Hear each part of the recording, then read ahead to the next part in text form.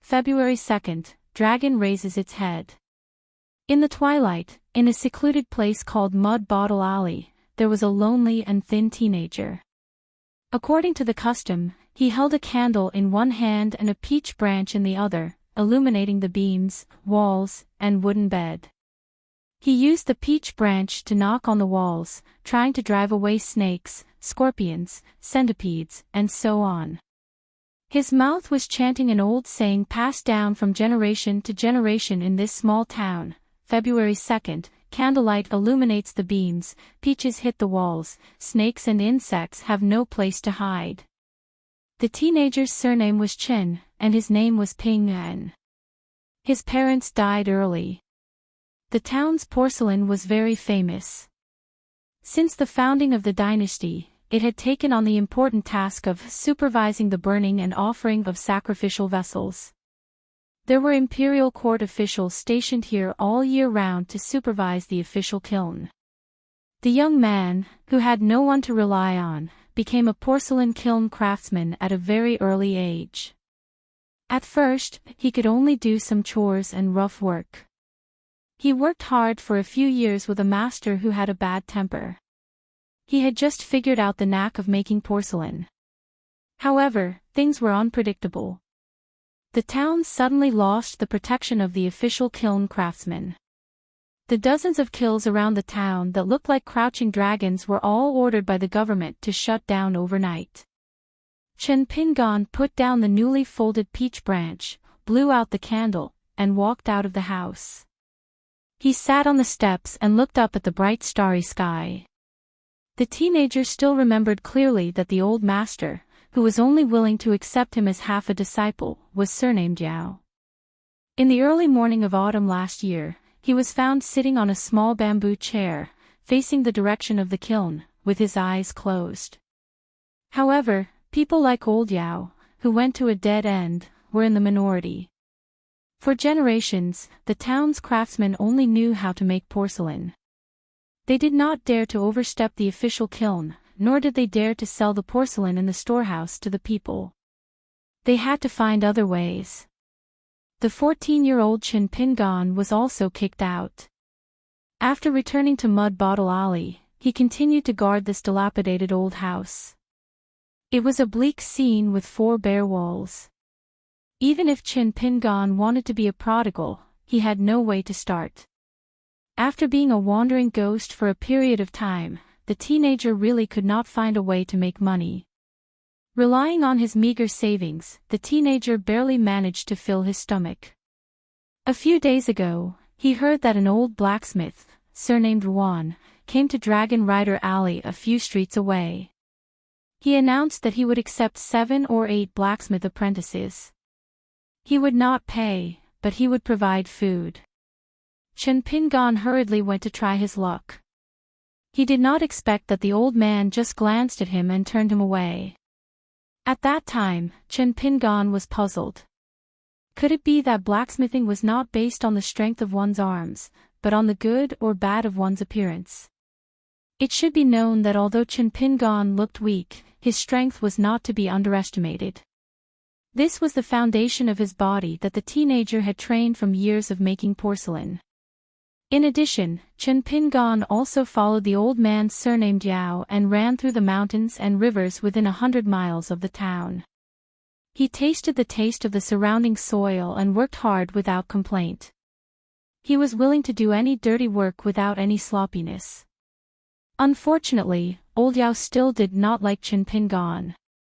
He thought that the teenager had no understanding and was a blockhead who was far inferior to his eldest disciple, Lu Xianyang. It was no wonder that the old man was biased. The master showed the door, but the cultivation was up to the individual. For example, the same boring and tedious task of pulling blanks, Lu Xianyang's ability in just half a year was comparable to Chen Pingan's 3 years of hard work. Although he might not be able to use this skill in this lifetime, Chen Pingan was still like before. He closed his eyes and imagined himself with a slate and a wheeled cart in front of him. He began to practice pulling blanks.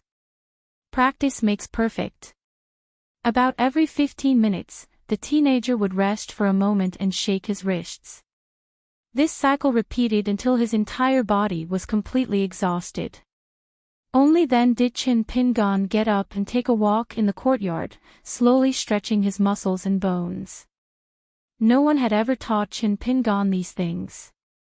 He had blindly figured it out himself. The world was originally silent, but Chin Pingan heard an ear-piercing, mocking laugh and stopped walking. As expected, he saw his peer squatting on the wall with a grin on his face. He did not hide his disdain at all. This person was Chin Pingan's old neighbor. It was said that he was the illegitimate son of the previous supervisor. That supervisor was afraid of criticism and impeachment, so he returned to the capital alone to report on his work. He gave his child to an official with whom he had a good personal relationship to help look after him.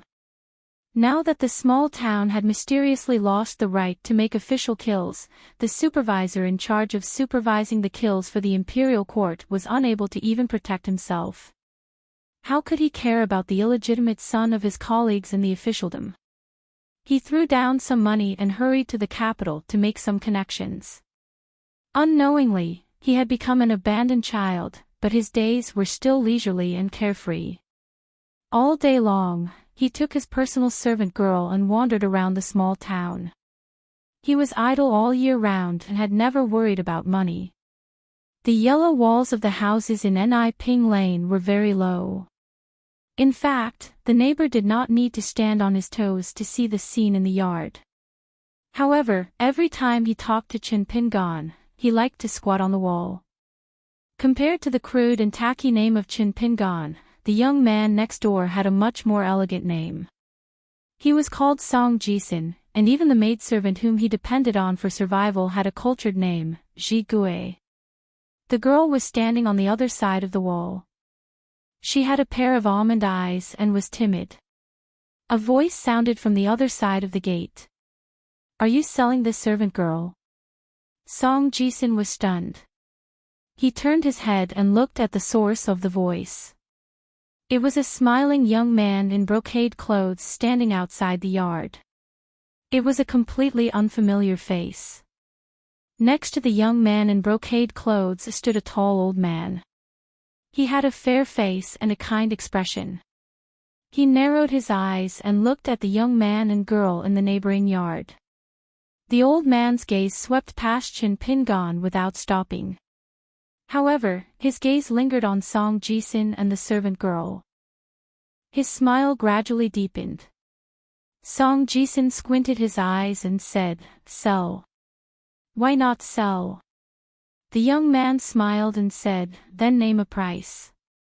The girl's eyes widened. Her face was full of disbelief, like a panicked young elk. Song Jisin rolled his eyes. He stretched out a finger and shook it. 10,000 taels of silver. The young man in brocade clothes' expression was normal. He nodded and said, "Okay." Song Jisin saw that the young man did not seem to be joking. He quickly changed his words and said, "It's 10,000 taels of gold." The young man in brocade clothes smiled and said, "I'm just teasing you."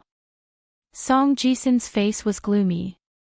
The young man in brocade clothes no longer paid attention to Song Jisin. He shifted his gaze and looked at Chin Pingan. "Today, thanks to you, I was able to buy that carp. After I bought it, the more I looked at it, the more I liked it.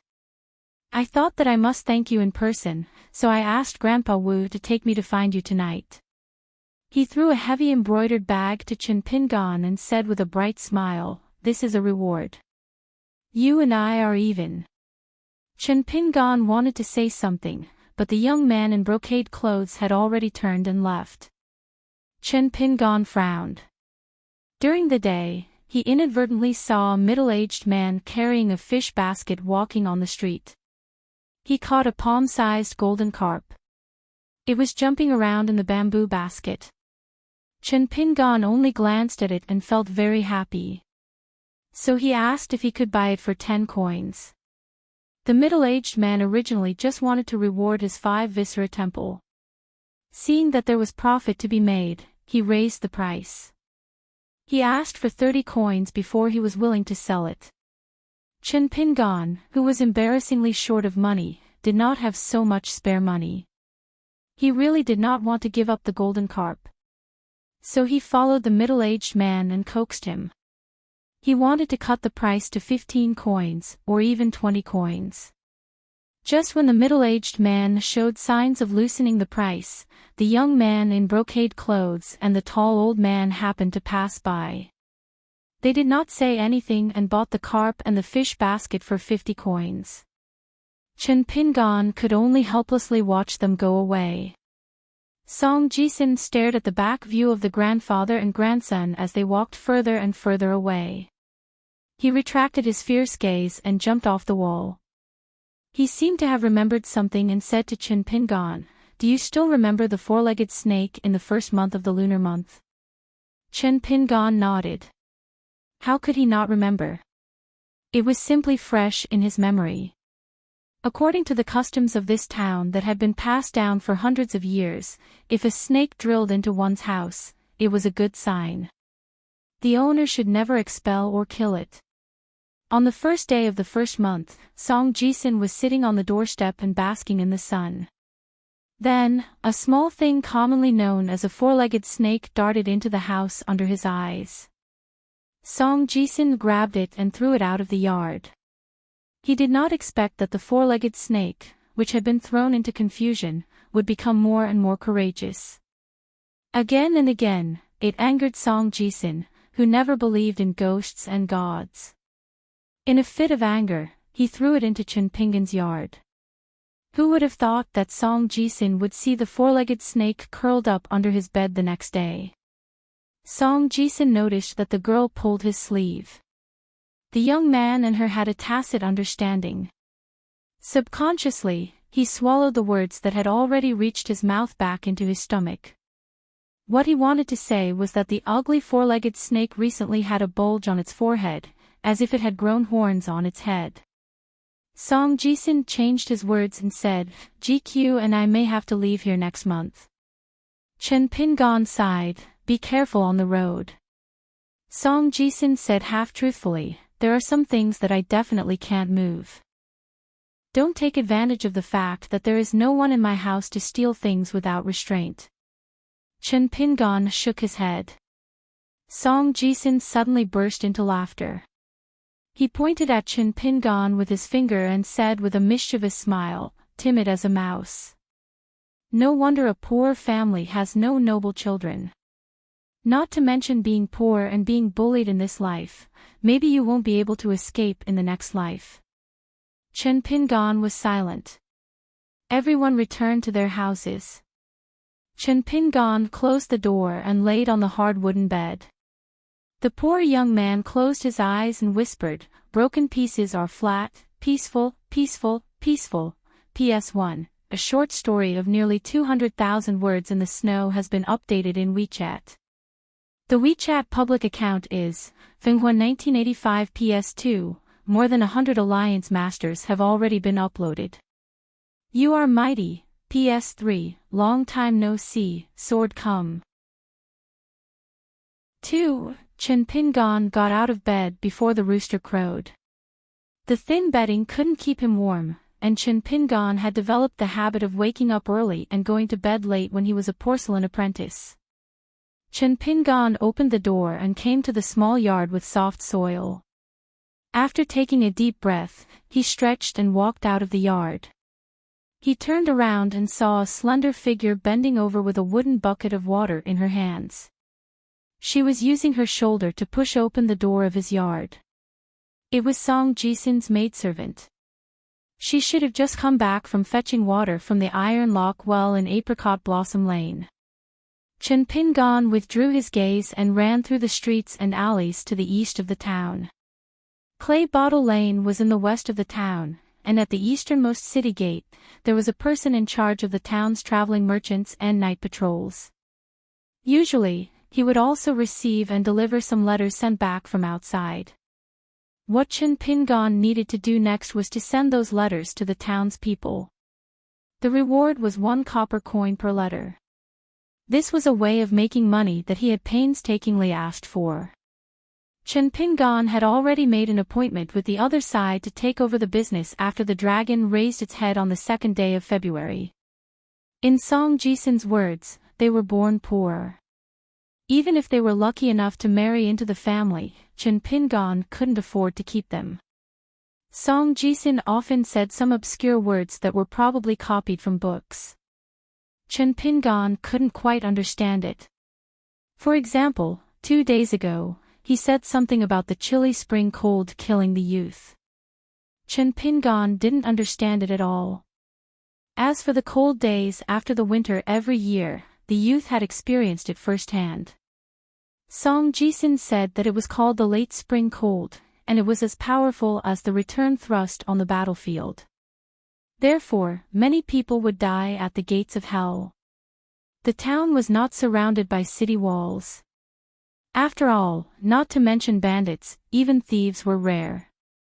Therefore, although it was called a city gate in name, it was actually a row of old fences that were crooked from side to side. It was considered the town's pride to have a place for pedestrians and vehicles to pass through. When Chen Pingan trotted past Apricot Blossom Lane, he saw many women and children gathered around the iron lock well. The wheels of the well kept squeaking. After going around another street, Chen Pingan heard the familiar sound of someone reading a book not far away. There was a village school there.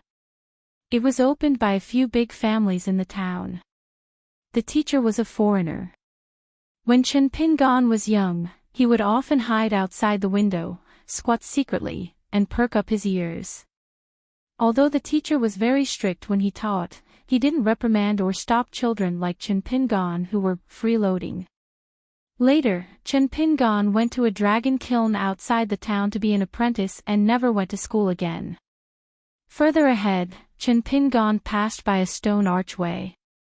Because the archway building had 12 stone pillars, the locals liked to call it the Crab Archway. As for the real name of the archway, Song Jisun and Lu Yangxian said it was very different.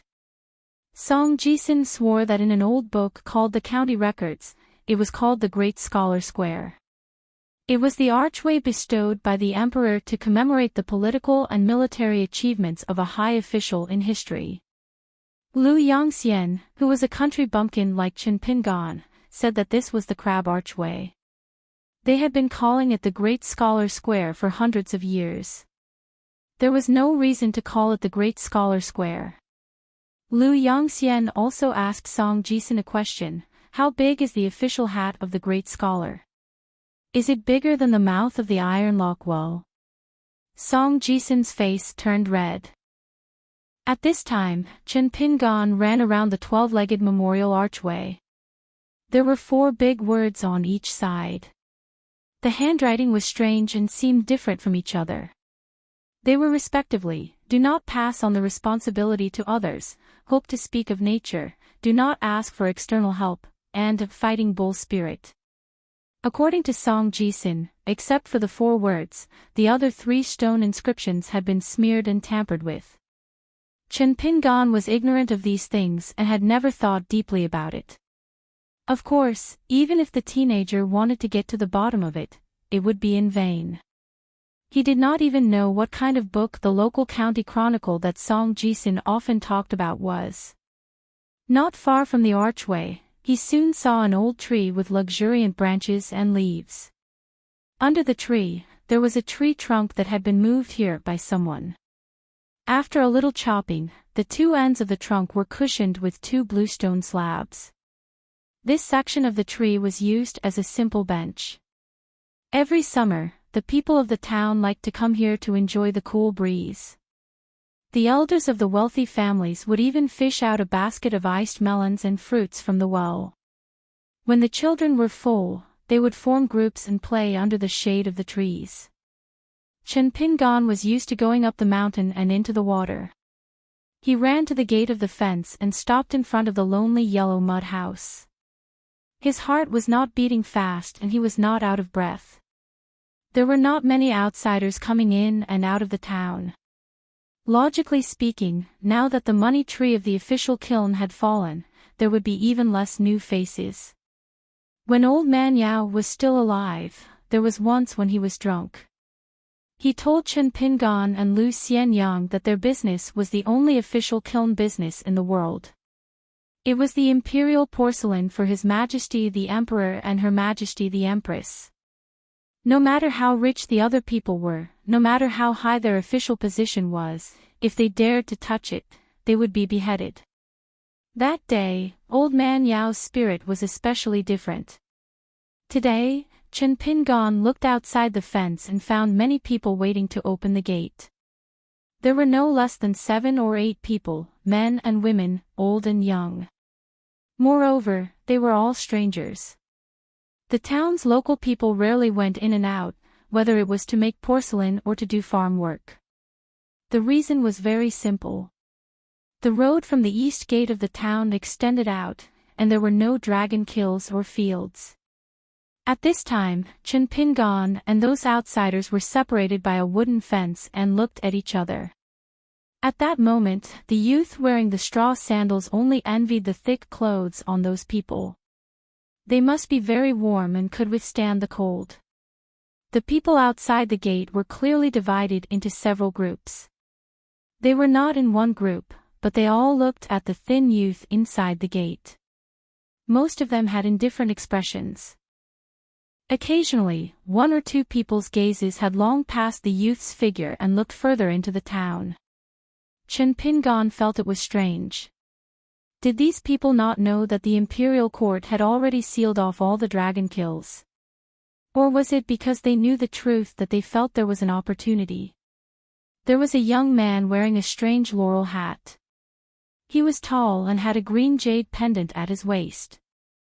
He seemed to be impatient and walked out of the crowd alone. He wanted to push open the gate that had no lock. However, just as his fingers were about to touch the wooden gate, he suddenly stopped and slowly pulled back his hand. He put his hands behind his back and looked smilingly at the straw sandals youth inside the gate. He did not speak, only smiled. Out of the corner of his eye, Chen Pingan inadvertently saw that the people behind the young man seemed to be disappointed, playful, frowning, and mocking. Their emotions were subtle and different. At this time, a middle-aged man with disheveled hair suddenly opened the gate and cursed at Chen Pingan, "Little bastard, have you fallen into the trap of money? You're here so early in the morning. Are you in a hurry to reincarnate and see your dead parents?" Chen Pingan rolled his eyes. The youth did not care about these harsh words. First, he lived in this rural place with only a few books. If he was annoyed by a few words, he might as well find a well and jump into it. It would save him a lot of trouble. Second, this middle-aged man guarding the gate was often the target of the townspeople's teasing. Especially those bold and shrewish women. Not to mention cursing him, many of them even hit him. In addition, this person liked to boast to children who were still in diapers. For example, he said that he had fought a good battle at the gate of the city. He beat up 5 or 6 big men until they were looking for their teeth on the ground. The ground was covered in blood, and the entire road in front of the gate was like a muddy road on a rainy day. He said to Chen Pingan in a bad mood, "We'll talk about that later." No one in the town took this guy seriously. However, whether outsiders could enter the town or not, this man had the power to decide their life and death. As he walked to the wooden gate, he reached his hand into his trousers. This man, whose back was facing Chen Pingan, opened the gate. From time to time, he would collect a small embroidered bag from someone and put it into his sleeve. Then, he would let them pass one by one. Chen Pingan had made way for them early on. The 8 of them were roughly divided into 5 groups as they walked towards the small town. Other than the young man with a tall crown on his head and a green pendant hanging from his waist, there were also 2 children around 7 or 8 years old. The boy was wearing a festive red robe, while the girl was pink and tender, like fine porcelain. The boy was half a head shorter than Chen Pingan. When the child brushed past him, he opened his mouth. Although he didn't make a sound, the shape of his mouth was obvious. He probably said 2 words that were full of provocation. The middle-aged woman holding the boy's hand gently coughed. Only then did the child slightly restrain himself. The little girl behind the woman and the boy was held by a tall and sturdy old man with a head full of frost. She turned her head to Chen Pingan and said a bunch of words. She did not forget to point at the boy in front of her. Chen Pingan did not understand what the girl was saying, but he could guess that she was complaining. The tall and sturdy old man glanced at the straw sandals youth. However, Chen Pingan subconsciously took a step back when someone glanced at him, intentionally or unintentionally. It was like a mouse seeing a cat. After seeing this scene, the little girl who was originally chattering like a little oriole suddenly lost interest in fanning the flames. She turned her head and did not look at Chen Pingan anymore. It was as if looking at him would dirty her eyes. The young Chen Pingan was indeed inexperienced, but it did not mean that he could not read people's faces. When the group of people walked away, the man guarding the door smiled and asked, "Do you want to know what they said?" Chen Pingan nodded and said, "Yes." The middle-aged bachelor was happy and said with a smile, "They praised you for being good-looking." It was all good words. Chen Pingan's mouth twitched. "Do you think I'm stupid?" The man saw through the youth's thoughts and smiled even more happily. "If you're not stupid, would I let you deliver the letter?" Chen Pingan did not dare to refute. He was afraid that if he angered this guy, the copper coins that were about to be in his hands would fly away. The man turned his head and looked at those people. He rubbed his unshaven chin and said in a low voice, "That woman just now, her legs could crush people to death." Chen Pingan hesitated and asked curiously, "That lady practice martial arts?" The man was stunned. He lowered his head and looked at the youth. He said seriously, "You're really stupid." The youth was confused. He asked Chen Pingan to wait and strode into the house. When he came back, he had a stack of envelopes in his hand. It was neither thick nor thin, about 10 envelopes. The man handed them to Chen Pingan and asked, "Stupid people have stupid luck, and good people have good karma. Do you believe it?" Chen Pingan held the envelope in one hand and opened his palm with the other. He blinked and said, "We agreed that 1 copper coin for each letter." The man was angry. He took the 5 copper coins that he had prepared in advance and slapped them on the youth's palm. He waved his hand and said heroically, "I'll owe you the remaining 5 copper coins." 3. The town was neither big nor small, with more than 600 households. Chen Pingan recognized most of the poor in the town. As for the rich families, the threshold was high, and the young bumpkin could not enter. Chen Pingan had not even set foot in some of the wide alleys where the rich gathered. The streets there were paved with large pieces of bluestone slabs. On rainy days, one would not step on them and splash mud everywhere. Those high-quality bluestone slabs had been trampled by horses and carriages for thousands of years, and had long been polished until they were as smooth as a mirror. The surnames Liu, Li, Zhao, and Song were 4 big surnames in the town. The village school was paid for by these families, and most of them owned 2 or 3 big dragon kilns outside the town. The official residence of the kiln's supervisor was on the same street as these families. Unfortunately, the 10 letters that Chen Pingan wanted to send today were almost all from the well-known rich families in the town. This was very reasonable. Dragons gave birth to dragons, phoenixes gave birth to phoenixes, and mice gave birth to mice and burrowed in the ground. A wanderer who could send letters home must have a good family background. Otherwise, he would not have the courage to go on a long journey. 9 of the letters, Chen Pingan actually went to 2 places, Falu Street and Peach Leaf Alley.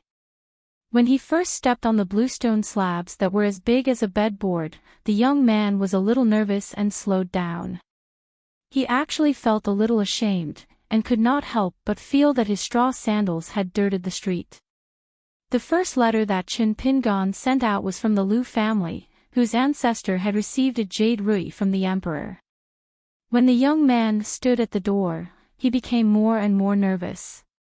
Rich families were very particular. Not only was the Liu family's house big, but there were also 2 stone lions at the door. They were as tall as a person and looked very imposing. Song Jisin said that these things could ward off evil spirits. Chen Pingan did not know what evil spirits were, but he was very curious about the round stone ball in the lion's mouth. How was it carved? Chen Pingan resisted the urge to touch the stone ball. He walked up the steps and knocked on the bronze lion door. Soon, a young man opened the door and walked out. When he heard that Chen Pingan was here to deliver a letter, the man's face was expressionless. He used 2 fingers to pinch the corner of the envelope. After receiving the letter, he turned around and walked quickly into the house, slamming the door with the painted god of wealth on it. After that, the young man's delivery of the letter was just as ordinary. There was a house at the corner of Peach Leaf Alley that wasn't famous. The person who opened the door was a short, kind-looking old man. After he put away the letter, he smiled and said, "Young man, you've worked hard. Do you want to come in and have some hot water?" The young man smiled shyly, shook his head, and ran away.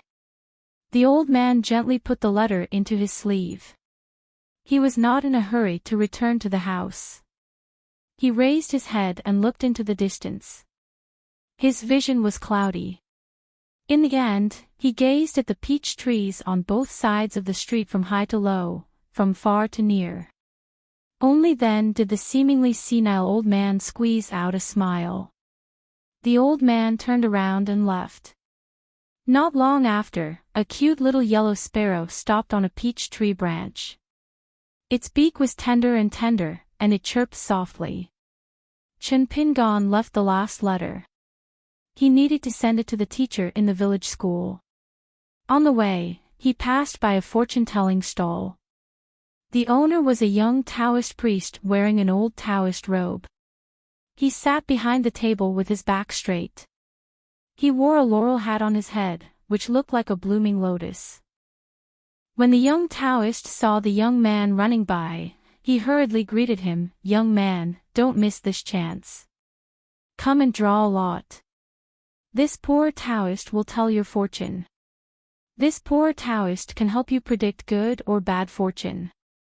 Chen Pingan did not stop, but he turned his head and waved his hand. The Taoist priest did not give up. He leaned forward and raised his voice, "Young man, in the past, this poor Taoist would charge 10 coins for reading people's fortune. Today, I'll make an exception. I'll only charge you 3 coins.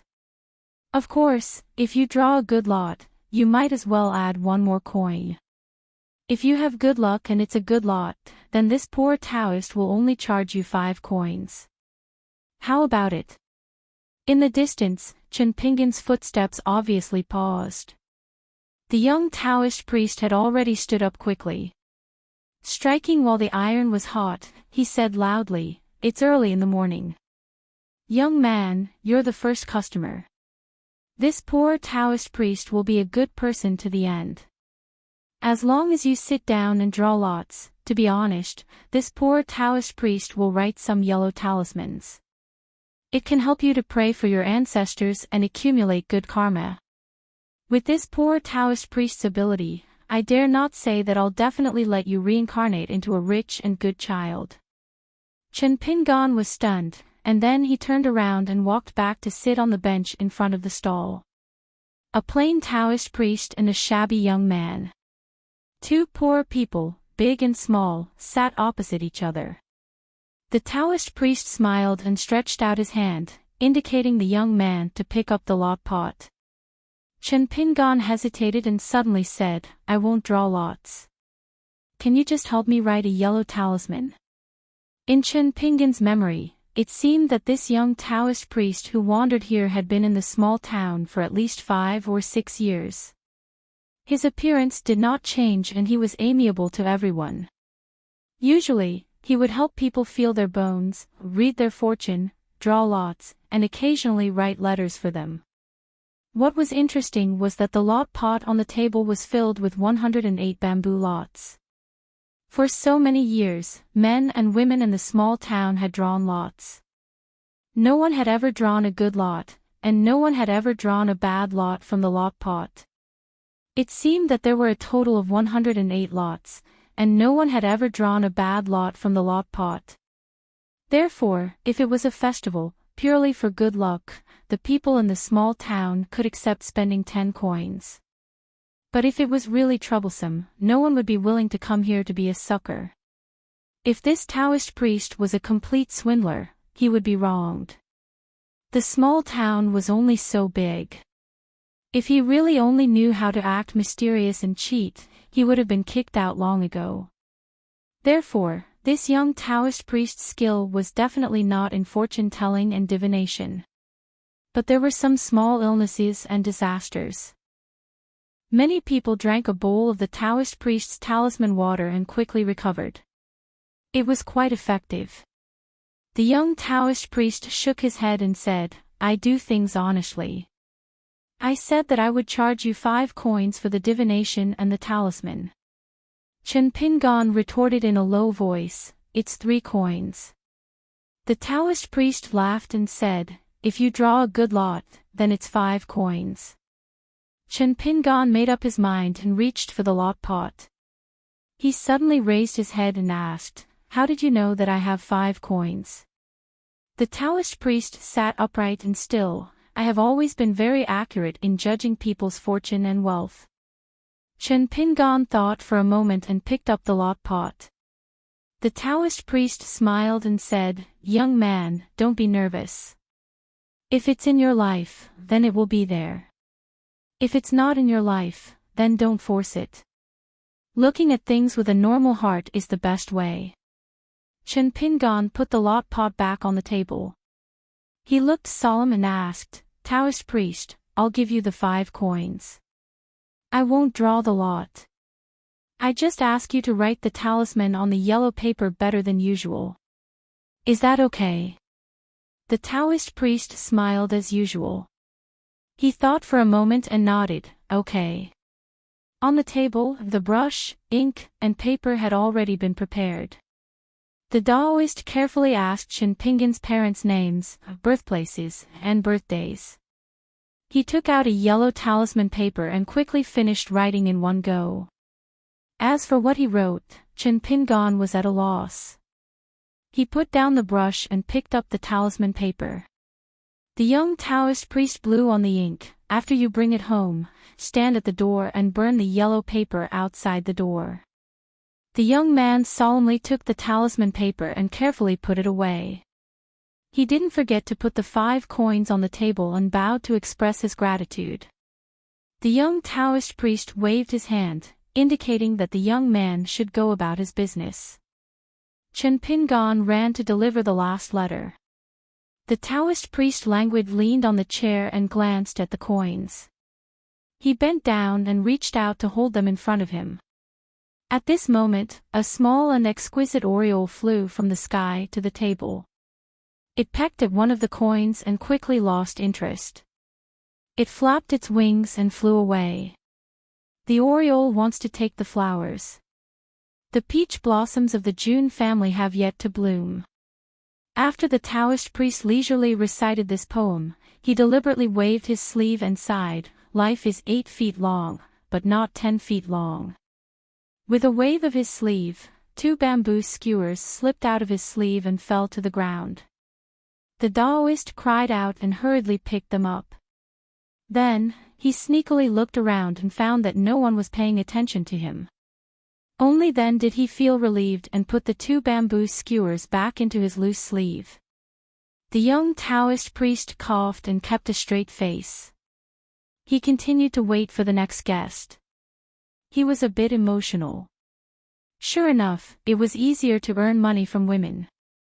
In fact, the young Taoist priest hid 2 bamboo sticks in his sleeve. One was the best one and the other was the worst one. They were both used to earn big money. It wasn't necessary for outsiders to know. The young man naturally didn't understand these profound principles. He walked with light steps to the village school. The nearby bamboo forest was lush and green. Chen Pingan slowed down his steps.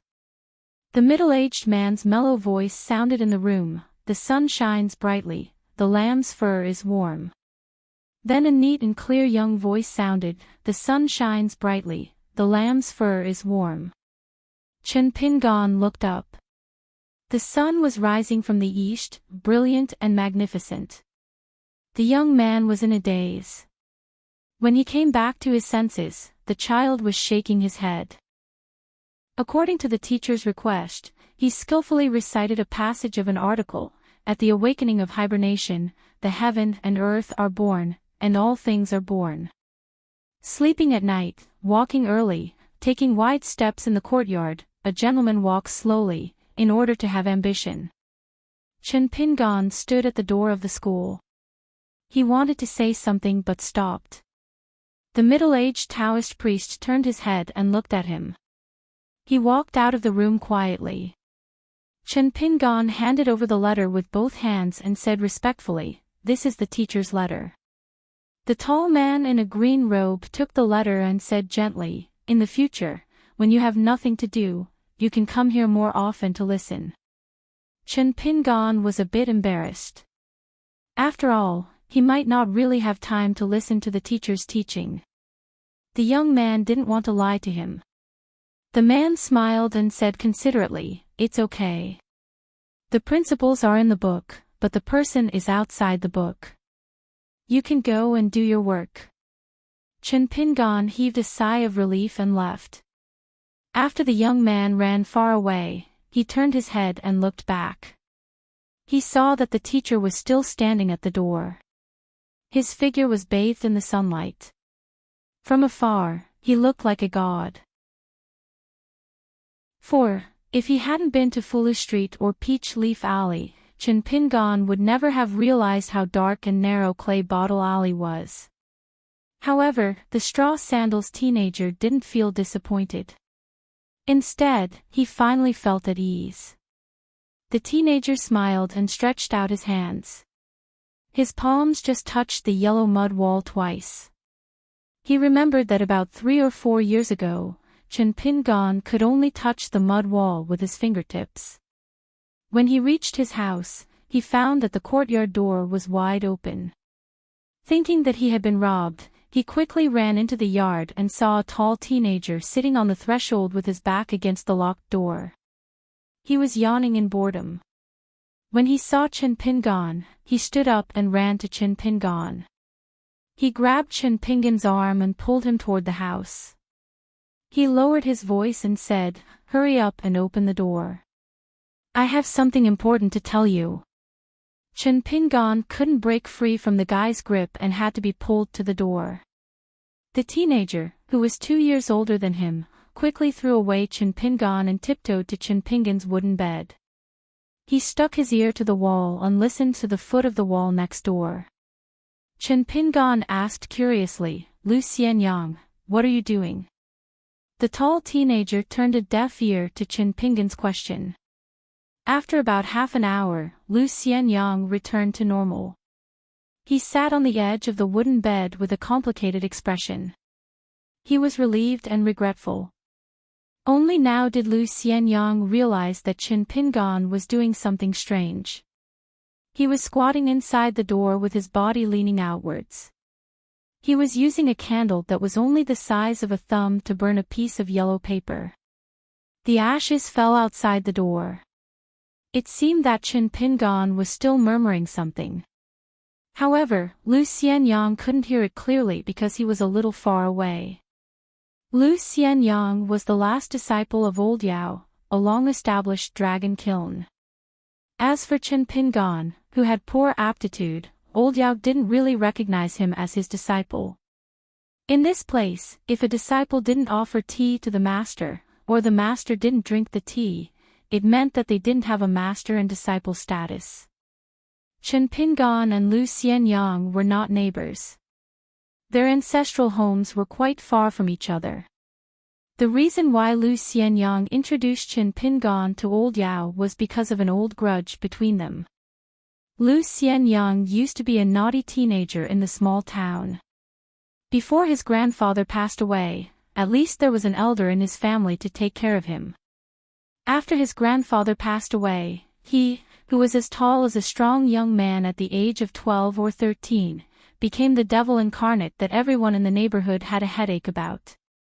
Later, for some reason, Lu Xianyang annoyed a group of disciples of the Lu family. As a result, he was blocked in the mud bottle alley and was beaten up. The opponents were all hot-blooded teenagers who didn't care about the severity of their attacks. Lu Xianyang was soon beaten to the point of vomiting blood. More than 10 families lived in the mud bottle alley.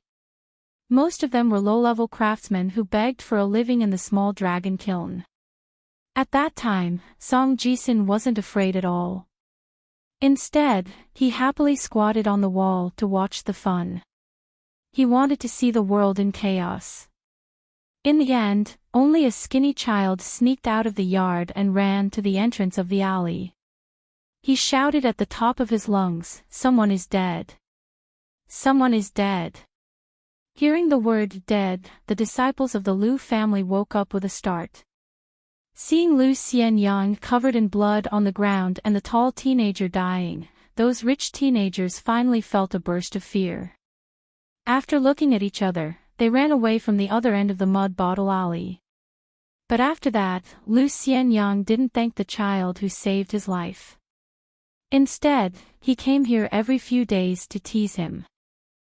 The orphan was also stubborn. No matter how Lu Xianyang bullied him, he refused to cry, which made the teenager more and more angry. But 1 year later, when Lu Xianyang saw that the little orphan surnamed Qin was probably unable to survive the winter, he finally found his conscience. The teenager who had already been apprenticed to a master at the dragon kiln took the orphan to the dragon kiln located at the edge of Baoshi. Going west out of the small town, on a snowy mountain road for dozens of miles, Lu Xianyang still didn't understand how the little guy who looked like charcoal and whose legs were as thin as bamboo poles walked to the dragon kiln.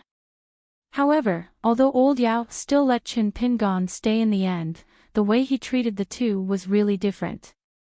He beat and scolded his last disciple Lu Xianyang, but even a blind person could feel his good intentions. For example, once he hit Lu Xianyang's forehead so hard that blood oozed out. The teenager's skin was thick, so he didn't feel anything. Instead, it was Old Yao who regretted it. This taciturn old man was used to being dignified in front of his disciple. Because of his face, he couldn't say anything. As a result, he walked in circles in his house for most of the night and was still worried about Lu Xianyang. In the end, he called Chen Pingan and gave Lu Xianyang a bottle of ointment. Chen Pingan had been envious of Lu Xianyang for so many years. It wasn't that he envied Lu Xianyang's talent, strength, and popularity. He was just envious of Lu Xianyang's fearlessness. He was carefree no matter where he went, and he never felt that living alone was a terrible thing. No matter where Lu Xianyang went or who he got along with, he could quickly put his arm around each other's shoulders, call each other brothers, and drink and play finger-guessing games. Because of his grandfather's poor health, Lu Xianyang became self-reliant at a very early age and became the king of the children. He was skilled at catching snakes, fish, and bird nests. Wooden bows, fishing rods, slingshots, and bird cages. Lu Xianyang seemed to know how to do everything, especially catching loaches and fishing for eels in the fields in the countryside. The teenager was undoubtedly the best in the town. In fact, when Lu Xianyang dropped out of school in the countryside, Mr. Qi specially went to Lu Xianyang's sick grandfather and said that he didn't need to take a penny. However, Lu Xianyang didn't agree no matter what. He said that he only wanted to earn money and didn't want to study. Mr. Qi said that he could pay Lu Xianyang to be his page boy, but Lu Xianyang still didn't agree. In fact, Lu Xianyang lived quite well. Even if old Yao died and the dragon kiln was sealed, he was chosen by the blacksmith in Dragon Riding Alley within a few days. He began to build a hut and a furnace in the south of the town. He was very busy. Lu Xianyang watched Chen Pingan blow out the candle and put it on the table. He asked in a low voice, "Do you usually hear strange sounds in the morning, like?" Chen Pingan sat on the bench and waited for him to continue. Lu Xianyang hesitated for a moment and blushed slightly. "Like a cat meowing in spring." Chen Pingan asked, "Is it Song Jisun meowing like a cat or GQ?" Lu Xianyang rolled his eyes and stopped playing the lute to a cow. He put his hands on the bed and slowly bent his elbows. Then he straightened his arms. His butt left the bed and his feet left the ground. His butt was suspended in the air. He curled his lips and said sarcastically, "What GQ?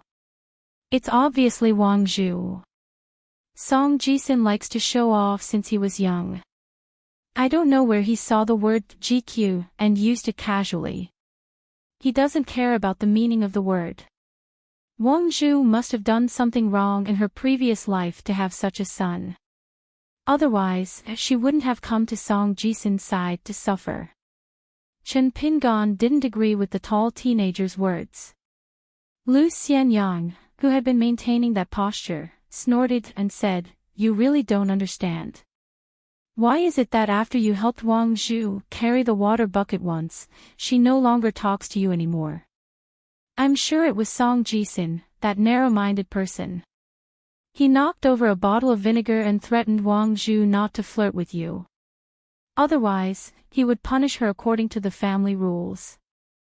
Not only would he break her legs, he would also throw her into Mud Bottle Alley." Chen Pingan couldn't listen anymore and interrupted Lu Xianyang's words.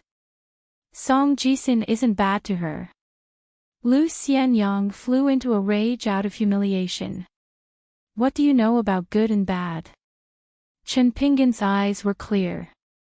He said softly, "Sometimes when she's working in the courtyard, Song Jisun would occasionally sit on the bench and read his county records. When she saw Song Jisun, she would often smile." Lu Xianyang's eyes were dull. Suddenly, the thin wooden bed couldn't support Lu Xianyang's weight and broke into two halves. The tall teenager sat on the ground. Chen Pingan squatted on the ground and pressed his head with both hands. He sighed and felt a headache coming on. Lu Xianyang scratched his head and stood up, and he didn't say anything remorseful. He just lightly kicked Chen Pingan and grinned. "All right, isn't it just a small and shabby bed? I came here today to bring you a great piece of news. No matter what, it's more valuable than your shabby bed." Chen Pingan raised his head. Lu Xianyang said proudly, "After my master Wan left the town, he suddenly said that he wanted to dig a few wells by the stream in the south. He didn't have enough manpower and needed to call for help. I casually mentioned you and said that there's a short winter melon who's strong enough. Master Wan also agreed to let you go over by yourself in the next 2 days." Chen Pingan suddenly stood up and was about to thank him. Lu Xianyang raised a hand. "Stop, stop. I can't thank you enough. Just remember it in your heart." Chen Pingan grimaced. Lu Xianyang looked around.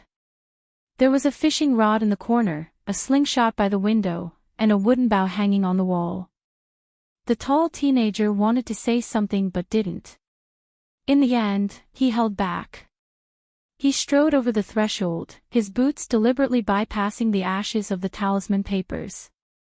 Chen Pingan looked at the tall figure. Lu Xianyang suddenly turned around and faced Chen Pingan. The tall teenager sat on his waist, his feet never leaving the ground. After a few steps, he threw a heavy punch. Then, he pulled back his fist and straightened his back. He laughed loudly and said, Master Wan told me in private that I only need to practice this fist technique for a year and I'll be able to kill people. Lu Xianyang seemed to be still not satisfied. He made a strange kick and laughed. After that, it held the coin in its mouth and looked up at the young Taoist. The Oriole's eyes were lively, no different from a human's. The Taoist said softly, Go. It's not good to stay here. The Oriole flashed and disappeared. The young Taoist looked around. Finally, his gaze stopped at the tall archway in the distance. It happened to be facing the plaque with the words, Chi Chong Bowl. He sighed, what a pity. Finally, the Taoist added, if I could sell it outside, it would be worth at least 800 taels of silver. 5. Song Jisin brought the maidservant GQ to the old pagoda tree and realized that the shade of the tree was packed with people. There were close to 50 people sitting on the benches and chairs that they had brought over from their own homes.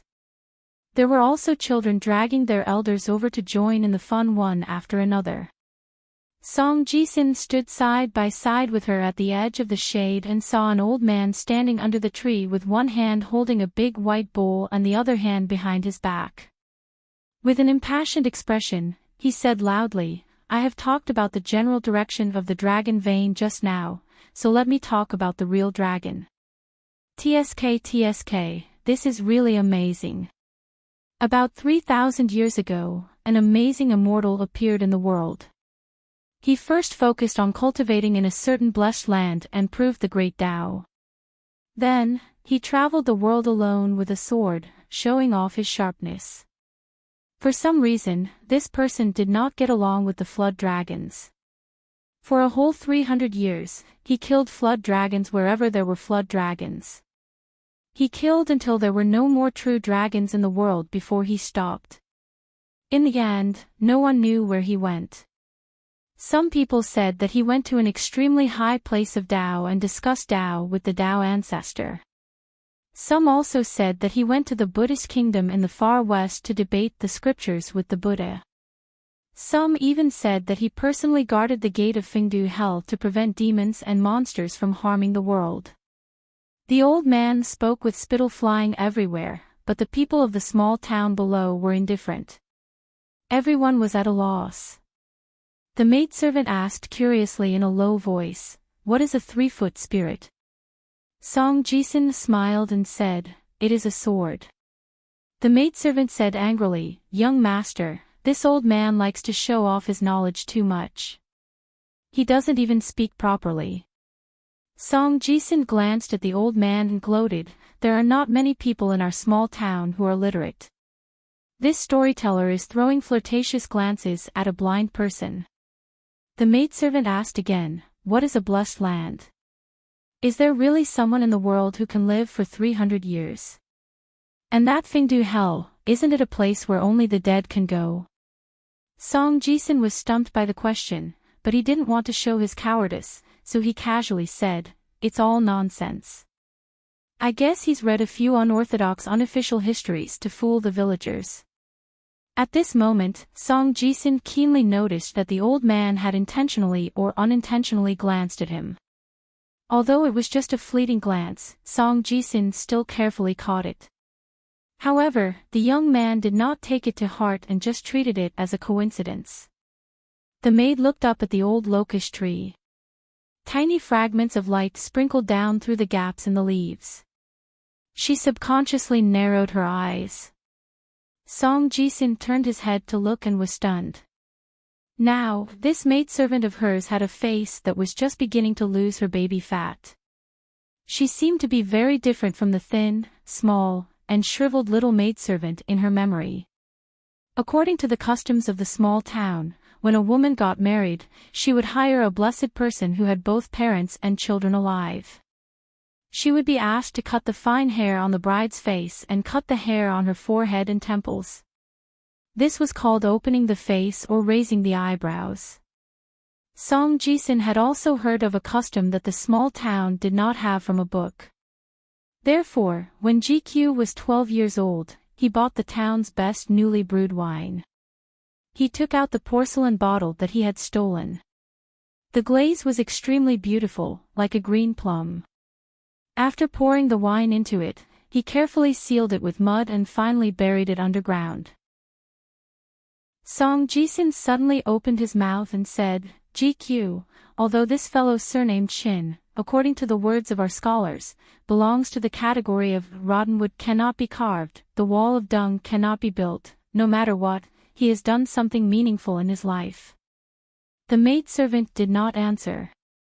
She lowered her eyebrows and faintly saw her eyelashes tremble slightly. Song Jisun continued, "As for Chen Pingan, he is not a bad person, but his personality is too rigid. Whatever he does, he is stubborn. Therefore, he became a potter.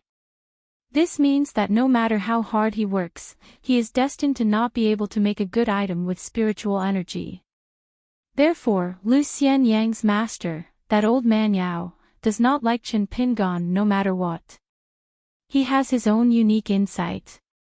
This is called rotten wood cannot be carved.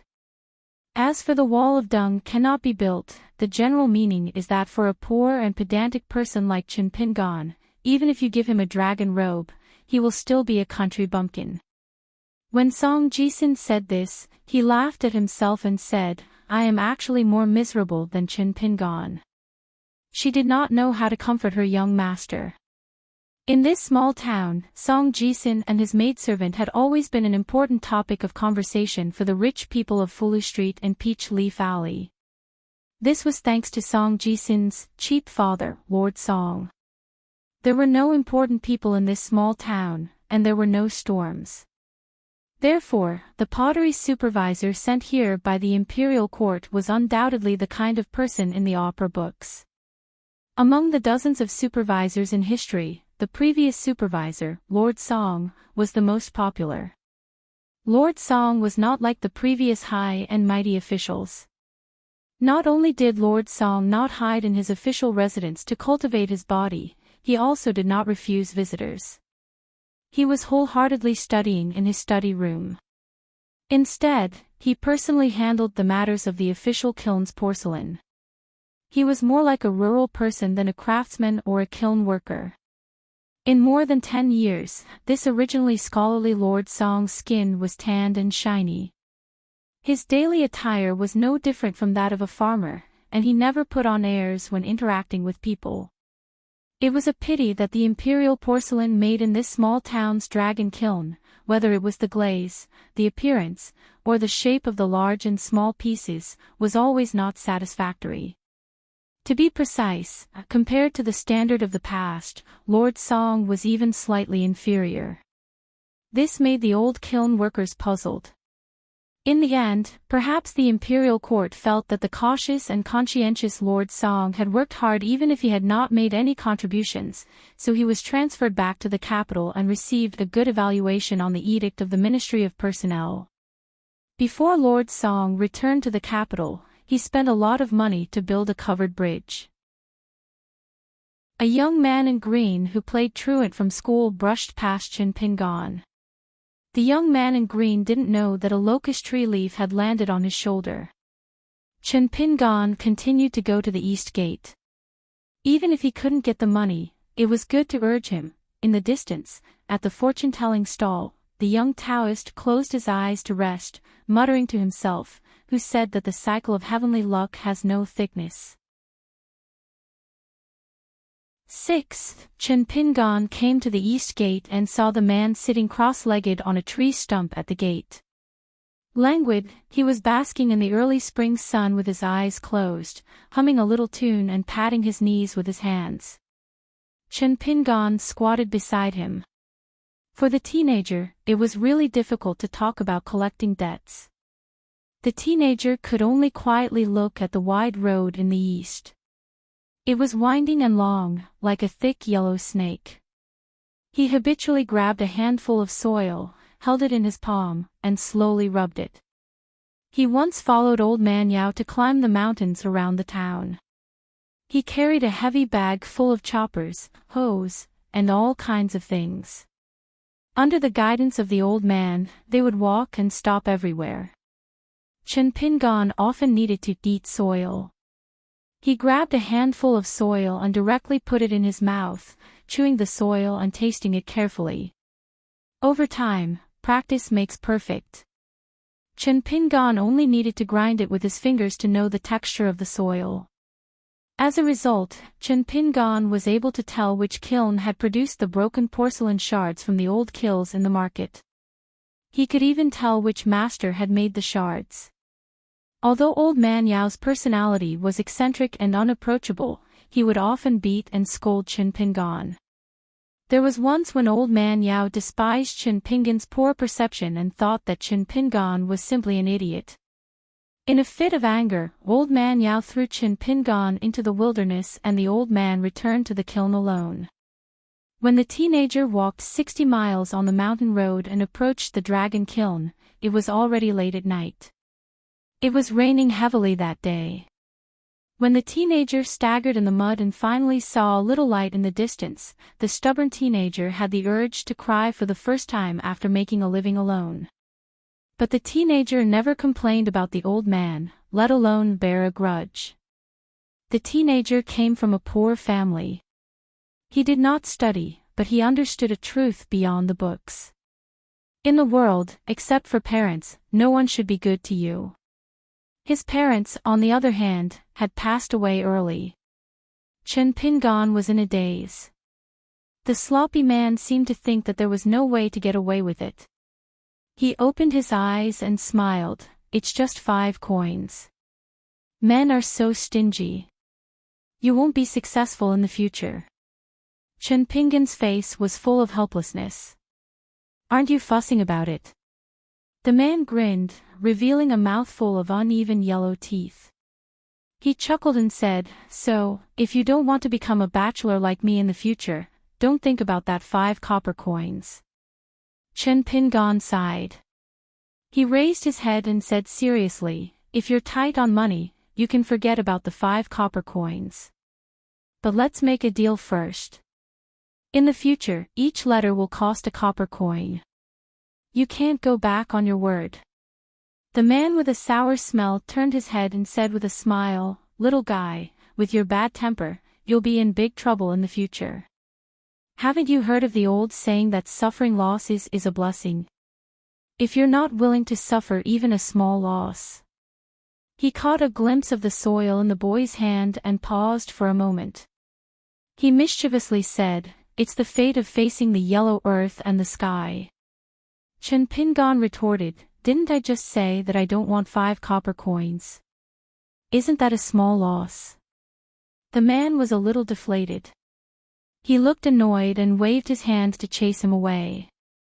"Go away, go away. It's so tiring to talk to you." Chenpingon loosened his fingers and threw away the soil. He stood up and said, "The tree stump is very moist." The man raised his head and scolded with a smile, "Do I need you to teach me? Young people are full of young energy. You can fry pancakes on your buttocks." The man turned his head and glanced at the teenager's back. He twitched his mouth and muttered something as if he was scolding God.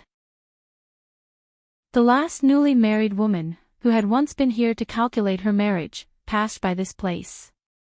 When she saw the young Taoist's abnormal behavior, she shyly stopped in her tracks. Her voice was soft as she asked a question.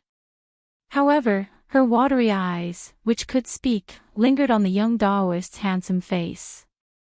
The young Taoist glanced at the woman without showing any expression. He looked down and saw a bulging view. Then, the Taoist swallowed his saliva and said a mysterious divination, "Today, this poor Taoist has made a fortune for himself. A bad fortune, a great misfortune." 7. There was a well in Apricot Blossom Lane called the Iron Lock Well. An iron chain as thick as a young man's arm hung in the mouth of the well year after year. No one knew when this well had this iron lock, or who did this senseless and strange thing. Nobody knew the truth. Even the oldest old man in the small town couldn't tell the truth. It was rumored that there was once a busybody in the small town who tried to test the length of the iron chain.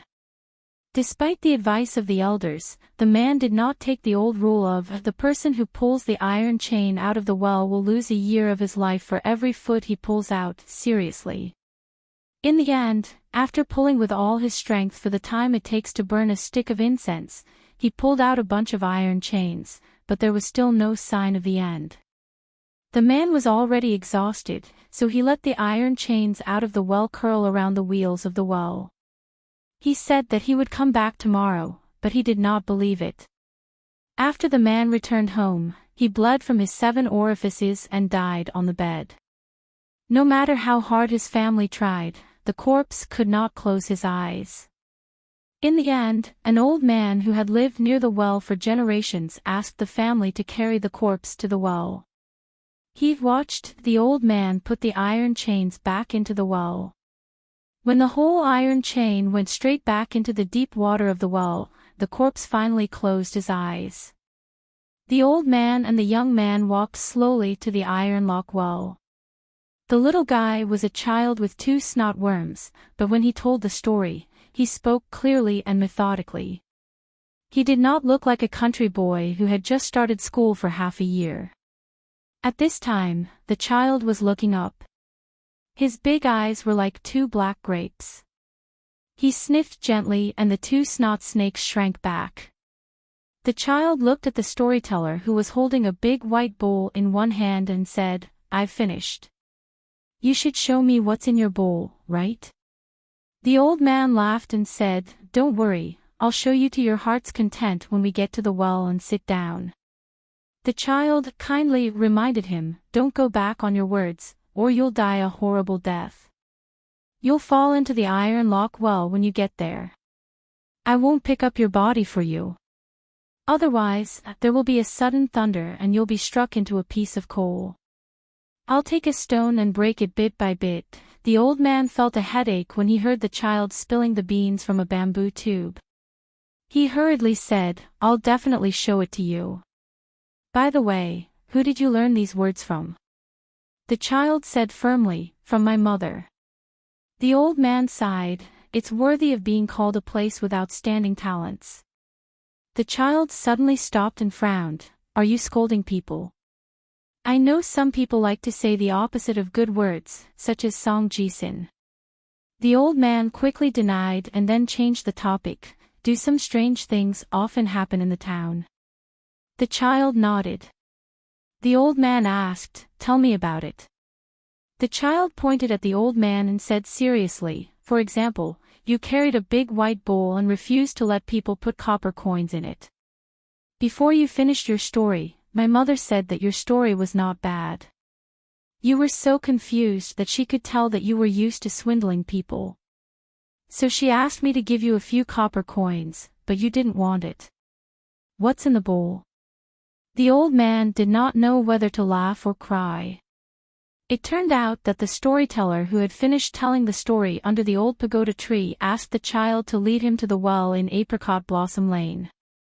The child was not willing at first, so the old man said that his big white bowl was very particular and that it contained something very rare. That child was naturally lively and active. His parents said that he had forgotten to grow his buttocks when he was reincarnated. Since he was very young, he liked to follow Lu Xianyang and his group of libertines to wander around. However, in order to catch an eel or a loach, this little wimpy kid would be exposed to the sun for an hour without moving. His patience was astonishing. Therefore, when the old man said what was in the white bowl, the child immediately took the bait. Even when the old man made a strange request at the beginning, saying that he wanted to try to lift him to see how heavy he was and whether he weighed 40 pounds, the child nodded without hesitation. After all, he would not lose a piece of meat if he was lifted a few times. However, something that made the child roll his eyes again and again happened. The old man, who was holding the bowl in his left hand, used his right hand to lift the child up 5 or 6 times, but he failed to lift the child up even once. In the end, the child glanced at the old man's thin arms and legs and shook his head. He thought to himself that although they were both skinny, Chin Pin Gon, that pauper, was much stronger than this old man. However, thinking that he had not seen what was in the white bowl, he restrained himself from saying something that would embarrass the old man.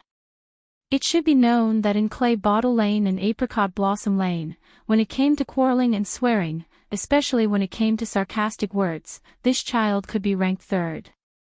The second was Scholar Song Jisun, and the first was the child's mother. The old man came to the well, but did not sit on the well. The ancient well was built with black bricks. Unconsciously, the old man's breathing became heavy. The child walked to the well with his back facing the well. He jumped back and sat on the well. This scene made the old man break out in a cold sweat. If he was not careful, the little brat would fall directly into the well. With the history of this ancient well, it would be difficult to collect his corpse. The old man slowly walked a few steps forward, squinted, and bent over to examine the iron lock. One end was tied to the bottom of the well wheel. Feng Shui's scenic spot, the best in the first continent. The old man looked around with mixed feelings. He thought to himself, I wonder who will get this treasure in the end. The old man stretched out his free left hand and stared at his palm. The lines on his palm were mottled and complicated. However, a brand new line appeared and was slowly extending, like a crack in porcelain. Immortals looked at their palms as if they were looking at mountains and rivers. However, this old man was only looking at himself at the moment. The old man frowned and exclaimed, It's only been half a day, and it's already so bleak. Wouldn't those people be?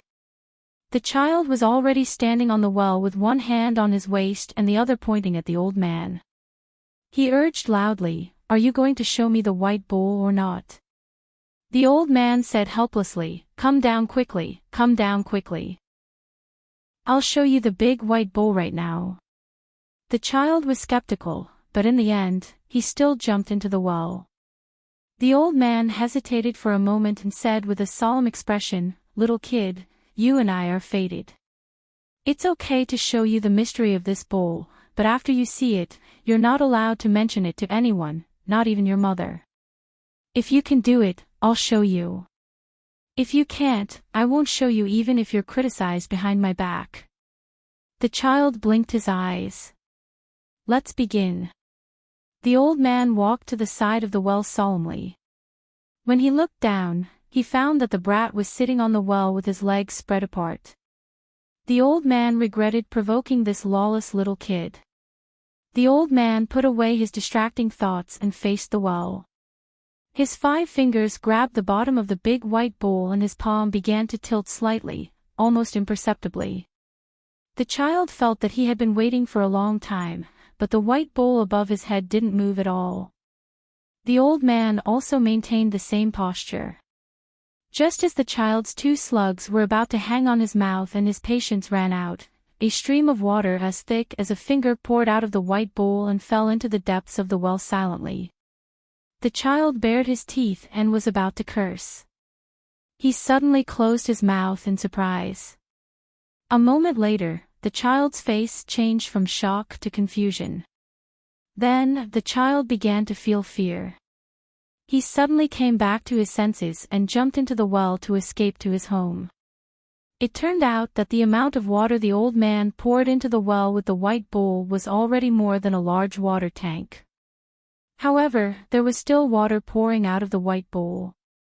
The child felt that he must have seen a ghost during the day. Lu Xianyang casually broke off a budding branch from the side of the road and began to practice his swordsmanship.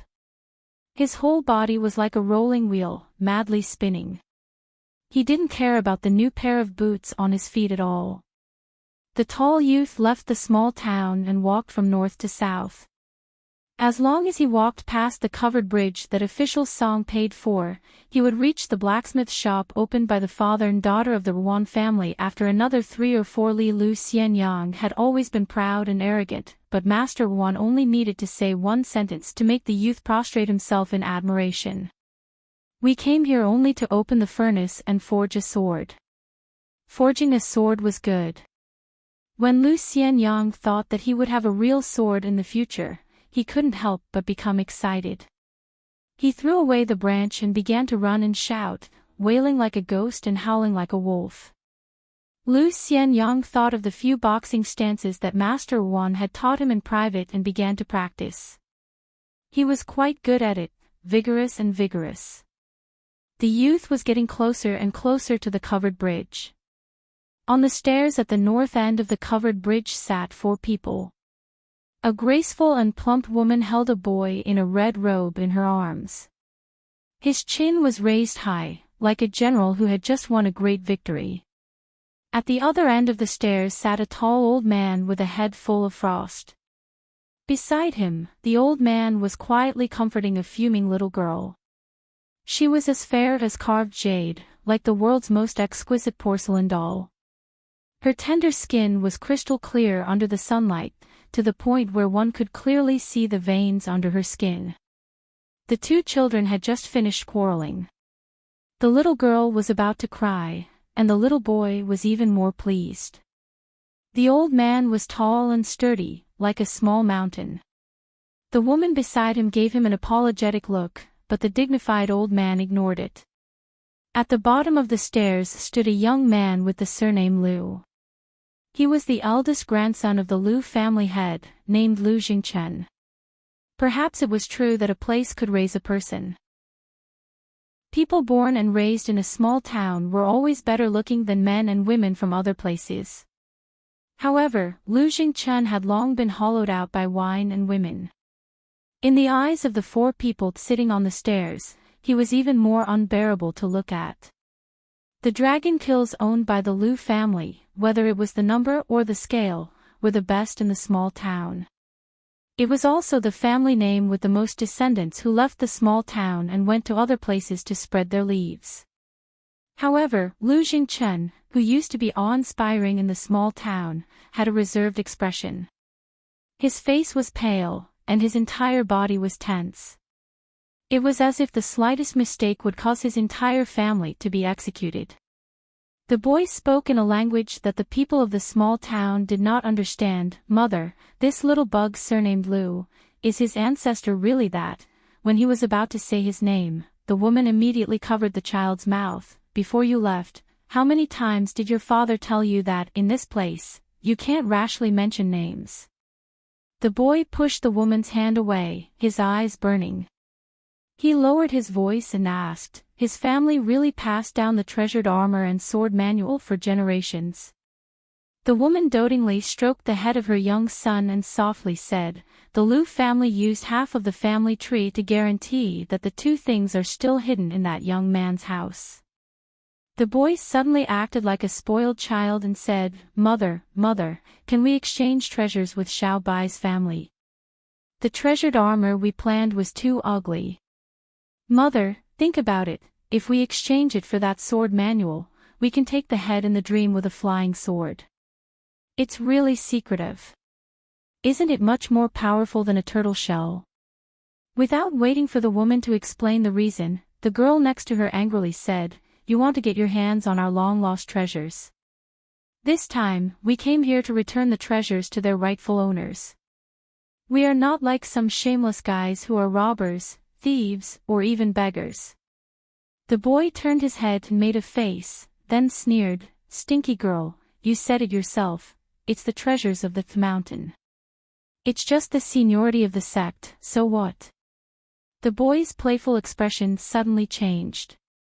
After standing up from the woman's arms, he looked down at the little girl pitifully like a teacher reprimanding a childish child.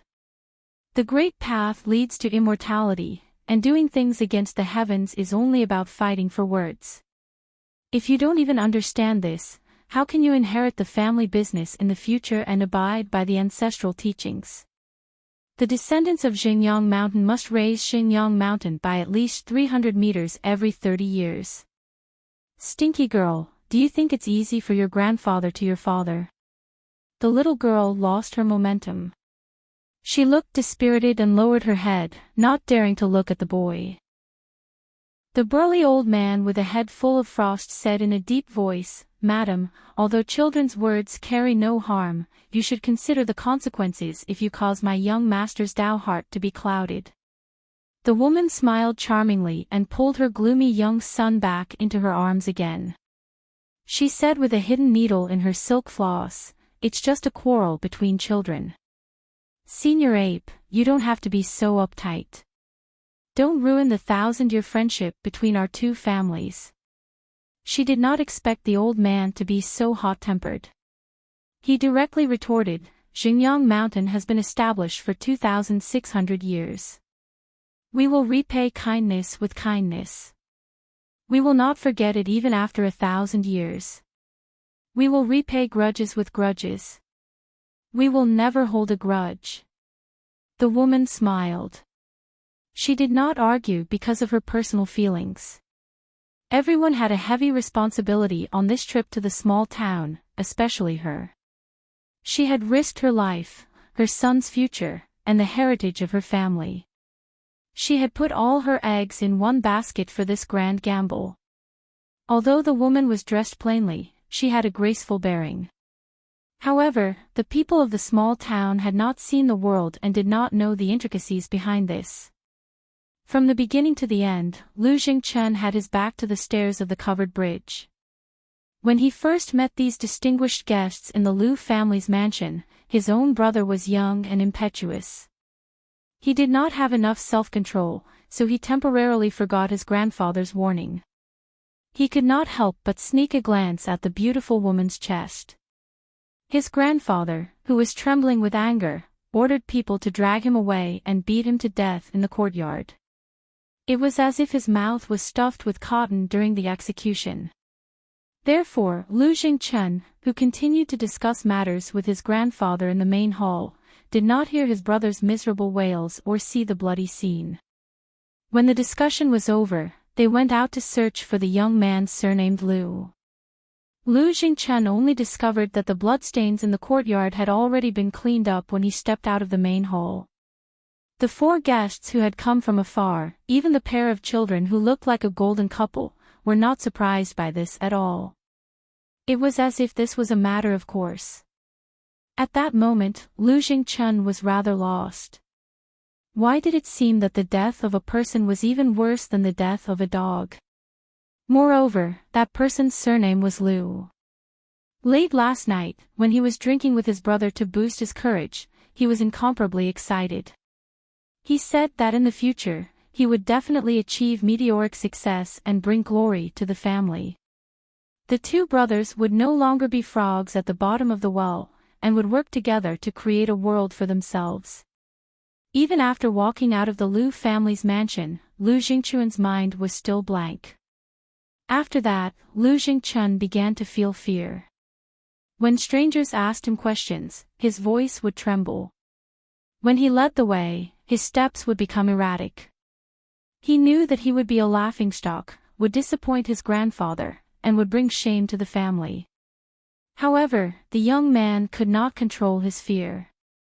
It was as if a chill was seeping out of his body from his bones.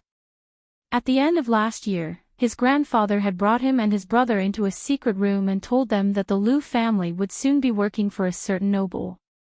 It was a great blessing, and they had to be careful. If they succeeded, the Lu family would turn the reward into a stepping stone to nurture the two brothers. As long as the noble was willing to nod his head, then in the future, a bright road would appear beneath their feet. They would rise rapidly, and in the end, obtain unimaginable glory and wealth. At that time, he finally understood why he and his brother had to learn so many strange dialects from a young age. Lu Jingchen looked at Lu Yongxian, who was getting closer and closer to the covered bridge. He suddenly felt an incomparable hatred for this person. This was the poor bastard that he had once led people to block in the alley, lying on the ground like a dead dog. If it wasn't for a certain little bastard running to the alley and shouting that someone was dead, he and his buddies would have followed the agreement to take off their pants and rain on the head of the unappreciative youth on the ground. Until now, Lu Jingchen still did not understand why these high and mighty nobles would look at Lu Xianyang in a different light. As for their so-called treasured armor, sword manuals, Xingyang Mountain, the road to immortality, and fighting for opportunities and luck, Lu Jingchen seemed to understand all of it, but in reality, he did not understand any of it. But Lu Jingchen was very sure of one thing, and that was that he desperately wanted Lu Xianyang to die here. As for the real reason, Lu Jingchen did not dare to admit it, nor did he want to think about it. In the depths of his heart, Lu Jingchen absolutely did not want the lowly dog Lu Xianyang to see him, the young master of the Lu family who had lived a luxurious life, reduced to the same state as him. There was nothing more humiliating than this. The beautiful woman looked at him and murmured, "He's here." The tall young man punched all the way. Later, his punches became faster and faster, so much so that the young man's body was wrapped in the momentum of the punches, and he staggered a little. In the eyes of experts, the embryonic fist intent had already revealed a trace of great success in combining hardness and gentleness. On the path of martial arts fist techniques, there was a saying that went, "If you don't understand the fist intent, you'll be a layman for 100 years. Once you understand the fist intent, you'll be able to fight ghosts and gods for 10 years. The beautiful woman was relieved. Sure enough, this young man surnamed Lu was the person they were looking for. He was indeed talented.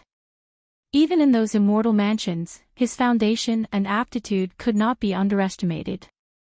Of course, in the vast world of the beautiful woman and the burly white-haired old man, the most common people were this kind of people. The beautiful woman stood up and ordered Lu Jingchen, who was at the bottom of the steps, "Go and tell that young man, ask him what he wants in order to be willing to take out the 2 family heirlooms, the armor and the book." When Lu Jingchen turned around, he had already lowered his head and bowed. He also used a dialect that the people of the small town absolutely heard, and replied, "Yes, madam." The woman said indifferently, "Remember, when you talk to that young man, you have to be pleasant and pay attention to propriety." The young man stretched out his finger, looked down at him, and said sternly, "If you spoil the big thing, I'll peel your skin and pull out your tendons. Then I'll refine your soul into a wick. I'll make you wish you were dead every moment before the lamp goes out." Lu Jingchen was so scared that he quivered. He bent down even more and said in panic, "I won't spoil the matter." The little girl finally felt that she had won back some ground. She sneered and said, "In front of these ordinary people, you're full of prestige. I don't know who was called a bastard on the way here, but he didn't dare to fight back." The burly old man actually had a bad impression of the snobbish mother and son from the beginning, so he added, "Miss, you're wrong.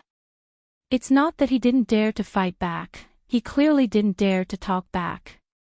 The young man in a bright red robe gritted his teeth and stared at the little girl. His face was gloomy, but he didn't say anything ruthless. In the end, he revealed a bright smile. The woman's gaze was always on the road in front of her, and her face was calm. As for whether she had a grudge or not, only God knew. The little girl snorted and ran down the steps. She squatted by the stream and looked down at the fish swimming in the water. Occasionally, schools of carps would swim by in her sight. The numbers varied, and there were both red and green ones. Some old people in the small town chatted under the old locust tree. They often said that when they passed by the covered bridge in a thunderstorm, they had seen a golden carp swimming out from under the bridge. However, some old people said that the carp with golden scales was only the size of a palm. Some people said that the strange carp was very big, at least half the size of a person, and was almost a spirit. There were different opinions, and the old people argued. As a result, none of the children who listened to the story were willing to take it seriously. At this moment, the little girl stared at the clear stream. She rested her cheeks on her hands and stared at it without blinking. The white-haired old man squatted beside her and chuckled softly. "Miss, if the Lu family didn't lie, this great opportunity has already fallen into someone else's pocket. The little girl turned her head and grinned. Grandpa Ape, there might be two of them. Thus, as she revealed a comical scene of her missing front tooth. The little girl quickly realized this and hurriedly covered her mouth with her hands. The old man held back his laughter and explained, the flood dragons that haven't crossed the river are most particular about dividing their territory. They don't allow their own kind to get close. So... The little girl made an "oh" sound. After turning her head again, she rested her cheeks on her hands and stared blankly. She muttered, "What if there is?" The old man, who had always been kind to the little girl, revealed a dignified expression for the first time. He reached out and pressed the little girl's head gently. He said in a deep voice, "Miss, you must remember that the word, 'what if,' is the number one enemy of our generation. You can't rely on luck. Miss, although you're a noble." The little girl pulled out a hand and waved it vigorously. She complained cutely, I know, Grandpa Ape. My ears are going to grow calluses." The old man said, "Miss, I'll go and keep an eye on the situation over there. Although the other party is our ally on the surface of Xinjiang Mountain, the nature and conduct of that big family. It's better not to mention it. I don't want to dirty Miss' ears." She only waved her hand to chase him away. He could only leave helplessly. This burly old man, who seemed to be a servant, had his hands on his knees. When he walked, his back was slightly hunched, as if he was carrying a heavy burden. The little girl by the shore suddenly rubbed her eyes hard. She discovered that the water level in the stream was clearly beginning to rise slowly. It was visible to the naked eye. If this was outside the town, such as Xinjiang Mountain or anywhere else in her hometown, she would not be surprised even if the entire stream dried up instantly. The little girl asked in confusion, "Isn't it said that all mystic techniques, divine abilities, and Taoist techniques are naturally sealed here? Also, the higher the cultivation, the more severe the backlash." Grandpa Ape said that even if it's that legendary person, after staying here for a long time, he's almost like a clay bodhisattva crossing a river. It's very difficult to truly stop anyone from fighting over it. She shook her head in the end. She could not be bothered to think about this puzzle anymore. The little girl turned her head and looked at Grandpa Ape's tall back. She thought happily. After this place was completely unsealed, she would ask Grandpa Ape to move away the mountain called Cloud-Splitting Mountain. She would bring it back to her hometown and use it as her little flower garden. 8. After Chen Pingon returned to the courtyard, his eyelids kept twitching. His left eye twitched for fortune, and his right eye twitched for disaster. Thus, Chen Pingon sat on the threshold and began to imagine himself pulling blanks with his hands in the air. Soon, the straw sandals youth entered a state of selflessness. Being diligent was one thing, but it was also very important to be able to withstand hunger. Thus, Chen Pingon developed the habit of pulling blanks whenever he had something on his mind. When it came to porcelain, the most important thing was the will of the heavens. Before the kiln was opened, no one knew whether the glaze color and shape of the porcelain would suit the person's taste. They could only leave it to the will of the heavens. However, pulling blanks was undoubtedly the most important thing before the kiln was opened. However, Chen Pingon's aptitude was considered poor by old man Yao, so he mostly did manual labor. Chen Pingon could only observe carefully from the side. Then, he would practice the clay and pull blanks himself to find the right feeling. In the courtyard next door, there was the sound of the wooden door being pushed open. It turned out that Song Jisun had returned from the school with his maidservant GQ. The handsome youth sprinted and easily jumped over the low wall. After squatting down, he opened his hands. They were all fingernail-sized stones of various colors, such as mutton fat, pea green, white lotus, and so on. These worthless stones of different sizes could be seen everywhere in the small town.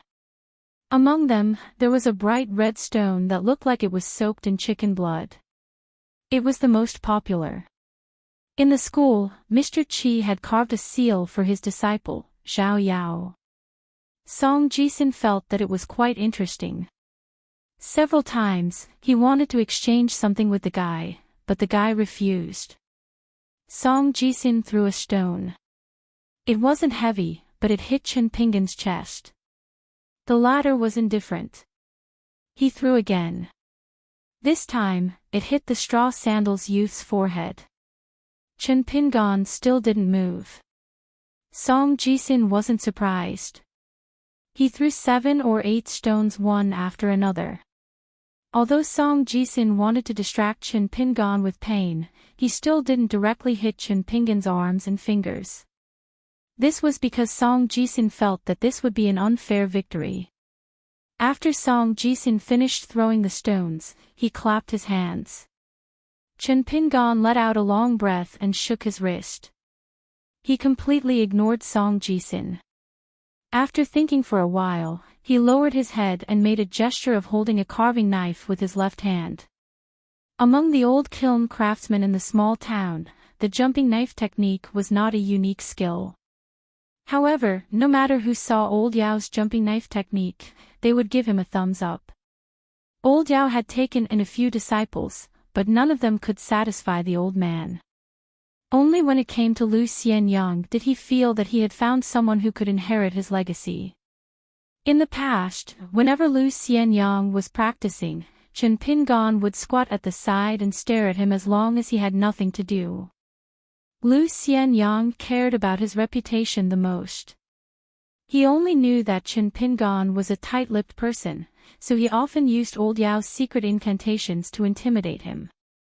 For example, if you want your saber to move steadily, your hands must not be inflexible and steady.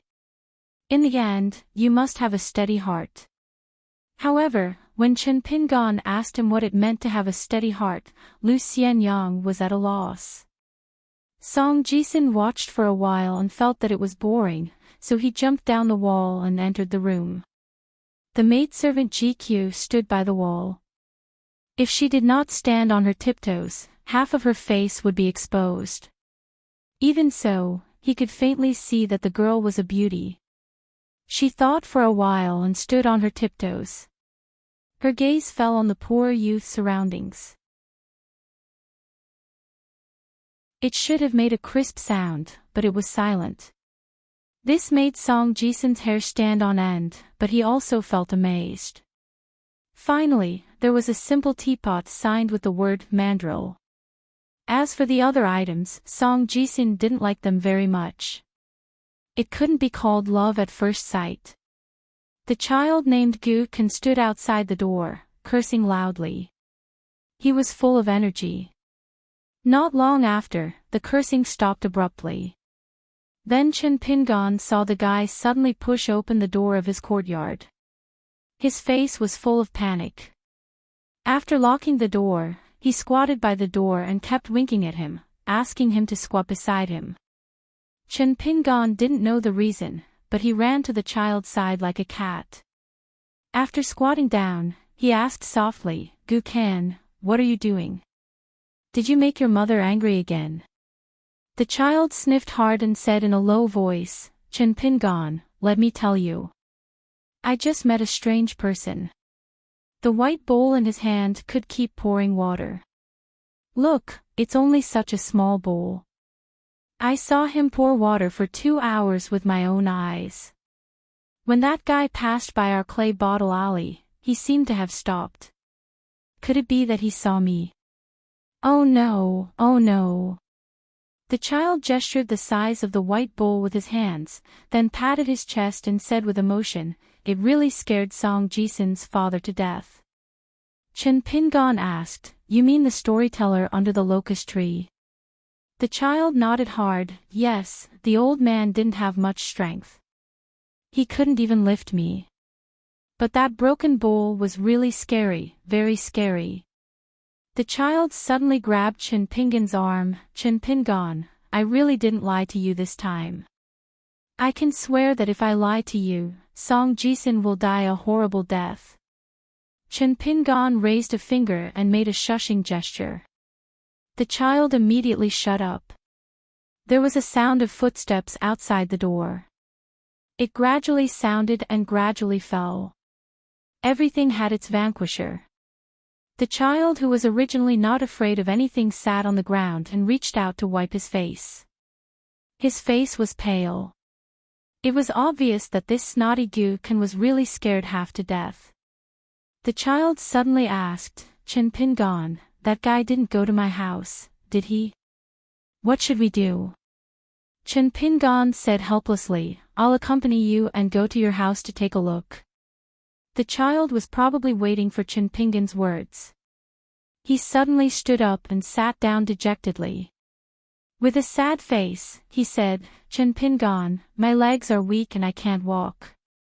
Chen Pingan stood up and bent down to grab the child's collar. He carried the child with one hand and opened the door with the other, then walked out of the courtyard. The child's house was not far from here, only about 100 steps away. Sure enough, Gukan saw the old man in his courtyard. His mother had even brought a stool for the old man. At that moment, the child felt that the sky was falling down. So he chose to hide behind Chen Pingan and let the taller one take his place. Chen Pingan did not disappoint the child. He intentionally or unintentionally stood in front of him to protect him. When the naughty child Gukan grabbed Chen Pingan's sleeve, he was immediately filled with heroism. The old man did not care about this.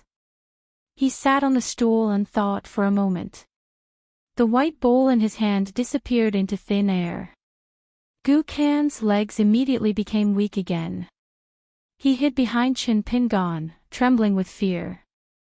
The old man looked at the village woman, who had an unusually calm expression, and then looked at the youth in straw sandals, who had a frown on his face. Finally, he said to the cowering child, Kid, do you know what you're keeping in your water tank? The child shouted behind Chen Pingan, What else can there be? I caught fish, prawns, and crabs from the stream. I also caught loaches and eels from the fields. If you like it, you can take it. Don't be shy. The child's voice became lower and lower. Clearly, he was not confident enough. The woman stroked the hair on her temples and looked at Chen Pingan. She said softly, Pingan. Chen Pingan understood her meaning. He rubbed Gukan's head and then turned to leave. In the depths of the woman's eyes, there was a trace of guilt towards the straw sandals youth. She abandoned all distracting thoughts and turned to ask the old man, immortal master who came from afar, do you want to buy or steal this opportunity? The old man shook his head and said with a smile, Buy. I can't afford it. Steal. I can't steal it either. The woman also shook her head. It was like this before, but it might not be in the future. When the originally leisurely old man heard this, it was as if he was struck by lightning. He suddenly waved his sleeve and his 5 fingers moved quickly. The old man sighed deeply, Why do you have to do this? The woman's face was cold and she sneered, How many good people do you think there are in this small town? The old man stood up and looked deeply at the ignorant child. He seemed to have made a big decision. His wrist shook and the white bowl reappeared.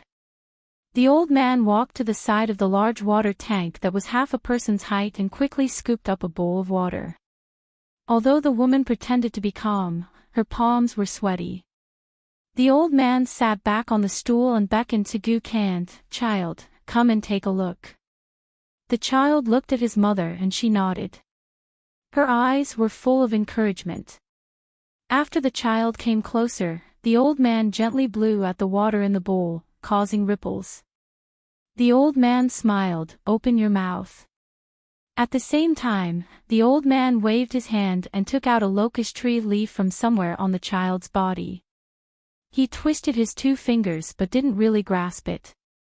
The child subconsciously let out an aw. The old man flicked his finger and the verdant locust tree leaf entered the child's mouth. The child was stunned on the spot. Then, he discovered that there seemed to be nothing strange in his mouth. The old man didn't give him a chance to ask. He pointed at the white bowl in his palm, looked carefully at what's inside. Gu-kun opened his eyes wide and looked over with rapt attention. First, he saw an extremely small black dot. Then, it gradually turned into a slightly eye-catching black line. Finally, it slowly grew bigger and turned into a small earthen yellow loach. It rolled around happily in the ripples on the white bowl's water. The child, whose brain was a mess, suddenly had a flash of inspiration. He cried out in surprise, "I remember it. I got it from Chin Pingon." The woman slapped her son's face and said angrily, "Shut up." The old man wasn't surprised at all. He said indifferently, "Cultivators of my generation, in order to achieve immortality, are disgraceful. This bit of competition isn't anything. There's no need to be so nervous. What belongs to your son can't escape. What doesn't belong to that youth can't be guarded either." This child called Gu-kun weighed less than 40 kilograms. However, the weight of his root bone was unimaginably heavy. Therefore, when this bowl-bearing old man made an exception and used his ancestral secret technique to feel Gu-kun's weight, he naturally couldn't lift him. This was the prerequisite for him taking in a disciple. Otherwise, wouldn't a 3-year-old child bringing gold through the market be courting death? The old man smiled freely, but his eyes were ice-cold. He said slowly, "Of course, even if it originally belonged to that youth, so what? Now that I'm personally overseeing it, it's no longer his." The child kept quiet out of fear, his teeth chattering. The woman was relieved. The old man put on that kind and amiable face again. "Child, this bowl contains the entire river. Now, it's even raising a small flood dragon. From now on, you're my direct disciple. I'm a true lord, only half a step away from being the ancestor of a sect founder. Although it's a lower sect, in short, you'll naturally understand the weight of the words true lord and sect founder in the future." The old man laughed. "It'll only be heavier than this bowl of river water." The child suddenly cried. "This isn't right. It's Chin Pingon's." The woman flew into a rage out of humiliation. She raised her arm high, wanting to teach this foolish son of hers a lesson. The old man waved his hand, smiled, and said lightly, "Having such a heart isn't all bad." The child lowered his head, wiping his tears and snot with the back of his hand. The woman quietly looked at the old man. The old man smiled knowingly and nodded. They were kindred spirits. Everything was understood without words. After the child raised his head, his mother and his master, who had inexplicably fallen from the sky, were already smiling faintly. The child turned his head. When Chin Pingon left, he didn't forget to close the courtyard door. The small town was like a field of crops that had caught up with the big year, the season of harvest. However, some people were like barnyard grass mixed in with the rice grains. After being glanced at once, people wouldn't give them a second glance. For example, the straw sandals youth walking alone in Mud Bottle Alley.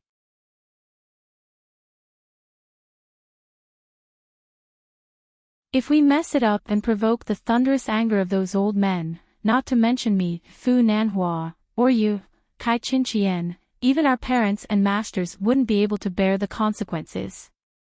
Kai Chin-chien said with a smile, "Therefore, during this time in the small town, we must be honest with each other and cooperate sincerely, right?" Fu Nanhua was also very handsome in this dark alley. He said with a smile. Besides, Fu Nanhua turned his head to take a look. After retracting his gaze, he lowered his voice and said, "We still have to be careful of those two. After all, they're not Jingyang Mountain. they can't be considered a famous and righteous sect. Also, I heard that those two fellows are very unruly and don't follow the rules. The tall woman narrowed her phoenix eyes as if she was saying coquettishly, "That's why I, Kai Chin-chien, chose you, the first young master phone." Fu Nanhua said softly, "Let's go." Although there are sages here to suppress and balance the various forces, it's better to be careful. It's not good to fail miserably. In short, whether you and I can succeed or not depends on this. This famous god's favored son's Tao heart became more determined. He said in his heart, "The great Tao is within reach. Those who block my path can be killed by immortals and Buddhas." He looked into the depths of the alley and saw a thin young man walking over from the opposite side. This was the second time they met. The two continued to walk forward leisurely, like a pair of immortal couples who had landed in the mortal world. The tall woman saw the young man too.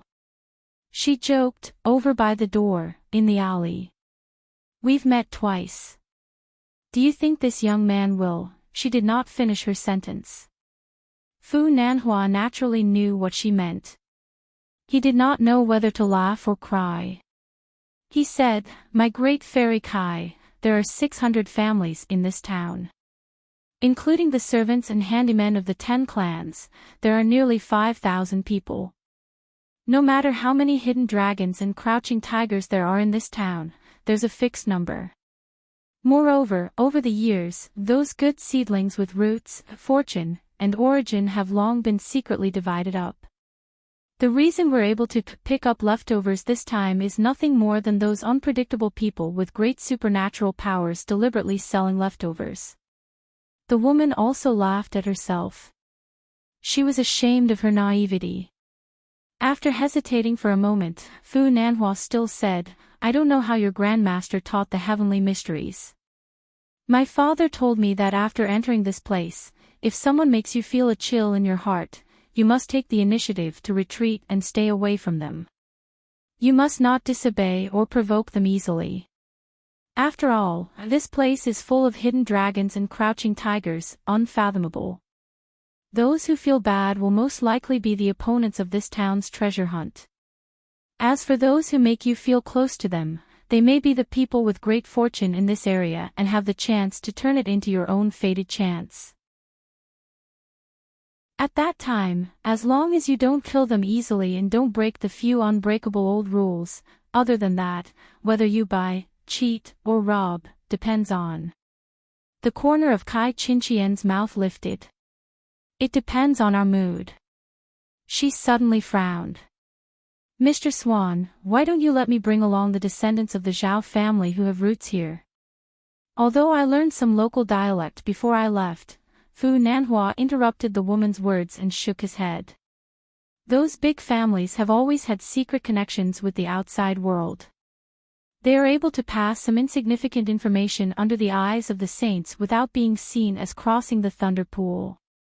They have been accumulating information from generation to generation and have a deep foundation. The real backing of these families is Old Dragon City and Yinshe Mountain. Moreover, it is not good to borrow the power of outsiders. It is easy to cause problems and make things worse. If you don't want to talk later, I will do it for you." She smiled and said, "It's okay. It's just some awkward words. I'm not that delicate." Fu Nanhua dismissed it with a smile. Kai Chin-chien did not say anything. In the end, friends who formed an alliance halfway could not be compared to a family. Moreover, in the eyes of some ambitious people who wanted to prove their Tao, grandfather and grandson, father and son, husband and wife, what were they? Fu Nanhua's smile was tranquil. He was graceful and luxurious, like the son of a top noble family in the world. The reason why he revealed the secret of heaven and told Kai Chin-chien about the mental cultivation method that his father secretly passed on to him was actually very simple. Compared to the other two people who came with him, the dull middle-aged man and the cold black-clothed girl, Fu Nanhua's first step into the small town's fence gate was to kill the woman next to him, Kai Qinqian of Yunxia Mountain. Fu Nanhua subconsciously reached out and grabbed the green pendant on his waist. The old dragon's reign was a work of art. A gentleman would not give up jade for no reason. Kai Qinqian thought for a moment and closed her eyes. After a moment, she opened her eyes and said, Song Jisin, Gu Kan. I choose Gu Kan. Fu Nanhua raised his eyebrows. Okay. It's a deal. In the eyes of the two people, the young man turned left and right until he reached an alley and was about to open the door and enter. Fu Nanhua quickly walked forward with Kai Qinqian and said with a smile, What a coincidence, we meet again. The shabby young man was Chen Pingan, who came out of Gu Kan's house. After hearing the voice, he turned around and nodded. What's the matter? Fu Nanhua said with fluent town dialect, This place is called Mud Bottle Alley, right? I want to ask if there's a person called Song Jisin and a child called Gu Kan living here. I'm from the capital. My family and Song Jisin's father are family friends. The sister next to me is surnamed Kai. She's from Gu Kan's mother's family. So the two of us came together and happened to be in the same alley. Don't you think it's a coincidence? It feels like everything has come together. It's really a coincidence. Fu Nanhua's smile was calm. Even when he was talking to the youth in straw sandals at the bottom of the market, his slender body bent down slightly to take care of the youth. He always maintained this posture when talking to the youth. It did not seem pretentious and made people feel that he had bad intentions. It also made people feel that he was a gentleman. The young man with his head raised nodded and smiled shyly. He said softly, It's a coincidence. Fu Nanhua's smile deepened. He said warmly, Then these two families live here. Unexpectedly, the young man shook his head and said, I was an apprentice of a dragon kiln not long ago. I lived outside the town for many years and just moved here. I'm not familiar with the neighbors. Do you want to ask others? Fu Nanhua smiled and didn't rush to speak. He seemed to be thinking about how to phrase it. The tall woman smiled and said, Little brother, it's not good to lie. Do you think we're bad people? Let's take 10,000 steps back. What bad things can we do in broad daylight? Chen Pingan blinked. But I really don't know. Kai Qinqian returned to normal and asked Fu Nanhua, Does this child want a reward? Fu Nanhua's expression was normal. It doesn't look like it. The tall woman's eyebrows revealed a hint of hidden annoyance. If it doesn't work, we can go door to door and ask.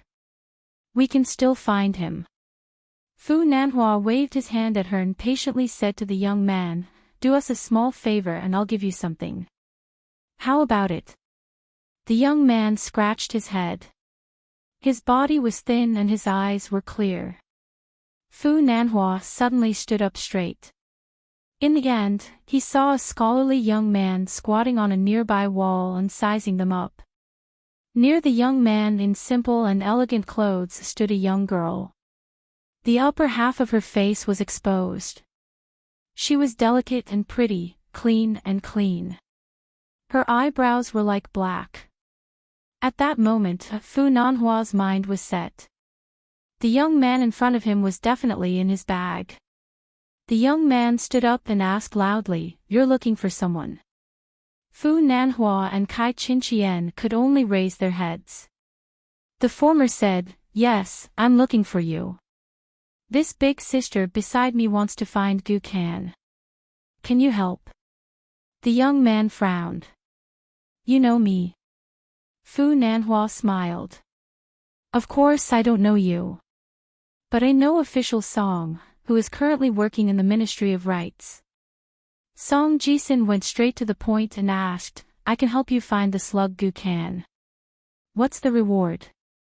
Fu Nanhua didn't say anything else. He took off the green pendant from his waist and threw it high to the young man standing on the short wall. "It's yours." After Song Ji-sin caught it, he was slightly surprised. His expression didn't change. He lowered his head and said to the maid GQ, "You can go." She nodded and left the courtyard. When the young girl stood quietly in the narrow alley, the entire clay bottle alley seemed to brighten up in an instant.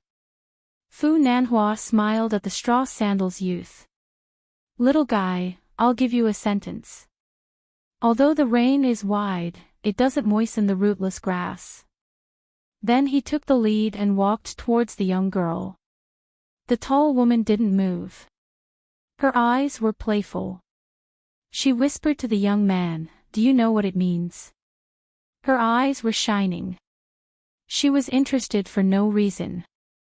Without waiting for the young man to answer, she laughed and said, "Actually, it's to tell you that you've missed a big opportunity. This young master, as long as you can dig out a little from his fingernails, it'll be enough for you to live an incomparably comfortable life under the mountain for the rest of your life. But the good thing is that you probably won't know what you've missed today for the rest of your life. It's really a blessing in misfortune. Otherwise, you'll regret it until your intestines turn green." When Fu Nanhua heard this, he felt that she was playing the lute to a cow. Outside of the small town, the difference between people, especially the difference between high and low, was even greater than the difference between yin and yang. Kai Chinchien walked backwards towards the maid, so he was facing the straw sandals youth. "Although the rain is wide, it doesn't moisten the rootless grass. Remember." The young man's expression didn't change. He suddenly said loudly, "Be careful of the one behind you." Kai Chinchien's body suddenly stiffened. The young man lowered his voice. "Bullshit. H4, double monthly votes. If you think this chapter is wonderful, please support me. You can also vote for me. Support me with 100 horizontal coins to draw monthly votes. Support me with 500 horizontal coins. Support me with 10,000 horizontal coins. Support me with 100,000 horizontal coins to be the alliance leader. All. 10. At that time, Kai Chinchien was walking backwards. In fact, when she stepped on the dog poop, she had already realized that things were not going well. What was even more unbearable than stepping on dog poop was, of course, stepping on dog poop and then being seen by others. What was even more tragic than this was no doubt that the person who saw it would tell you that you really stepped on dog poop. Kai Chinchien was not a woman with a shallow temperament, nor was she a delicate girl who could not bear hardships. As one of the many children of the Mount Yunxia's master, the fact that she was able to stand out and win the final spot was very clear. Mount Yunxia had a total of 18 peaks, big and small. It was surrounded by fog all year round and was rich in cloud root stones. It was an important material for refining external elixirs for the Taoist Danding sect. It was famous for being flawless and was unique in the world. Therefore, the people on Mount Yunxia had to pay attention to cleanliness and elegance. Most of them were misophobic, and Kai Chinchien was no exception. If it were not for the fact that the small town involved too many people, Kai Chinchien would never set foot in the small town in her life, let alone let her walk step by step in the mud bottle alley that was full of chicken poop and dog poop. The most embarrassing thing was that after coming here, these originally high and mighty immortals were like small fish thrown ashore. They suddenly lost everything that they relied on. The family that occupied a certain paradise, the cultivation of the mystic understanding realm that could move mountains and seas, the mysterious magic weapons that could subdue demons and vanquish devils, and the mysterious magic weapons that could control gods and ghosts, were all gone. Then, there was the scene of Kai Chinchien stepping on dog poop. Fu Nanhua originally thought that it was interesting. The spotless fairy Kai of Mount Yunxia had a pair of sticky and smelly dog poop on her boots. Who would dare to believe that? But in the next moment, Fu Nanhua shouted in a deep voice, "Kai Qinqian, stop." Song Jisun, who was standing on the mud wall, narrowed his eyes and tightened his grip on the green jade pendant carved with a dragon. In the alleyway, Kai Qinqian seemed to have arrived in front of Chen Pingan in a single step. Her delicate hand that was as translucent as fine jade swiftly patted the head of the straw sandals youth. The moment Fu Nanhua called out to stop her, she abruptly stopped her palm. Finally, she gently raised her hand and gently patted down. After finishing this intimate action, as if she was a senior pampering a junior, she bent down and stared into the youth's eyes. Those eyes were like a clear spring. Kai Qinqian could almost see her own face. Unfortunately, her mood was extremely bad. She put on a fake smile and said, "Little guy, I know that when you spoke, you deliberately slowed down your speed." Fu Nanhua breathed a sigh of relief. If Kai Qinqian really dared to brazenly kill people here, it was very likely that she would be expelled from the small town. She would implicate the entire Mount Yunxia and become the biggest laughingstock. His face was gloomy. He used the official language to remind her, "Kai Qinqian, please think twice before you act. If you are still so impulsive, I feel that it is necessary to abandon the alliance. I don't want to be harmed by you." Kai Qinqian, whose back was facing the young master of Old Dragon City, quickly whispered, "High quality sees Buddha quickly, low quality sees Buddha slowly. There is indeed a pure land, there is indeed a lotus pond." She quickly turned her head and smiled apologetically at Fu Nanhua. "I lost control of myself. I promise, this will absolutely not happen again." Fu Nanhua sneered and said, "Are you sure?" Kai Qinqian laughed it off. She didn't solemnly swear to Fu Nanhua. She lowered her head again to look at the straw sandals teenager. She used the official language that was popular in the continent and said, "My Mount Yunxia originated from one of the 5 Buddhist sections. The most important thing is to subdue the monkey and tie up the horse. But before I came here, I didn't even understand what the monkey and the horse were. The elders in my family also didn't want to spoil things by excessive enthusiasm. They only let me explore on my own. I didn't expect that today in your mud bottle lane, I would step on a pile of dog poop." Chen Pingan reminded her, "Sister, you've stepped on dog poop for a long time.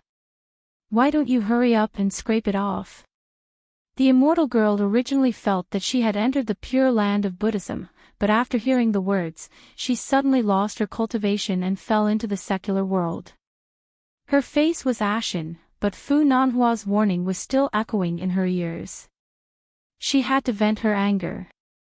She stretched out a finger and heavily poked the forehead of the straw sandals teenager. She stared and said, "At such a young age, didn't anyone teach you that a perverse temperament is a sign of early death, and a sharp and mean person is a person who will reduce your fortune?" Chen Pingan was thick-skinned, so he didn't care. He just looked at Song Jisun not far away and didn't say anything. The latter jumped and scolded, "Chen Pingan, why are you looking at me? You're so unlucky." Fu Nanhua was surprised to find that he hadn't even stepped into Song Jisun's courtyard. He was a little unhappy and didn't hide his sarcasm, "Kai Qinqian. How interesting, there are people in this world who would delay the path to immortality because of a pile of dog shit." For once, Kai Qinqian didn't get angry. She looked deeply at the ordinary-looking thin teenager and turned to leave. Suddenly, the teenager behind her whispered, "Sister, your eyelashes are very long." An extremely vulgar secular ant dared to flirt with an immortal girl. Kai Qinqian flew into a rage and suddenly turned her head. She made up her mind to teach this seemingly honest but actually cunning villager a lesson, even if it would cost her some fate. Although Kai Qinqian and the others entered this place like prisoners in a cage, their hands and feet were tied, and they ran into walls everywhere. They couldn't control any magic arts or artifacts for the time being. However, the benefits of cultivation since childhood, such as the cultivation of a higher level, could be used to nourish the body. It was like tempering the muscles and bones all the time. Although the effect was not obvious and was far less than that of the martial artists who focused on this path, with this foundation, it was easy to deal with a teenager who crawled and rolled in the mud of the marketplace. With a casual palm strike, she could do something to some important aperture acupoints, plant a root of illness, and shorten his life.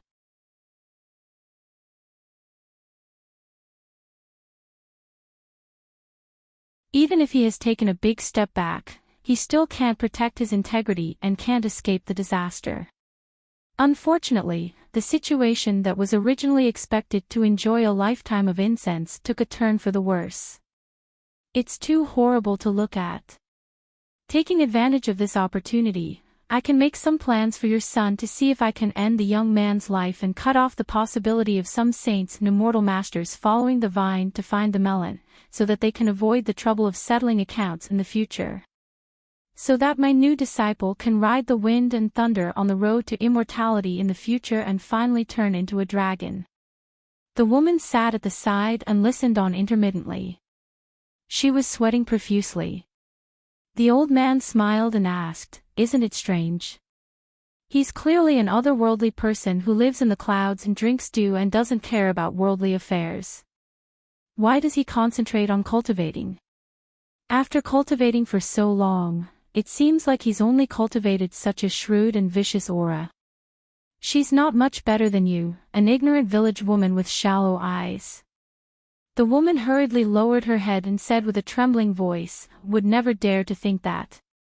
The old man dismissed it with a smile and quietly waited for Kai Qin to knock on the door of Mount Yunxia.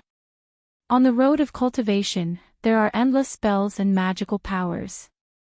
There are big and small reasons, and there are high and low daos. Kai Qin treats you like ants. Don't I also treat her and Fu Nanhua as ants? Why should I reason with the ants under my feet? H4 a double monthly ticket calculation. If you think that this chapter is written brilliantly, then show your support. You can also give me a monthly ticket. Li show your support 100 renminbi to draw a monthly ticket /Li show your support 500 RMB /Li show your support 10,000 RMB /Li show your support 100,000 renminbi to be the alliance leader /Li/O. 11. A Confucian scholar with white hair on his temples left the village school with a young man in a green robe and arrived at the foot of the memorial arch. The most knowledgeable teacher in the small town looked a little haggard. He pointed at a plaque above his head and asked, "What do you mean by, 'Do not decline'?" The young man, Xiao Yao, was both a student and a page boy of the teacher. He looked up and said without hesitation, "Our Confucian school is founded on the word benevolence." The 4 words on the plaque are taken from "Do not decline" to the teacher. It means that we scholars should respect the teacher, but we don't have to be modest when it comes to benevolence, righteousness, and morality. Mr. Qi asked, "Don't decline to be modest. What if you change it to cannot decline?" The young man in a green robe looked elegant. Compared with Song Jisun's aggressive appearance, his temperament was more gentle and restrained. He was like a budding hibiscus, naturally cute. When the teacher asked this question with hidden meaning, the young man did not dare to take it lightly. He carefully considered it, thinking that the teacher was testing his knowledge. How could he dare to be casual? The middle-aged Confucian scholar looked at his disciple's cautious appearance and smiled. He patted the young man's shoulder and said, "It's just a casual question. Don't be nervous. It seems that I've restrained your nature too much before. I've made you live like a statue placed in the Wenchang pavilion. You keep a straight face, follow the rules everywhere, and be reasonable in everything. You're not tired at all. But now, it seems that it's a good thing." The young man was a little puzzled, but the teacher had already taken him to the other side. He was still looking up at the plaque with the 4 words. The Confucian scholar's expression relaxed. For some reason, the teacher, who was serious in speech and manner, began to talk about many interesting cases. He told his disciple, the person who wrote the 4 words "do not decline to decline" was once the first calligraphy master in the world. It caused a lot of controversy, such as the dispute over the structure, the dispute over the bones and muscles of the spirit, and the dispute over the praise and criticism of ancient quality and modern beauty. Until now, there has been no conclusion. Rhythm, law, intent, and poise. These were the 4 meanings of calligraphy. For the past 1,000 years, this person had won 2 titles. He simply didn't give his peers any chance to survive. As for the hope and nature now, it's a little interesting. If you look at it carefully, you should be able to find that although the strokes, structure, and spirit of the 4 characters are similar, in fact, they were written separately by the 4 Taoist immortals. At that time, 2 of the old immortals were still writing letters to each other and quarreling. They both wanted to write the mysterious hope character and did not want to write the vulgar yen character. Then, the Confucian scholar led the young man to the "do not ask for anything from the outside." He looked left and right with a faint gaze. The village school where you studied would soon be closed by several big families because there would be no teacher there. They would simply knock it down and build a small Taoist temple or erect a Buddha statue for pilgrims to burn incense. There would be a Taoist priest or a monk presiding over the school year after year until the end of the 60-year cycle. During this period, the school might change teachers 2 or 3 times to prevent the townspeople from having any doubts. In fact, it's just a crude camouflage. However, if a sesame-sized spell and supernatural power were to be completed here, it might be equivalent to the magnificent momentum of a god beating a drum or the spring thunder shaking the world. Towards the end, the teacher's voice was as soft as a mosquito's. Even if the scholar Zhao Yao pricked up his ears, he could not hear clearly. Mr. Qi sighed. His tone was a little helpless and tired. There are many things that can't be revealed. Now that things have come to this, it doesn't matter anymore. However, we are scholars after all. We still have to care about our reputation. What's more, if I, Qi Jingchen, take the lead and break the rules, it would be no different from embezzlement. My table manners would be too unsightly. Zhao Yao suddenly mustered up his courage and said, "Teacher, I know you are not a common person. This town is also not an ordinary place." The scholar smiled curiously. "Oh. Tell me about it." Zhao Yao pointed at the majestic 12-legged memorial arch. This place, along with the iron lock well in Apricot Blossom Alley, the covered bridge with 2 iron swords, the old locust tree, the peach tree in Peach Leaf Alley, and the Zhao family's Falu Street, the annual Guyu invitation and Chongyang invitation are all very strange. The scholar interrupted the youth. Strange? How is it strange? You grew up here and have never gone out. Could it be that you have seen the scenery outside of this town? Since there is no comparison, why do you say that? Zhao Yao said in a low voice, "I have long since memorized the contents of those books. The peach blossoms in Peach Blossom Lane are very different from the descriptions of the poems in the books. Also, when you teach, why do you only impart the 3 books of elementary learning? The emphasis is on literacy. After that, what books should we read? What is the purpose of reading books? What is the purpose of undertaking in the books? What is the meaning of to be a farmer in the morning, to ascend to the hall of heaven at night? What is the Son of Heaven values heroes, to be taught in essays?"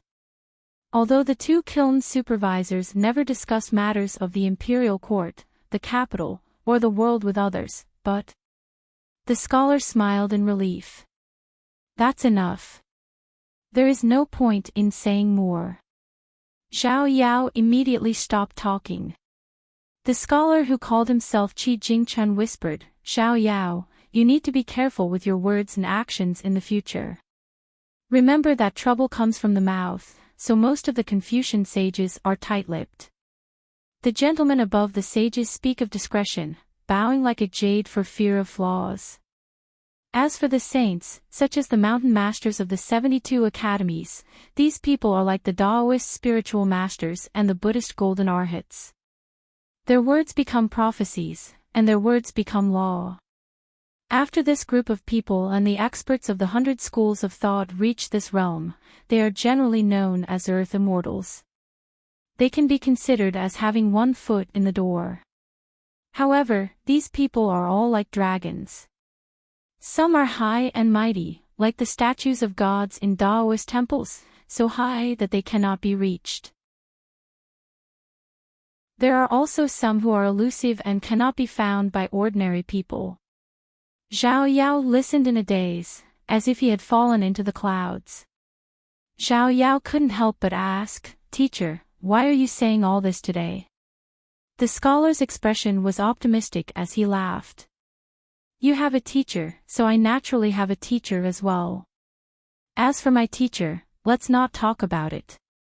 In short, I originally thought that I would be able to struggle at death's door for a few more decades, but I suddenly discovered that there are some people behind the scenes who are unwilling to even wait for this little bit of time. So this time, I can't bring you out of the town. You need to walk out on your own. There are some harmless truths that I should reveal to you. Just treat it as a story. I just hope that you understand a principle: there is always someone better than you. No matter how blessed by the heavens and blessed by good fortune you, Xiao Yao, you cannot be complacent and slack off. The well water fell and the locust tree leaves left its branches, these were all signs." The scholar called Qi Jingchen reminded, "Xiao Yao, do you still remember the locust tree leaf I told you to put away?" The young scholar nodded vigorously. "I put it away together with the seal that teacher gave me. How can there be a leaf in the world that is so fresh and tender when it leaves its branches? There are thousands of people in the town, but the number of people who have received such blessings can be counted on one hand. You can play with that locust tree leaf often. Who knows, you might encounter another opportunity in the future." The scholar's eyes were deep. "Apart from that, I've been telling you to do good deeds in the town all these years. No matter who you are, you must treat them with courtesy and sincerity. In the future, you will slowly understand the profound principles behind it. Those seemingly insignificant trifles can penetrate a stone with dripping water. In the end, the benefits you reap may not be any worse than holding on to a local county journal." The youth noticed a yellow bird perched on a stone beam. It would occasionally jump and chirp. The scholar had his hands behind his back as he looked up at the yellow bird with a dignified expression. The youth couldn't see anything strange about it. The scholar Qi Jingchen suddenly looked in the direction of Mud Bottle Alley, his brows furrowing even more. The scholar sighed softly. The hibernating insects gradually hear the sound of spring and break out of the ground. "But as a guest, aren't you being too arrogant by sneaking around under the eyes of the host and using those sneaky tricks? Do you really think that you can do whatever you want by relying on your small bowl of water to make your own decisions?" Xiao Yao was deeply worried. "Teacher." The scholar waved his hand, indicating that this matter had nothing to do with the youth. He only led him to the last horizontal board.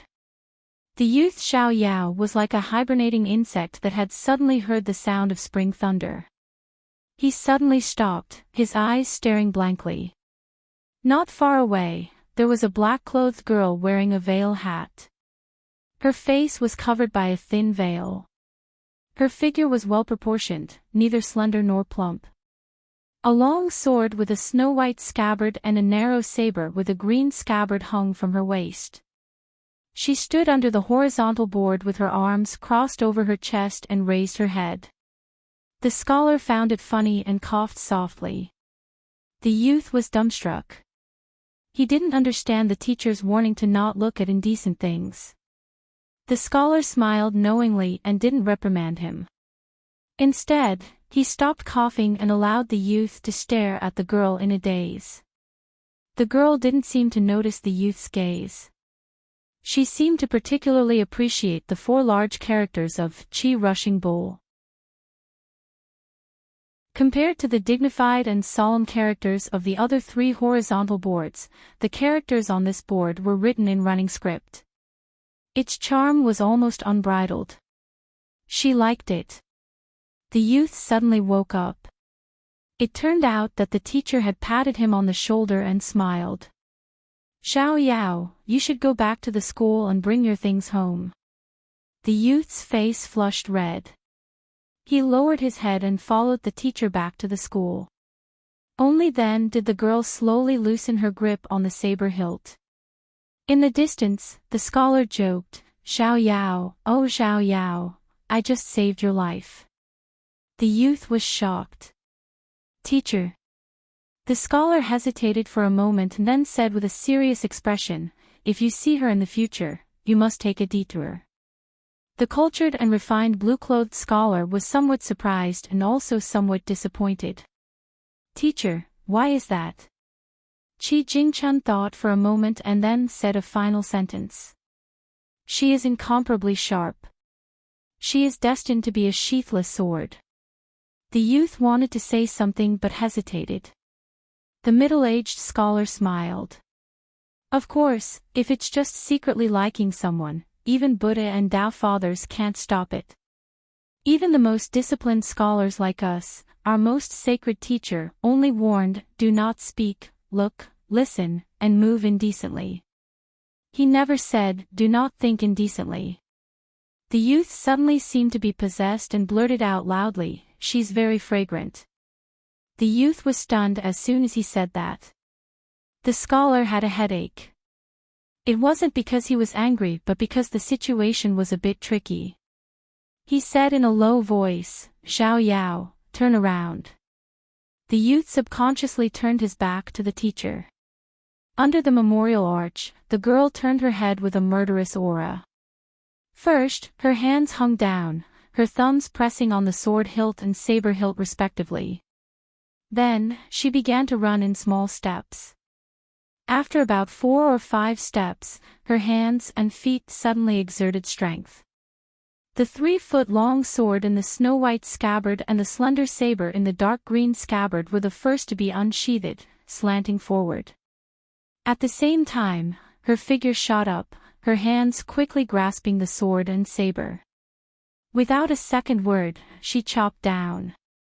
Between the black-clothed girl and the teacher and student from the small town, 2 thin arms stretched out, bursting with resplendent radiance. This wasn't a supernatural ability nor a magical technique. It was purely speed. The scholar's expression was relaxed, without any intention of dodging. He only lightly stamped his foot. A ripple surged out. In the next moment, the girl's body tensed, her murderous aura growing heavier. The sword and saber that had been like a hot knife through butter had completely missed. Her entire body was standing where the sword and saber had been unsheathed. The scholar smiled. "Not bad. A lion uses its full strength even when hunting a rabbit. But then again, my disciple has indeed offended you, but his crime doesn't warrant death, right?" The girl deliberately made her voice mature and dull. She slowly put the sword back into the scabbard and held the saber with one hand.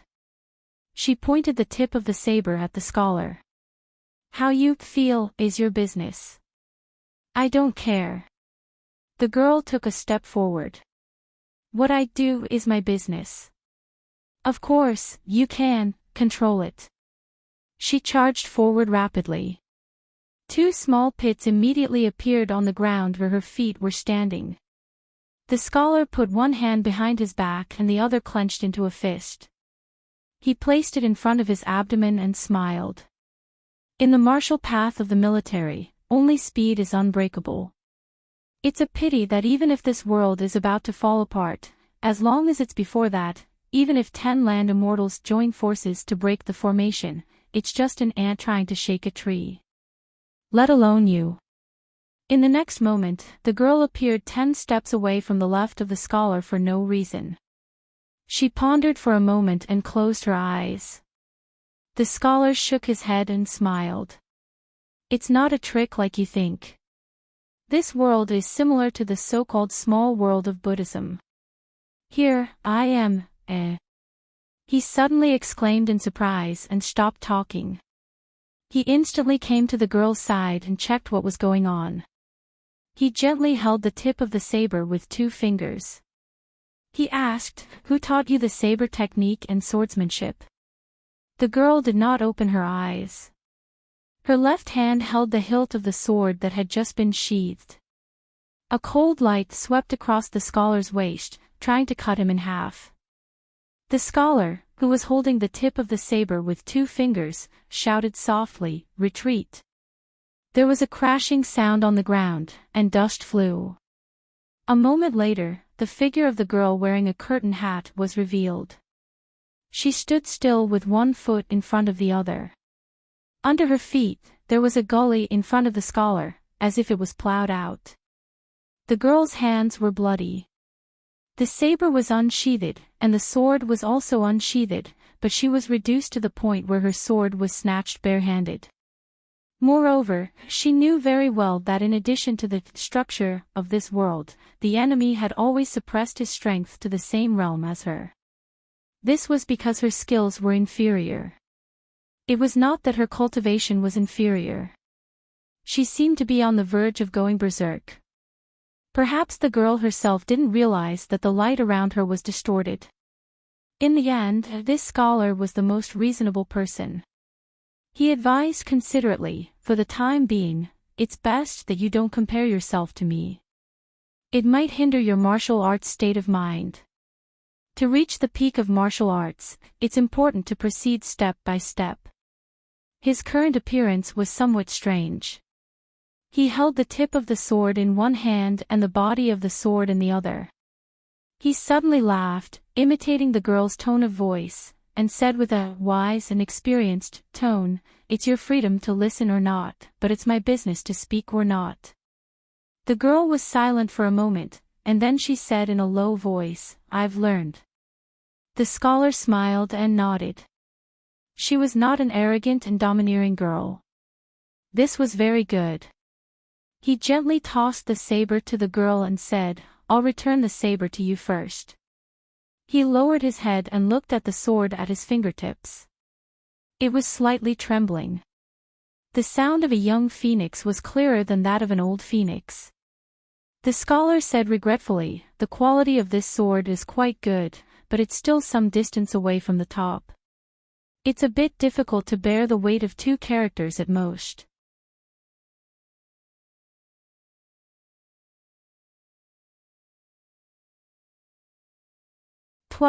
The girl in black walked into the depths of the alley. Occasionally, people would hang up festive red lanterns. Compared to the others, the girl in the curtained hat did not have the meticulous preparation of her family. She did not have the gray lines of a grass snake. She just walked into the town alone. Not far from the alley, a young man in embroidered clothes stood. He was holding a green jade seal high in his hands. It was the size of a child's palm. It was carved with dragons and tigers. Under the sunlight, it shone brightly. There were faint rays of light inside the jade seal. The young man in embroidered clothes looked up at the treasure in his hands. He was intoxicated. Beside him, a tall old man was kneeling on one knee. He was carefully wiping the mud on the young man's boots with his sleeve. The young man in embroidered clothes had already noticed the strange girl from the corner of his eyes. She was wearing a veiled hat with a green sheath. Her steps were steady. Obviously, she was not a local of the town. However, the young man in embroidered clothes did not care. He was still carefully looking at the ancient jade seal that had been silent for thousands of years.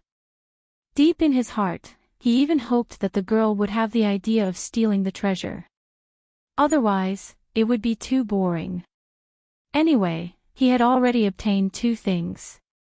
The harvest was far more than he expected. If he did not find something to do, he could only leave with the old servant.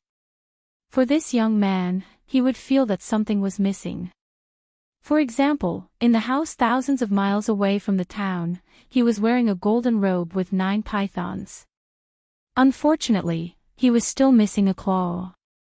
Every chosen person who came to this small town could bring 3 tokens, each of which was placed in an embroidered pouch. The pouch that was handed to the gatekeeper was a toll that had to be taken out. No matter how high the gatekeeper's status was, no matter how dilapidated the city gate was, even if it was a country's monarch or a sex patriarch, they would still have to follow this rule. The other 2 brocade bags meant that they could take at most 2 treasures out of the town. Otherwise, even if they took 10 or 100 treasures, they had to return them one by one. The tokens in the bag were 3 kinds of copper coins with special shapes. They were the gambling money that the common people used to celebrate their victory, the spring money that the palace hung on the peach talisman every year, and the tribute money that was held in the palm of the statue of Lord Xing Wang. Although they were called copper coins, they were actually made of rare gold essence. For most of the ordinary people under the mountain, even official silver was not common, let alone a heavy bag of gold. It was enough to make people willing to sell their family heirlooms. The young man in embroidered clothes studied the 3 copper coins that were not recorded in the official history. However, he could not figure anything out. In front of him, the girl with a cold aura walked straight ahead, ignoring the master and servant in the alley. The brocade-clothed youth changed his mind at the last moment. He put away the imperial jade seal and put it into a cloth bag that he had prepared beforehand. He tied it to his waist, but he still stood in the middle of the alley. He had no intention of giving way. The tall and fair-skinned old man also stood up. With a soft and feminine voice, he said softly, "Your Highness, this person is a martial artist who has reached a high level in martial arts. You must not lower your guard. If it was outside the town, we wouldn't have to care. But here, even with my pure martial arts body, I have to bear the pressure of this world at all times. It's extremely uncomfortable. Once I use my chi and open my acupoints, it will be like a river flowing in reverse. My meridians and acupoints will flood out. When that time comes, my death is a small matter, but your Highness' safety is a big matter. If I don't take care of your Highness well, there is even the slightest mistake in your Highness' cultivation, when I return, how will I explain it to His Majesty and Her Majesty?" The young man in embroidered clothes mischievously said, "Grandpa Wu, after you left the palace, you became more talkative. When you were in the palace, all you did was talk back and forth.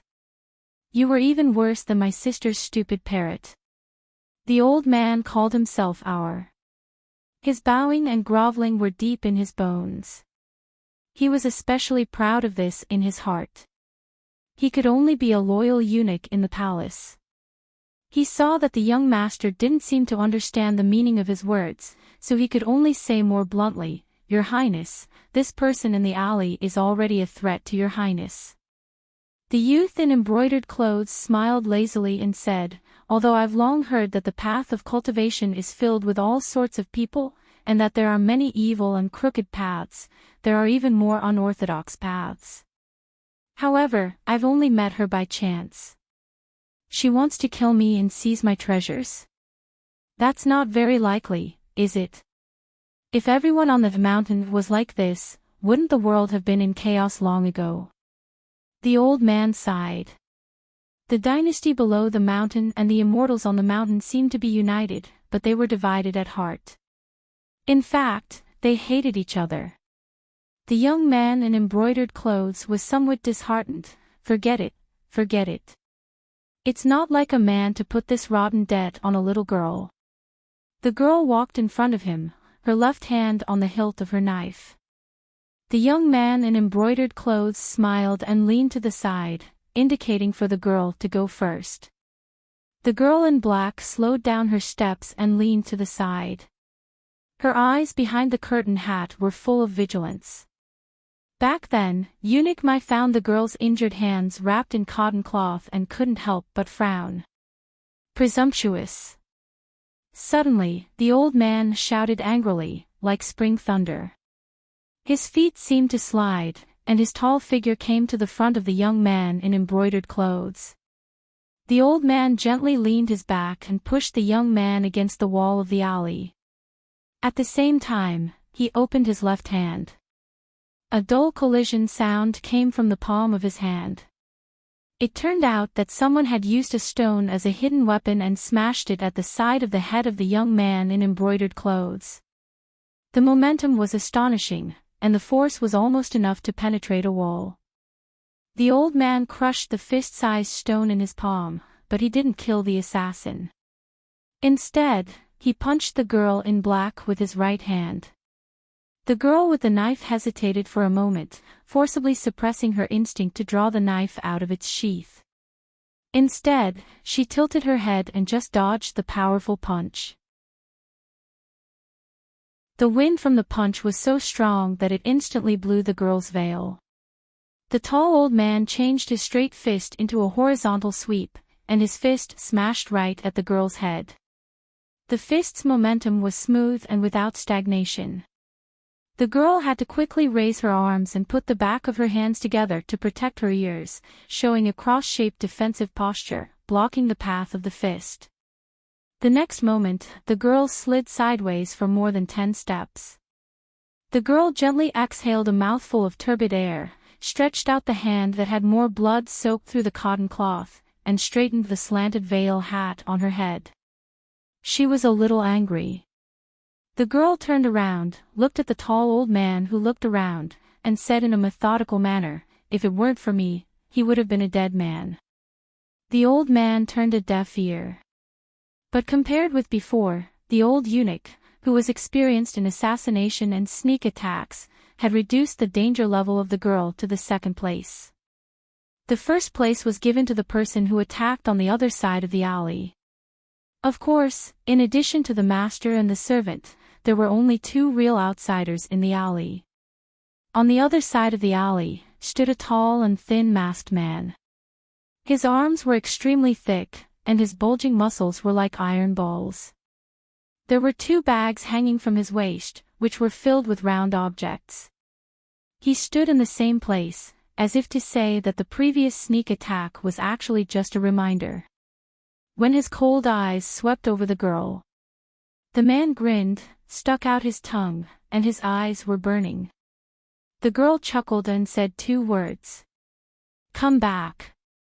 As soon as the voice fell, a sword passed through the head. The flying sword came to the girl's side and spun rapidly around her, like a child acting coquettishly. She said angrily, "Get lost." The flying sword flashed and disappeared. The master and servant were dumbfounded. The old eunuch was not shocked by the flying sword technique itself. But he felt a heartfelt fear that the girl could control the flying sword at will here. This feeling made the old man in a trance, as if he had returned to his youth when he first entered the palace, trembling with fear. One day, he looked at the senior who wore a red python robe and walked under the palace wall from afar. Of course, he was not in awe of the eunuch whose name he did not even know, but was afraid of the dazzling scarlet. After the young man in embroidered clothes came back to his senses, he smiled, full of self-mockery, took a step forward, and asked with concern, "Grandpa Wu, are you okay?" The white-haired old eunuch's face was heavy, and he shook his head. "It's better to be careful. If it doesn't work, our family will." The young man quickly waved his hand and asked, "How about we apologize?" The old man was a little caught off guard, and then he felt grief and anger and self-blame. If the master was humiliated, the minister would die. Especially the emperor's family. But the young man in embroidered clothes had already smiled and said, "Grandpa Wu, it's not difficult to say sorry if you did something wrong.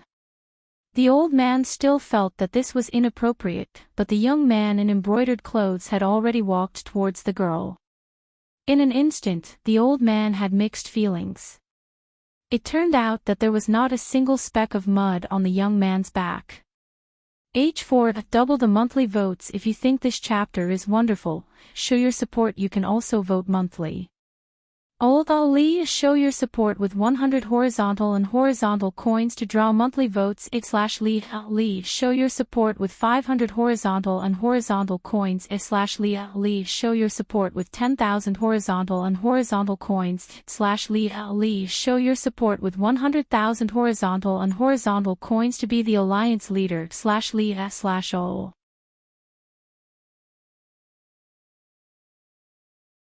13. The girl in the curtained hat didn't care about the young man who was walking towards her.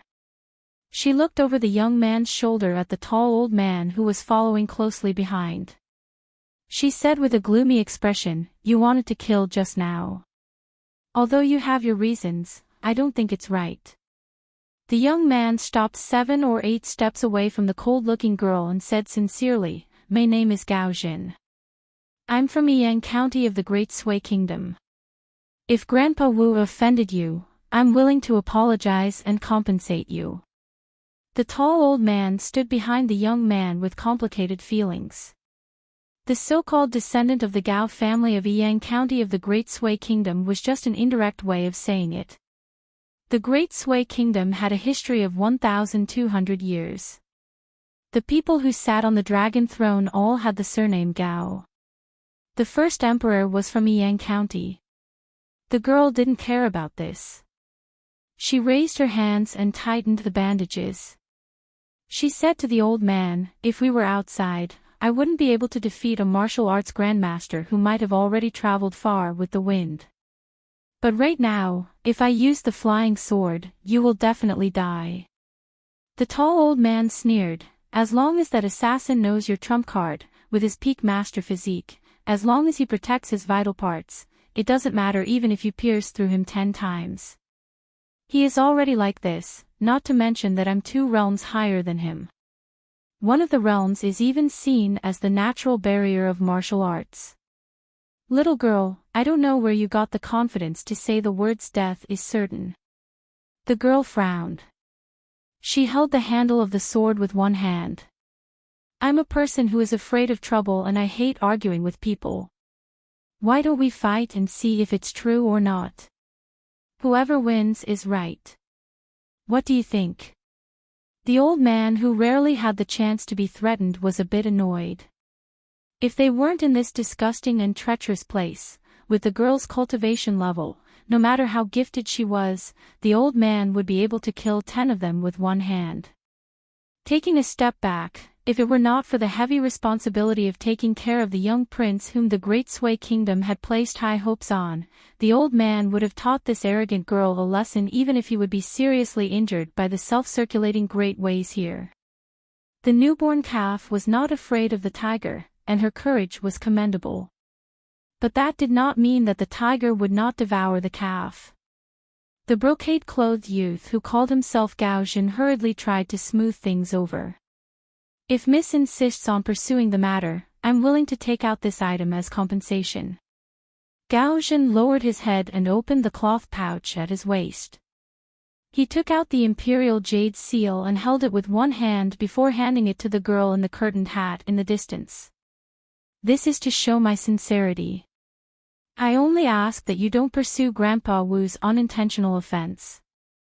After all, he did it out of loyalty and righteousness. He didn't have the intention to harm anyone." The tall old eunuch with white hair and eyebrows was suddenly frightened. He knelt down on one knee and said in panic, "Your Highness, you can't. This imperial jade seal is an opportunity for your Highness. It is a rare and pure treasure that can even carry the incense of the people. How can the two be compared? Your Highness is forcing this old servant to death." The face of the noble youth with the surname Gao stiffened. The girl seemed to be a bit impatient. She sneered and said, "You're just a frog at the bottom of a well. Everyone likes to cherish their own things. Take back the imperial jade seal. I've always liked the saying, a gentleman doesn't take what others like. The girl acted decisively and turned to leave. The brocade-clothed youth was relieved. Get up, Grandpa Wu. It's not right to kneel. The 12 great Martin temples of the Great Sui Kingdom only kneel to the emperor. If this is seen by the 6 imperial censors or the people from the Ministry of Rites, both of us will be in trouble. Alright, this trip to the small town was completed successfully thanks to the protection of my ancestors. Let's not complicate things and leave this place quickly. Also, after we meet up with our own people outside, we can't let our guard down. You should know that among the 6 pillars of the Dali dynasty, the Yuan and Chao families are in opposing camps. Unfortunately, these 2 pillars of Dali have an irreconcilable enmity with the Great Sui Kingdom's Gao family. If something happens to you here, Grandpa Wu, it will be difficult for me to return safely to the Great Sui Kingdom. The old man nodded and slowly got up. This old servant knows the severity of the matter. Take it easy. When the old man said, "Take it easy," the girl in the curtained hat had already walked more than 20 steps. A breeze blew past the brocade-clothed youth. The hair on his temples and the sleeves of his brocade-clothed robe were blown up. It turned out that the old man beside him, who had great authority in the Great Sui Kingdom, had no intention of letting the girl go. At this moment, he had already rushed forward. The first 3 steps he took were heavy on the ground of the alley. The sound was dull and went more than 10 feet deep into the ground. When he took the 4th step, the old man had already jumped up high and punched the back of the girl. The girl in the curtained hat suddenly twisted her waist. Using the tip of her left foot as a support point, she unsheathed her sword with her right hand. A snow-white light that was more dazzling than the sun appeared in the alley. The tall old man rushed forward and punched the edge of the sword directly. The back of his hand was only cut by the sharp edge of the sword. After the old eunuch's feet landed on the ground, he continued to rush forward and push the girl with the sword back. Then the old man casually stretched out his palm. It seemed slow and calm, but in fact, it hit the girl's forehead as fast as lightning. When the old man was about to increase his strength and smash the head hidden under the curtained hat, he quickly moved his feet and moved his body a foot to the side. With a puff sound, he looked down and found that a sharp weapon had penetrated his right chest from his back.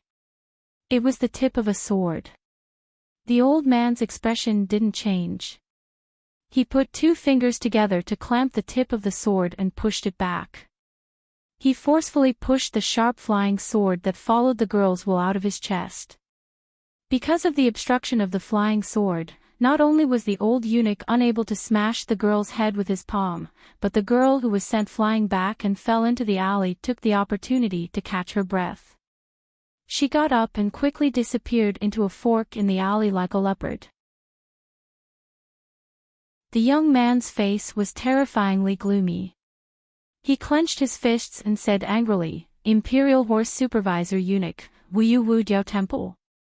Why didn't you listen to my hints and insist on acting so stubbornly? Do you really think that your Wu Diao Temple is the most invincible in this small town? We were clearly in the wrong first. After the incident, she didn't force us and was already willing to settle the matter peacefully. Why do you still have to be so vicious? You've gone too far." The old eunuch retracted his gaze from the direction of the girl's escape. He turned around and walked back. His back was straight, which made him seem even more imposing. The old man walked back slowly, step by step, as if he was stepping on the bottom of his heart. The young man felt the suffocating aura and was being oppressed by a servant. He became even more furious. His eyes widened as he gritted his teeth and said, "Imperial Horse Directorate, Wu Diao Temple, you're committing a capital offense."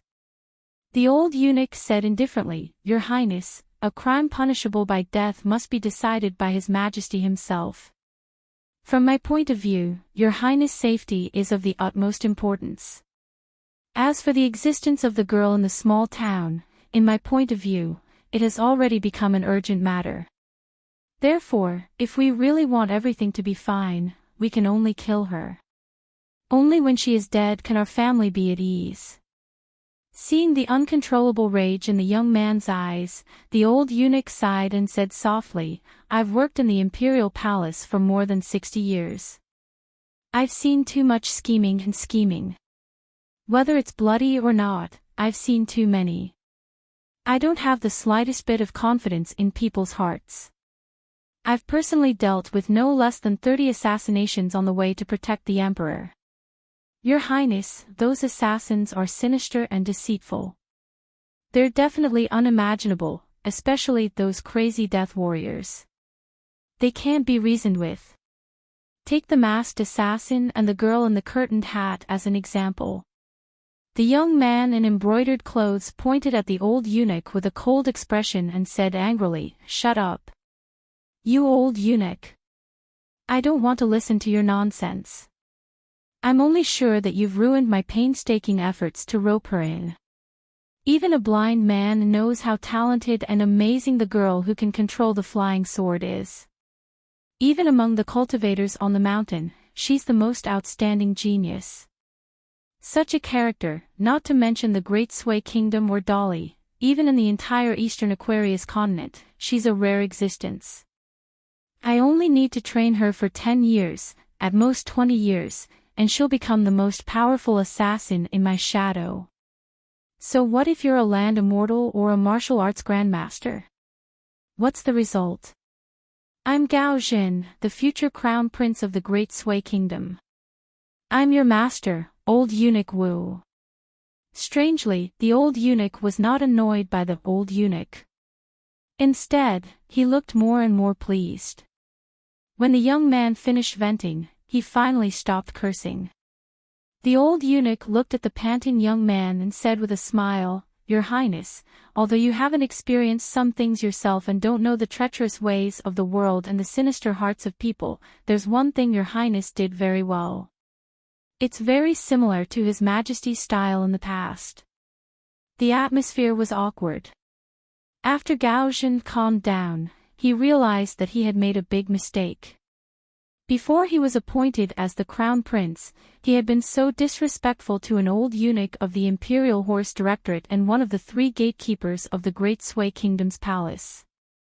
More importantly, this person was deeply trusted by his father and mother. Therefore, Prince Gaozhen opened his mouth, but he saw the eunuch he had called an old eunuch. The eunuch smiled and said, Your Highness, remember one thing.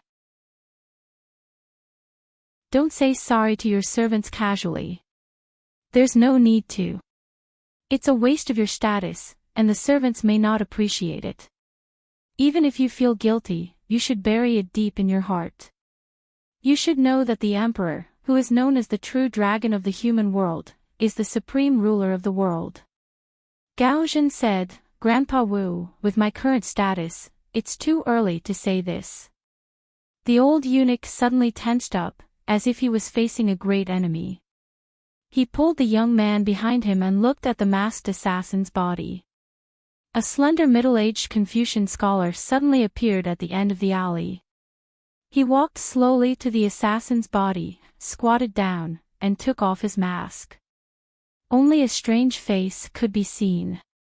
He had no eyebrows, a shaved nose, and words carved on his face.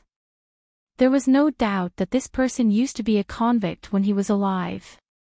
The Confucian scholar was silent. Sure enough, this was premeditated. Perhaps this scheme had started from the Confucian temple. Gao Zhen's eyes were burning. He walked out from behind the old eunuch and bowed. No matter what, he had to salute first. Then he raised his head and asked respectfully, May I ask if you are Mr. Qi from the Cliff Academy? The Confucian scholar stood up and said to Gao Zhen, If you hadn't taken the opportunity first, the two of you wouldn't have been able to leave so easily today. According to the rules set by the four sages, the punishment for outsiders killing each other in the small town was not severe, but it was not light either. Compared to killing indiscriminately, the ordinary people in the small town would definitely be expelled. However, there was an obvious loophole in the fight between outsiders that could be mended after the sheep were lost. The reason why Gao Jin and the other two groups of people had brought along a retinue was precisely because they were prepared for the worst, so they could use them as scapegoats at critical moments. Otherwise, just one person would cost half of the savings of the Emperor of the Great Sui Kingdom. After all, it was the private savings of the Emperor of the Great Sui Kingdom. It was easy to imagine how much money it would cost. So, who would be willing to be the scapegoat for no reason? In layman's terms, it was just spending money to avoid disaster. However, the expenses here could be described as emptying a mountain of gold and silver. The so-called extravagant spending in the secular world was simply child's play in comparison.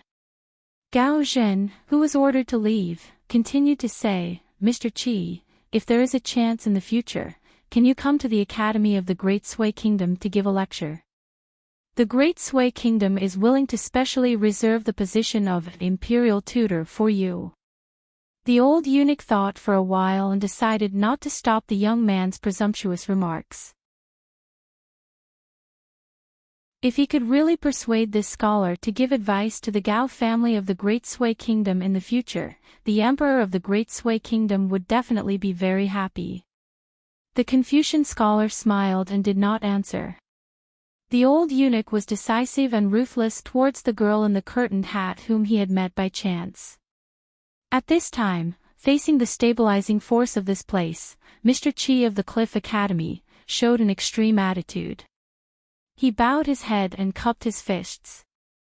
"Mr. Qi, please forgive me for disturbing you. Just now, I had no choice but to attack a junior. I hope you can understand my painstaking efforts as a servant of the Gao family." Qi Jingchen waved his sleeve.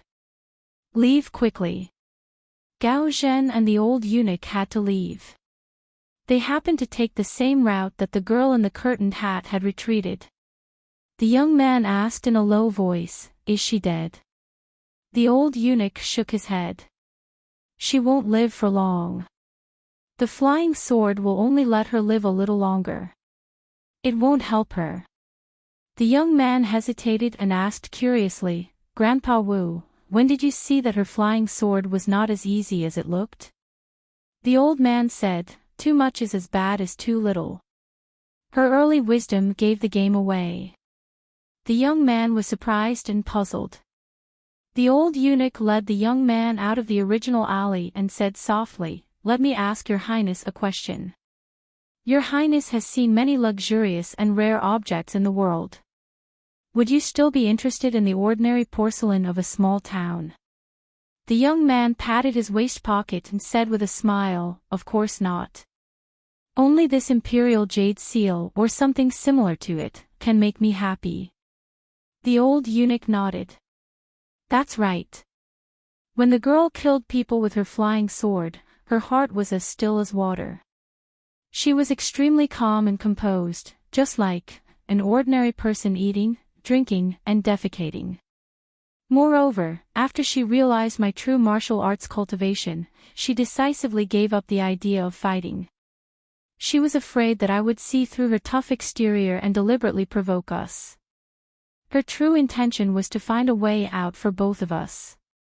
She was afraid that we would kill her, so she would rather kill the wrong person than let the wrong person go. Therefore, she had to break the situation. Of course, it turned out that she didn't do it well. But in the end, it's not simple for her to have such thoughts at such a young age. But the more it's like this, the greater the threat to your highness in the future if we let the tiger return to the mountain and let it grow stronger." The old man sighed with emotion. Young men and young women are in high spirits. If they kill hot-bloodedly or bravely face death, I wouldn't be surprised. But it's very abnormal for them to face death calmly after thinking it over slowly, or to kill without any ripples in their hearts. It can even be said that this temperament can only be tempered by experience. It has little to do with a person's talent and aptitude. Whether it's cultivators or martial artists, many geniuses die young because the shortcomings of their temperament are too obvious. It's easy to ruin things when they encounter difficulties. Gao Zhen sighed. No matter what, it's a pity. The old eunuch said half-jokingly, Your Highness, if you have to sigh over the life and death of such a person, then when Your Highness really stands on top of the mountain in the future, you'll be very busy. The young man smiled. I don't believe it. The old eunuch suddenly said, I don't know if it's an illusion, but I feel that Mr. Qi, with his heavenly cultivation, seems to have encountered a big problem. The prince of the Great Sui Kingdom said indifferently, Anyway, as long as we can get this Dragon Gate seal, we'll be done. Who would have thought that this priceless treasure seal would be reduced to a small addition to a big deal? So we should stop while we're ahead.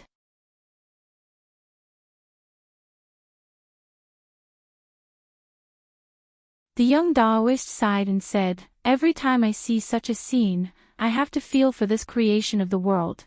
After pondering for a long time, the Taoist still couldn't think of a satisfactory sentence. In the end, the young Taoist lowered his head and looked at the girl who was slightly flushed. He was a little troubled. Since the fate you're involved with is greater than I imagined, then I can only go against the Tao. There are 600 families in the small town, and their roots are intertwined with each other. For generations, they've been immersed in the aura of this arcane realm. It's easy for me to find someone with fate, but it's harder than reaching the sky to find a pauper. It's like finding a high-ranking official in the court hole. It's easy, but how can I find a beggar? The young Taoist was surprised. He really found such a pitiful person. He wasn't surprised at all. Instead, he was frightened. He closed his eyes and asked himself. The young Taoist sighed. No matter what, let's see what you choose first.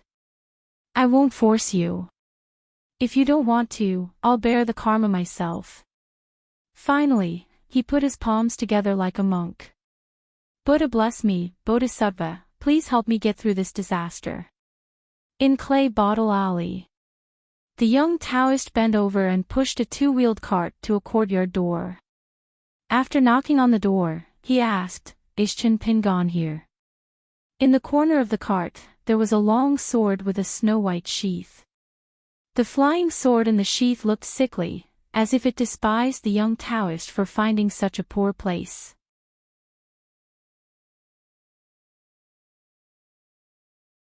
14. The young Taoist had already thought of a lot of words to answer the question of, who is she? But unexpectedly, the door of the yard was opened quickly. Obviously, the boy in the shabby alley directly skipped that part. The Clay Bottle Alley was one of the narrowest alleys in the town. The Taoist's double-wheeled wooden cart could not be placed outside to block the road. Fortunately, Chen Pingon looked as thin as a match and did not have much strength. In fact, his strength was not small. He helped the young Taoist to carry the heavy cart into the yard without much effort. From the beginning to the end, the boy did not say anything, which made the young Taoist feel a little embarrassed after closing the door. It was like a thick-skinned person who went to the door to borrow money, and the host entertained him with good tea, wine, and meat. If the guest had a little conscience left, it would be more difficult to ask. The young Taoist thought that since he was going to be embarrassed anyway, he might as well get it over with. He lifted up a cotton mattress covering the cart, revealing a black-clothed girl who was curled up on her side. The curtained hat was slanted but did not fall off, stubbornly covering its owner's face. For some reason, when he lifted up the thin mattress, a bloody smell immediately hit his face. Only then did Chen Pingon realize that she was dressed in black, and there was blood faintly seeping out. Chen Pingon did not expect that a small piece of mattress could completely cover the strong smell. The boy just stepped back and asked, Taoist, what are you going to do? The young Taoist said, save her. She was seriously injured, and no one in the town was willing to save her. No wonder they don't care about their own business. So I thought that you might be an exception. Chen Pingon hit the nail on the head and asked, how did she get hurt?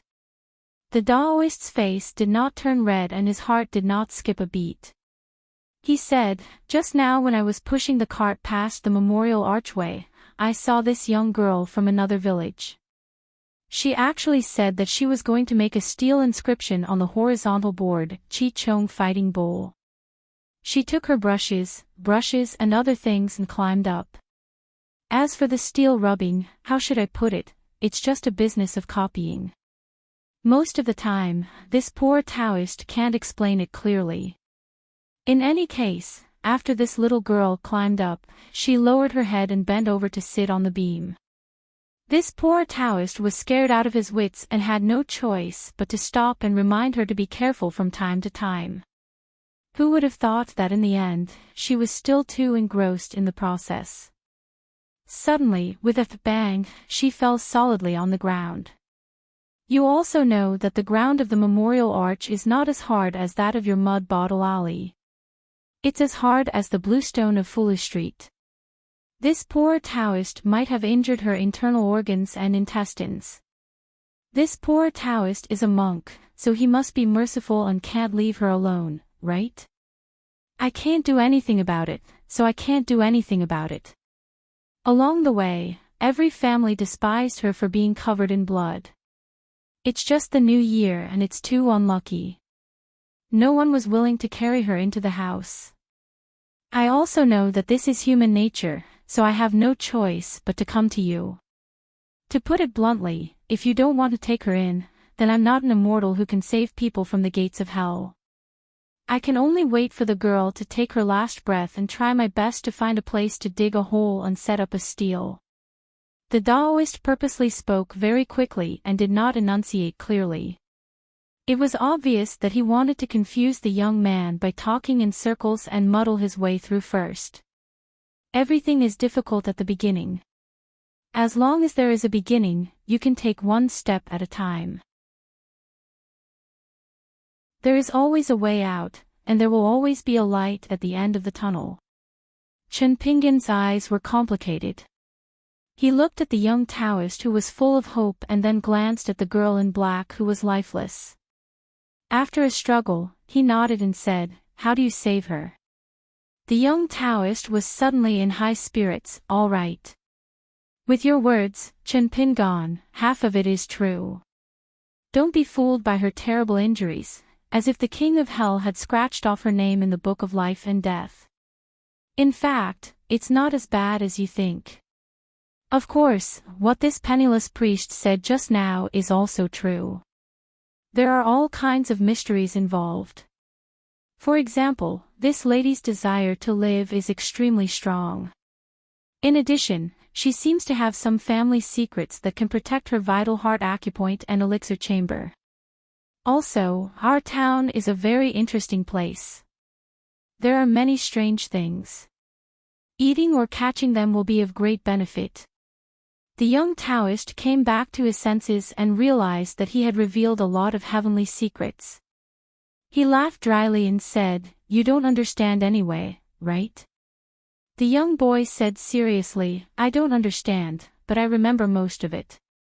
The young Taoist asked tentatively, "So when you heard the knocking sound in the house, you knew it was me, the fortune teller who set up the stall?"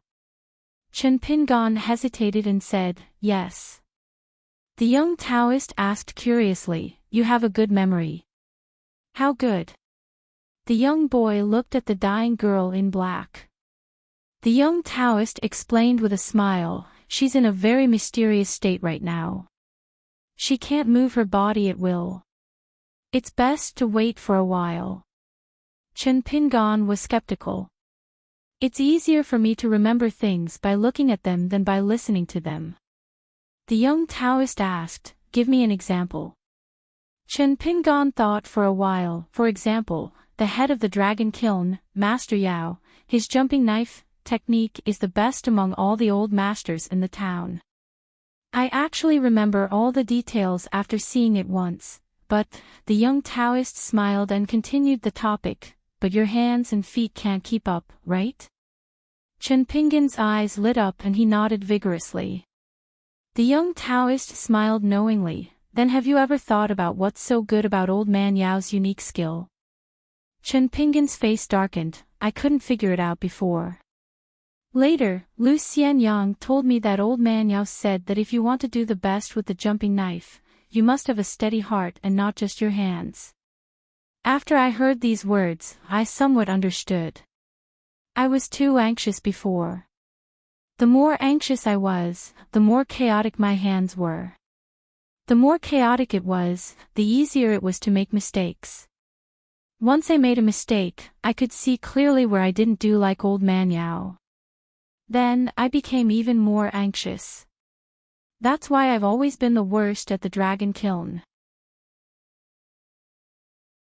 The young Taoist said indifferently, there's an old saying that the master leads you through the door, but the master never thought of leading you through the door.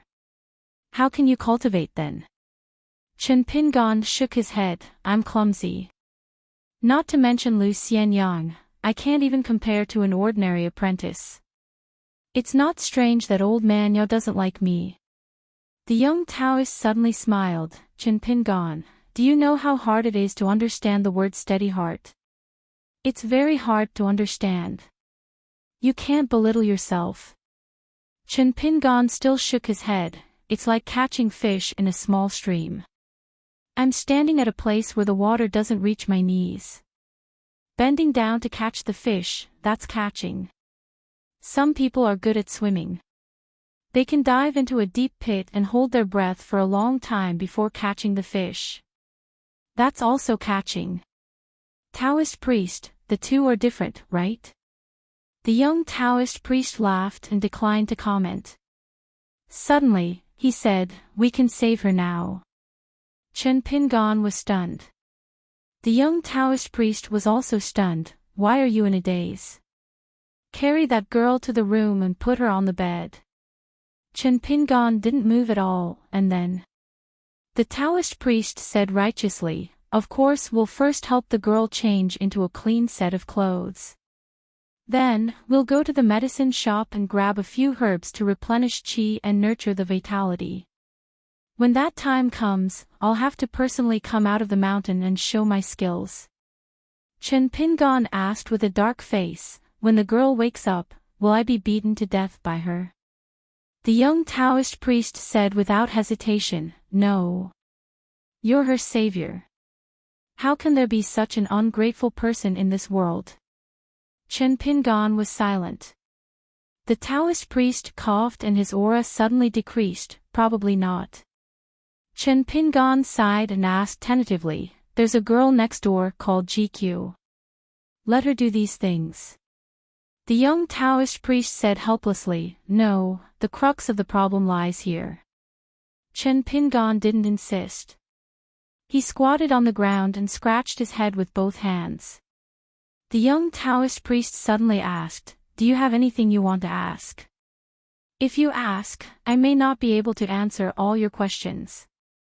But I'll try my best to answer some of them. How about it? Chen Pingan sighed and stood up, let's save her first. The young Taoist priest smiled, good. He quietly flicked his sleeves and suppressed a restless flying sword into its sheath. Chen Pingan carried the girl into the house and gently placed her on the wooden bed. The wooden bed that Lu Xianyang sat on earlier had just been repaired. There was a wooden stool under the bed. The young Taoist priest followed behind and stepped through the door. He looked around and found that the house was just like this.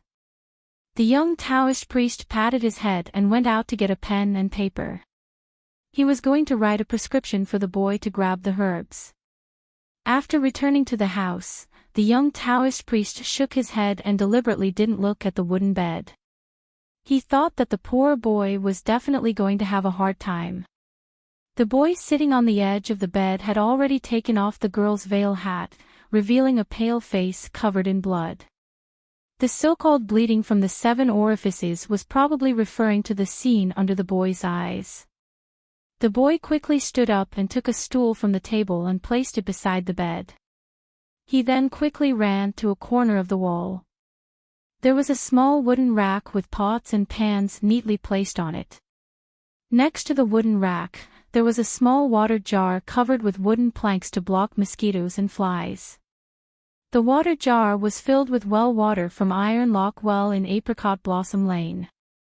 The boy took a wooden basin and a gourd ladle and squatted beside the water jar. He scooped out water from the jar and quickly poured it into the wooden basin. He then placed a clean cotton cloth on the edge of the basin and placed it on the stool beside the bed. The young Taoist priest turned his head and raised a piece of paper in his hand. There's a small medicine shop on Fully Street. Take this prescription and go get the herbs. The boy was puzzled. Didn't you say that before? The young Taoist looked confused. He blinked and said, that's right. I'm telling you to be careful when you're getting the herbs. Don't be too high profile, lest you cause a storm in the city and ruin the lady's reputation. Chen Pingon made an "oh" sound and asked while washing the cotton cloth, do you have money to get the herbs? The young Taoist priest suddenly became nervous, you don't. Chen Pingon placed the wooden basin on the table and took out a golden copper coin from somewhere and gently placed it on the table. Taoist priest, I'll take this and exchange it with you for an ordinary copper coin. As for how to exchange it, it's up to you.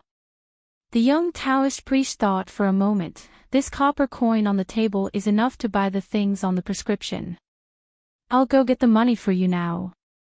Soon, the Taoist priest came back with a bag of ordinary copper coins and a few pieces of silver. He handed them all to Chen Pingon. Chen Pingon reminded him, I'll pour this basin of water later. Taoist priest, you don't have to help. Song Jisin lives next door and likes new things. It won't be good if he sees it. The young Taoist priest solemnly said, Chen Pingon, don't you have any questions? Chen Pingon stood in place and roughly weighed the copper coins and silver pieces. After he knew what they were, he carefully put them away and signaled for them to talk outside. After the two of them walked out of the door, the straw sandals youth raised his head and slowly said, I know you're not ordinary people. Old Yao said a long time ago when he was drunk that our town was unusual. Everything was strange and everyone was strange. However, Old Yao couldn't say what was strange about it. Of course, I don't know either. This time, Gukin said that the storyteller could pour out a big vat of water from an ordinary big white bowl. Although Gukin is annoying, I know that he wasn't lying about this. Just like. The young man paused for a moment before continuing, just like today, there was a very tall woman in the alley outside the door. She used her finger to flick my forehead once, and her palm hit my chest once. In the end, she said that I was going to die soon. I knew that what she said was true. The young Taoist priest's face was solemn. Chen Pingon finally said, Taoist priest, you said that after burning the talisman you wrote, it would bring good luck to my parents. I actually believe you. That's why you came to me and asked me to save them. I didn't say anything just now, but I hope you can promise me one thing. If you agree, no matter what you want me to do, there won't be a problem. If you don't agree, I'll get the prescription and help you decoct the medicine. After that, I'll chase you away. The Taoist priest asked, what's your condition? Tell me. The youth who always gave people the impression of being calm and experienced was actually a little nervous. He replied, my parents passed away when I was very young. I don't know why, but I remember a lot of things when I was young. It's just that my parents' faces are always blurry and I can't remember clearly. After that, I ate baijia rice for a period of time and relied on the neighbors to survive. Once, I heard someone say that I was born on the 5th of May. Judging from their tone, it shouldn't be a very auspicious day. There was someone next door who was more direct and frank. The young man had been beating around the bush. After pausing for a while, he finally went straight to the point. He lowered his head and said in a dull tone, "After I help you save someone, if, and I'm saying if, one day I suddenly die, can you help me reincarnate as my parents' child in my next life?" The young Taoist priest was silent. Chen Pingon grinned and scratched his head. "It's okay if you can't do it. Indeed, there's no such thing in the world. It's my fault." The Taoist priest smiled bitterly. "What about that girl?" Chen Pingon suddenly turned his back to the Taoist priest. He raised his fist and waved it. For the first time, he joked, "She's so pretty. I'd be a fool if I don't save her." The young Taoist priest looked at the youth who pretended to be relaxed and pushed the door open to leave. The youth who was walking in the clay bottle alley seemed to have thought of someone and burst into tears.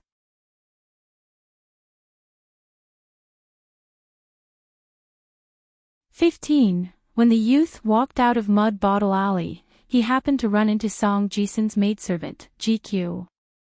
After she had sent the tall girl to Gu Kan's house, she didn't rush home.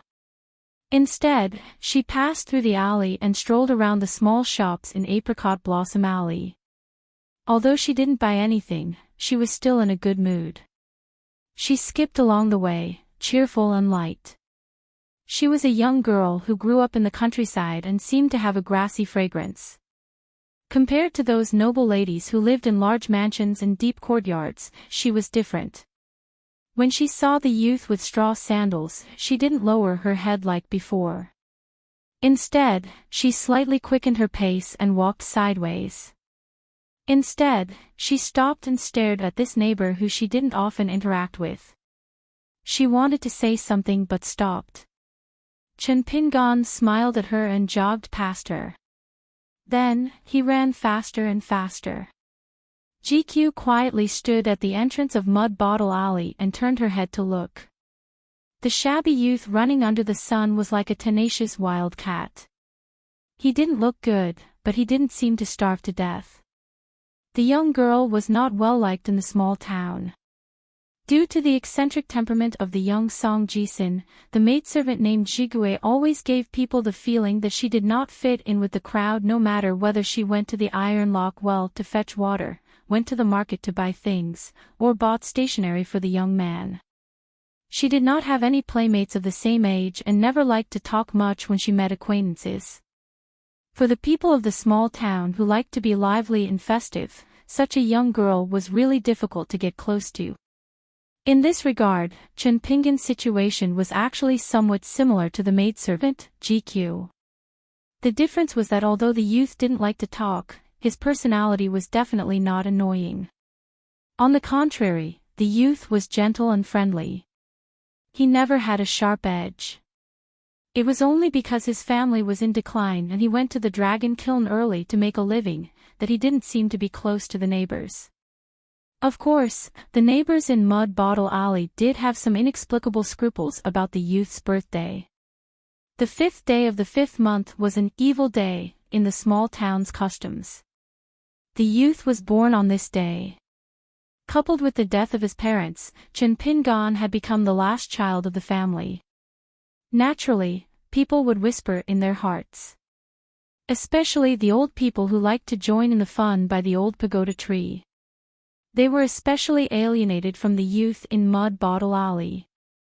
In private, they would warn their children not to get close to him. However, when the children were reluctant and asked why, the old people couldn't give a reason. At this time, a slender figure came out of the alley and stood beside the young girl. GQ turned her head and didn't say a word. She just walked forward. The man turned around and walked side by side with her in Mud Bottle Alley. It was the school teacher, Qi Jingchen, the only scholar in the small town. He was a true Confucian disciple. The young girl kept walking with a cold face. "Isn't it good for the two of us to mind our own business? Moreover, mister, don't forget that it was indeed you who had the advantage of time, place, and people. I was just a lowly servant, so of course I could only swallow my anger." But recently, mister, there seems to be some problems with your Dharma sect that's tens of millions of miles away, right? So now you are just the water in the well, and I am the river. The uninvited guest of Mud Bottle Alley, Mr. Chi smiled and said, Wang Zhu, forget it. When in Rome, do as the Romans do for the time being. I'll just call you Jigue. Jigue, have you ever thought that although you are blessed by the heavens and the earth, do you really think that I don't have the means to suppress you? Or do you think that thousands of years ago, the four mysterious sages came together and set the rules in person? They just talked about it and didn't leave any backup plan. In the end, you are just a frog in a well. The sky is high, and the earth is vast. It is far from what the well looks like. The girl frowned. Mr. Chi, don't try to scare me with your words. I'm not my family's young master, Song Jisin. I'm not interested in your pompous words, and I've never believed them. Why don't you be frank with me? Whether you want to fight to the death or part on good terms, I will accept it. The middle-aged Confucian said slowly, I advise you not to push your luck in the future after you get out of this cage. It is not good for anyone. Especially after you and him embark on the path of cultivation, whether you become Taoist companions or not, you should restrain yourself and not be arrogant. This is not a threat. It is just some words from the bottom of my heart before we part. It is also a kind reminder. Logically speaking, the two people's identities were worlds apart. However, the maidservant GQ was neither servile nor overbearing. She even seemed to be half a head stronger than the Confucian. She sneered, kind.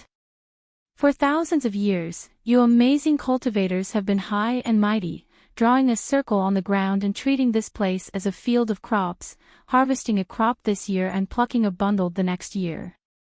Year after year, this has not changed for thousands of years. Why are you only thinking of being kind to others now? Ha, I heard the young master say something, which many of you regard as a standard, those who are not of our kind are bound to have a different heart, right? So, you can't blame Mr. Chi. After all. Mr. Chi continued to move forward. He took a step forward gently and said with a faint smile, Oh. After one step. The maidservant GQ's expression changed slightly. The two of them didn't know when they were standing in a place. It was so dark that they couldn't even see their own fingers. Only in the distance above their heads, there were countless rays of divine light sprinkling down. They felt as if they were at the bottom of a bottomless well. The golden sunlight slowly fell from the mouth of the well. The middle-aged Confucian wore a green robe. There were bursts of flowing lights and colors on his robe. The noble spirit was just and honorable. The girl's face was ferocious at first, but she quickly regained her indifferent and numb expression. She murmured, 60 years of Buddhist chanting is like thunder in my ears. 60 years of Taoist talisman is like a maggot in a tarsal bone, biting with all his might. 60 years of noble spirit is covering the sky and the sun. There is no place to hide. 60 years of military sword chi is like a bull turning over. There is no place to hide. Every 60 years is a cycle of reincarnation. It has been 3,000 years, and there has never been a day of peace. I just want to know where the so-called Great Tao root is. I can see and hear the words in the books, but I can't find it. She looked at the righteous middle-aged man in a daze. He was not only an unknown teacher in a remote village, but also Qi Jingchen from the Cliff Academy of Confucianism. He was a scholar that even the powerful Martin Temple of the Great Sui Kingdom had to respectfully address him as Sir. The girl suddenly smiled and asked, Sir, how can you teach me? How can you persuade me to be good?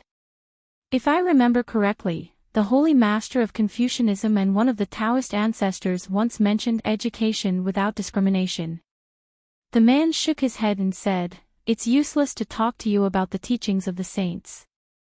The girl seemed to be chatting casually with the Confucian scholar, but in fact, she was like a taut bow. She kept looking around from the corner of her eyes, looking for clues to break the situation. The Confucian scholar ignored this and sneered. I know that you have endless anger, resentment, and killing intent.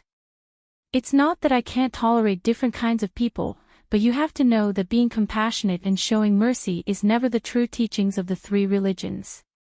Our young master often says that arguing with scholars is the most boring. The girl twitched the corner of her mouth and narrowed her strange golden eyes. So Mr. Chi is really having a final burst of consciousness. Naturally, he is more difficult to deal with than before. He laughed it off. It's okay if you can't reason with me, but as long as I, Qi Jingchun, am alive and have the right to guard this place, you ungrateful bastard will not be able to bare your fangs and brandish your claws. The girl pointed at herself and asked with a smile, I'm ungrateful. The middle-aged Confucian scholar said angrily, when you were at your weakest, you had to lower your head and take the initiative to sign a contract with someone. Who saved you in the snowy days of Mud Bottle Alley? Who was the one who nibbled away his remaining fate over the years?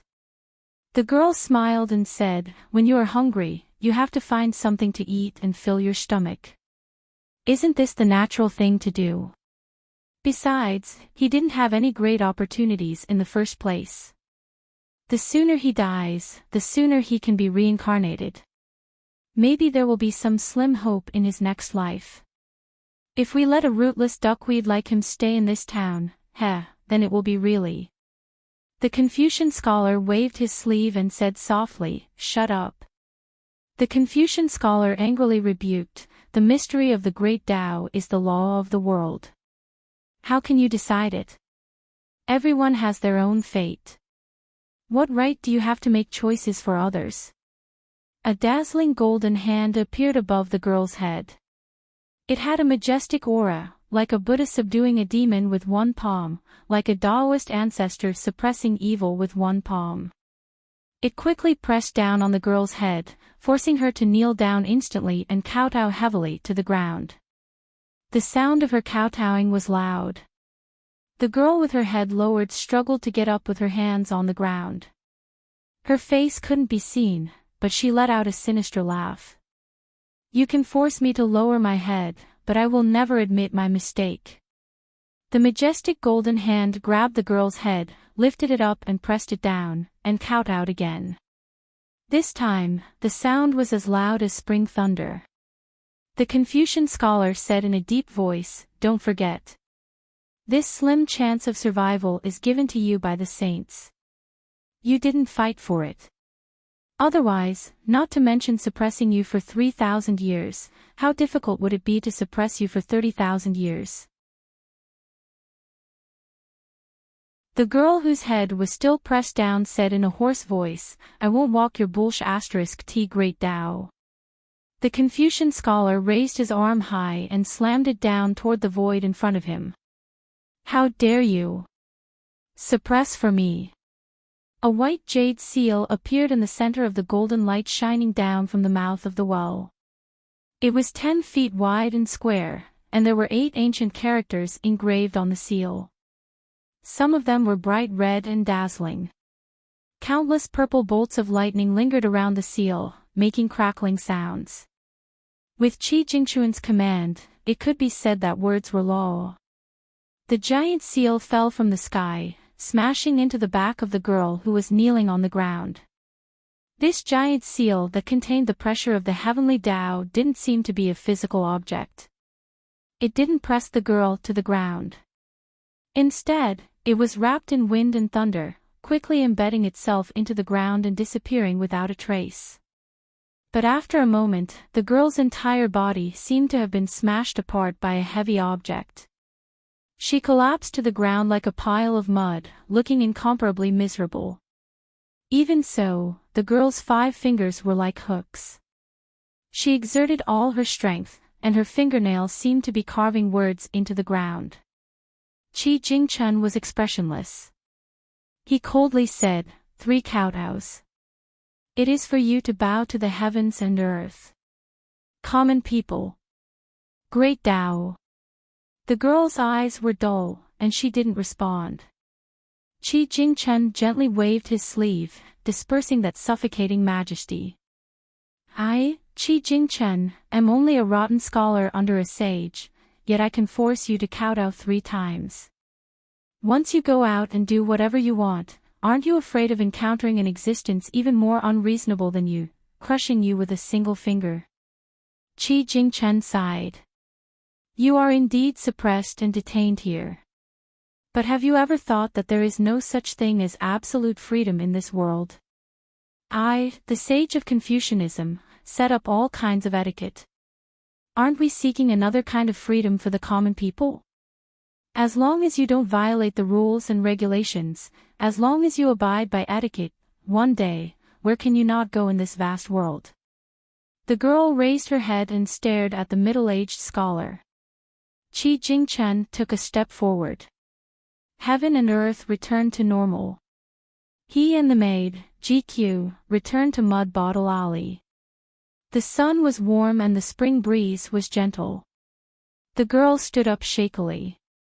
Her smile was deathly pale, revealing her sharp teeth. This servant will remember Mister's teachings today. Qi Jingchen didn't speak further. He turned and left. She suddenly asked, even if I am ungrateful towards Chen Pingan, Mister is an outstanding student of a sage. Why do you stand by and do nothing? Why do you only favor your disciple, Xiao Yao, and my young master? As for Chen Pingan, who has an ordinary background, you don't care about him at all. Isn't this the same as a merchant doing business? If there is a rare commodity, you will carefully cultivate it. If there is a crude commodity, you will half-heartedly deal with it. You don't care whether or not it can be sold for a good price. Qi Jingchen smiled. The heavens move vigorously, and a gentleman must constantly strive to improve himself. The girl was at a loss. When the middle-aged scholar's figure disappeared at the end of the alley, a look of disdain appeared on the girl's face. She limped back to her own courtyard. When she passed by Chen Pingan's house, she wrinkled her nose and frowned. She was a little confused. However, due to the collapse of that damned scholar's cultivation, the town's secrets were revealed everywhere. It was like a boat leaking water everywhere. She couldn't even take care of herself. She had to carefully plan for the future, so she didn't bother to fuss over every ounce. When she pushed open the door to the courtyard, an inconspicuous four-legged snake darted out from an unknown corner and quickly crawled to her feet. She angrily kicked it away. In Chen Pingan's house, the young Taoist sat at the table, looking down. The girl in black, who was about to die not long ago, could now sit cross-legged on the bed by herself. She didn't wear a curtain hat, revealing a face that left a deep impression on people. It wasn't that the girl was devastatingly beautiful. It was just that her heroic spirit made people forget her outstanding appearance to a large extent. The girl's eyebrows were not like willow leaves, but like narrow knives. When she stared at the young Taoist with a sense of scrutiny, the latter was a little embarrassed. He didn't do anything bad, but he was a little guilty. The young Taoist coughed and quickly cleared his name. Miss, I'll say it first. I saved you, but I carried you into the house, took off your curtain hat, washed your face, and so on. His name is Chen Pingan, the owner of this dilapidated house. He's a poor young man like charcoal.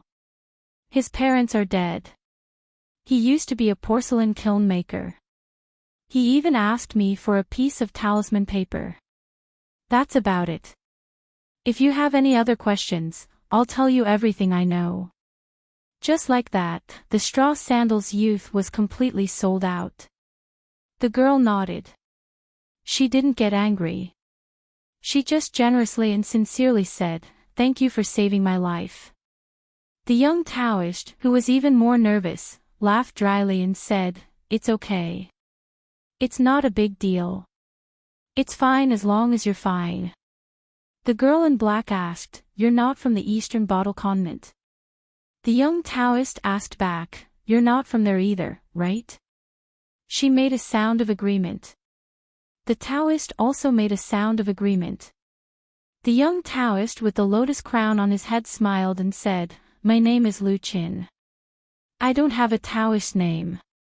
You can just call me Taoist Lu." The girl nodded slightly and glanced at the young Taoist's crown. The young Taoist hesitated for a moment before plucking up his courage and saying, "Although that young man did something inappropriate, it was an emergency. Furthermore, I didn't expect you to recover so quickly. Therefore, I hope you won't blame me if I offended you." The girl smiled and said, "Taoist Lu, I'm not an unreasonable person." The young Taoist laughed and said, "That's good, that's good." The girl raised her eyebrows. The young Taoist's smile stiffened. She looked around with a dull expression. She said casually, "I heard that the number one swordsman in this continent, Master Wan, planned to forge a sword here. I followed him all the way here, hoping he could forge a sword for me." The young Taoist sighed and said, "If it's really him, it won't be easy for him to forge a sword." The girl in black was clearly troubled. "It's very difficult." At this time, the young man was carrying bags of herbs in his left hand and a small package in his right hand. He knocked on the door symbolically and quickly stepped over the threshold. He put the herbs on the table and said softly, "Taoist, see if you got the wrong one. If you did, I'll change it immediately." The young man was still carrying the package. He turned around and looked at the girl. The girl in black sat cross-legged on the wooden bed and looked at the young man with straw sandals. The girl in black said calmly, "Hello, my father's surname is Ning and my mother's surname is Yao, so I'm called Ning Yao." The young man with straw sandals said subconsciously, "Hello, my father's surname is Chin and my mother's surname is Chen, so." The young man looked a little embarrassed, but he quickly smiled and said, "I'm Chin Pingon."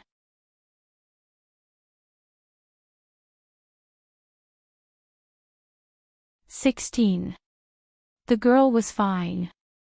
The young Taoist couldn't help but laugh. The young Taoist suddenly realized that the atmosphere was a little strange and quickly changed the topic. "The young leaves of the green water pool dragon-scaled grass, oh, we call it the three-spring willow here. The leaves were picked at the wrong time, 7 or 8 days late. And this pack of dragon-flying grass, also known as girl's waste, was too careless when it was ground into powder. And this pile of paper flowers, the young family's shop, is even worse. They agreed on 3 tails, why is 1 tail missing?" The young Taoist poured beans from a bamboo tube and picked out a lot of problems, almost none of which he was satisfied with. It felt like he had some personal grudges with the young family's pharmacy. Finally, he made a big turn and concluded, "The conscience of the shopkeeper of this shop was eaten by a dog. But the herbs on the table are enough to decoct medicine to save people. Of course, this is mainly due to Miss Ning Yao's good health. At most, it has half a copper coin to do with the young family's pharmacy." The young Taoist patted his head and spread out a plain white paper. As he wrote, he exhorted, "I almost forgot. This humble Taoist will write a prescription for decocting medicine for you. This is a real and meticulous job. Chen Pingon, you can't be careless. This humble Taoist's prescription is not only for healing, but also for consolidating the foundation and nurturing the primordial spirit. It's the best way for a military strategist to be in an invincible position. Moreover, it's good that it's gentle and doesn't hurt people. At most, it will take a little more time and buy more herbs. It's just a matter of spending money." This penniless Taoist has already written down on the paper the exact time to boil the medicine. Even the exact time to boil the medicine is also particular. In short, in the next 10 days, Chen Pingon, you have to work hard. Men are meant to carry burdens. Otherwise, How can there be such a thing as an indomitable spirit? You can't shirk your responsibilities and let the girl look down on you. When he said the words, indomitable spirit, the young Taoist shook his head imperceptibly. The prescription was only half a piece of paper, but the decoction used 2 pieces of paper. The words were very common, square and regular. Chen Pingan was a little anxious and asked, "Are you not going to care about things after this? Wouldn't it be safer for Taoist priests to personally oversee such a matter of life and death?" The young Taoist said helplessly, "This poor Taoist is about to leave the small town. Within the borders of the Southern Stream Kingdom, there is a sect of this poor Taoist's lineage. There is a ceremony to be held and this poor Taoist would like to see it with his own eyes." Chen Pingan felt even more helpless. "But Taoist priest, I can't read." The young Taoist was taken aback. He smiled and said, "It's all right. Miss Ning can read. Before you brew the medicine, just ask her more about it." The girl nodded. Chen Pingan still wanted to say something, but the young Taoist suddenly remembered something. He took out a small and exquisite green jade seal from his sleeve and gently blew on the seal. Then, he pressed down heavily on the paper with the prescription written on it. After lifting the seal from the paper, he was quite satisfied.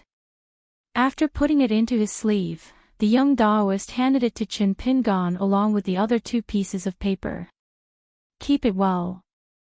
Most of the books in the town are private collections. It's not easy for you to buy them. If you really want to learn how to read, you can start from this poor Taoist's prescription." The young Taoist smiled at the young girl and said, "A duckweed returns to the sea, it's a small world. Miss Ning, we'll meet again someday." The black-clothed girl said seriously, "Taoist priest Lu, we'll meet again someday. I can't thank you enough. In the future, if you need my help, you can send a flying sword letter to Inverted Hanging Mountain. But Taoist priest, please remember not to forget to sign your name Lu Qin. Otherwise, Inverted Hanging Mountain may not allow a flying sword to enter the mountain gate." After hearing the name, Inverted Hanging Mountain, the young Taoist was clearly surprised. He wanted to say something but stopped. The girl shook her head slightly. He quickly understood her intention and didn't ask any more questions. There were some things that were better left unknown to the young man in the room. The young Taoist took the lead to leave the room. He didn't forget to pull the young man's arm. "Chen Pingan, this poor Taoist has something to say to you." Chen Pingan first placed the package on the bed and told the black-clothed girl that it was a new set of clothes that he bought. After the 2 of them came to the courtyard, the young Taoist directly asked in a low voice, "With your memory, you must have already recognized the words on the first prescription. In addition, there's a scholar living next door. Being illiterate is not the real reason why you stopped this poor Taoist from leaving."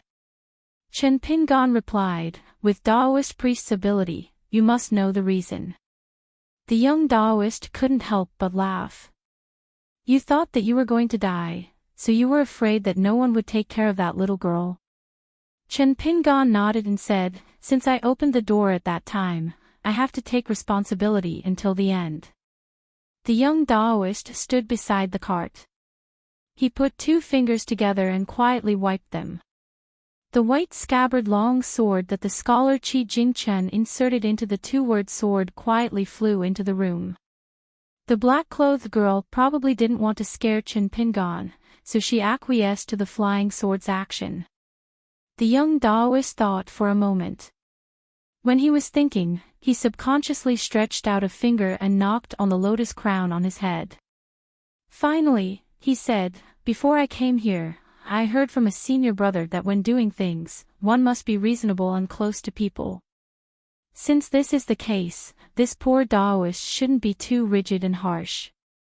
Although everyone has their own fate, since the fundamental doctrine of this poor Taoist sect is different from the edicts of ordinary Taoist orthodoxies. It's fate that we met, and it can barely be considered a good fate. This poor Taoist might as well go with the flow. The lot pot and the 108 lots can't be given to you. Karma is too messy. Once it's not clear and can't be severed, it's very troublesome. As for the private seal, it's a bit heavy. If I give it to you, once the restriction on the town is gone, everything will be exposed to the light of day. If this poor Taoist doesn't want to harm you, what am I doing?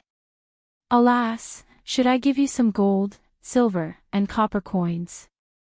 That's too careless and tacky.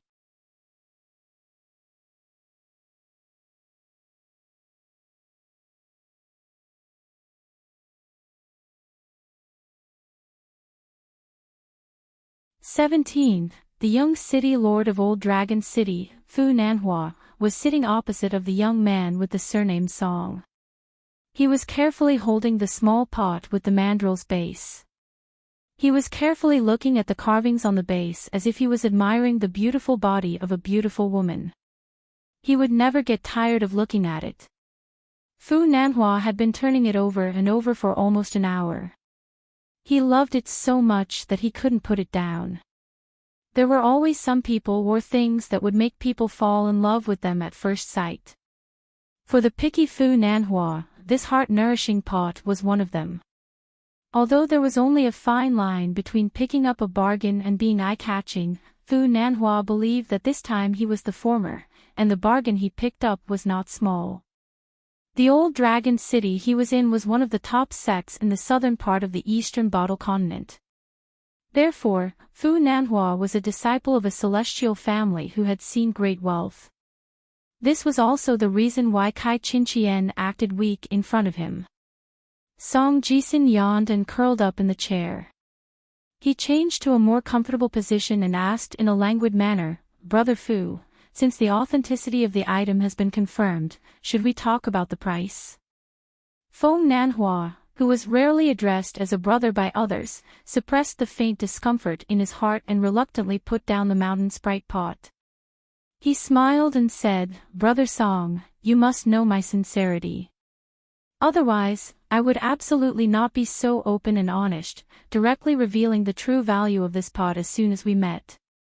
I would also not be so dilly-dallying and straightforwardly reveal my determination to obtain this pot. This is to prevent both sides from asking for sky-high prices and asking for money on the ground, wasting time, and also hurting our brotherly relationship. Brother Song, I, Fu Nanhua, have already seen you as my confidant on the road of cultivation in the future. Now, we can do business with ease.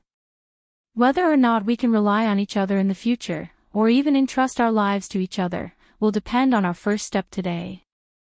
Song Jisin stretched out a finger and pointed at this young master wearing a tall hat with a sincere expression. He smiled and said, "Brother Fu, I am a very vulgar person. My whole body stinks of money. Of course, I also recognize friends. It's just that when we sit down to talk about business, if someone talks about brotherhood with me, I can't help but ask myself in my heart, will such a person, when I need him to talk about brotherhood in the future, he'll actually be doing business with his own little scheme?" Fu Nanhua's face turned cold. He leaned back on the chair and gently tapped on the table with one finger. His movements were soft and silent.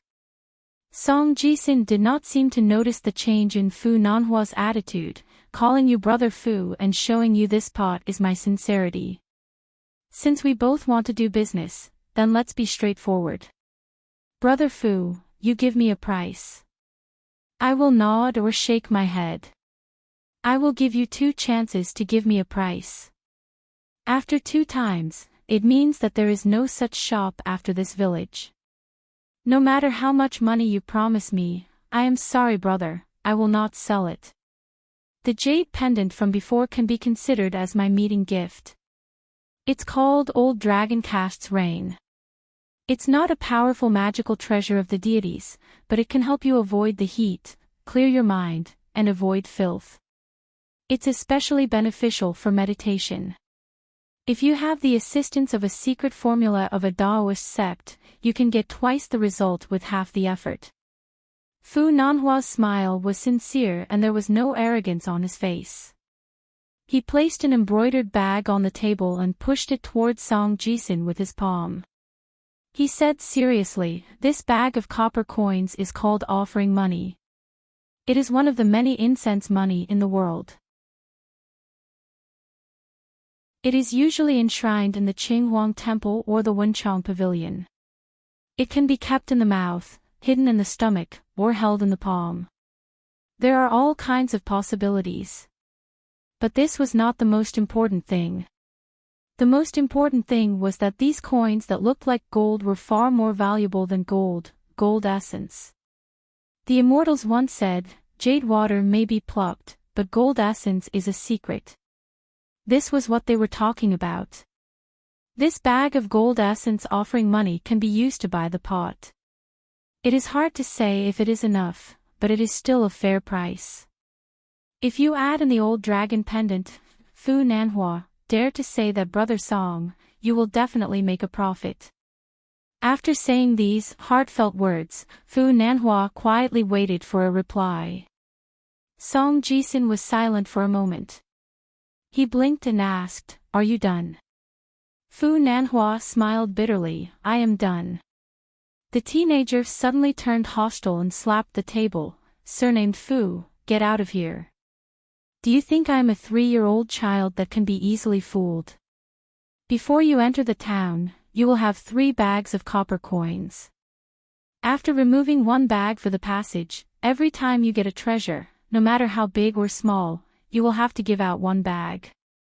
A bag of copper coins has a maximum of 30 coins and a minimum of 20 coins.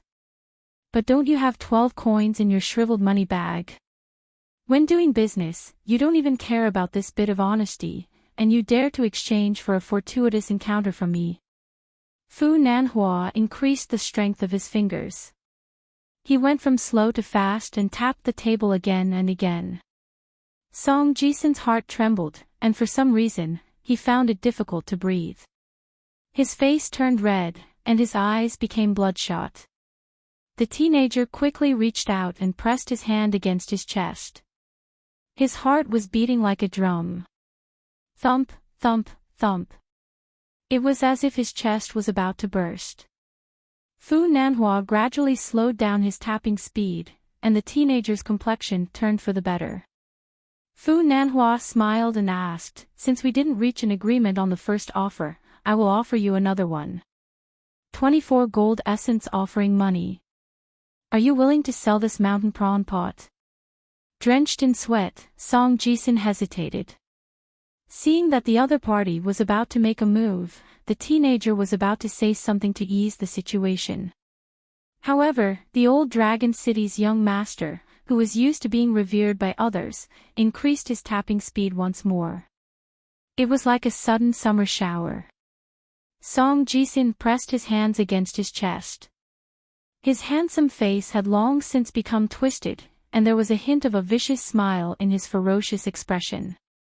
Fu Nanhua almost could not help but beat this wolf cub to death. However, at the final moment, the temptation of ascending to the heavens step by step and attaining immortality suppressed his personal feelings.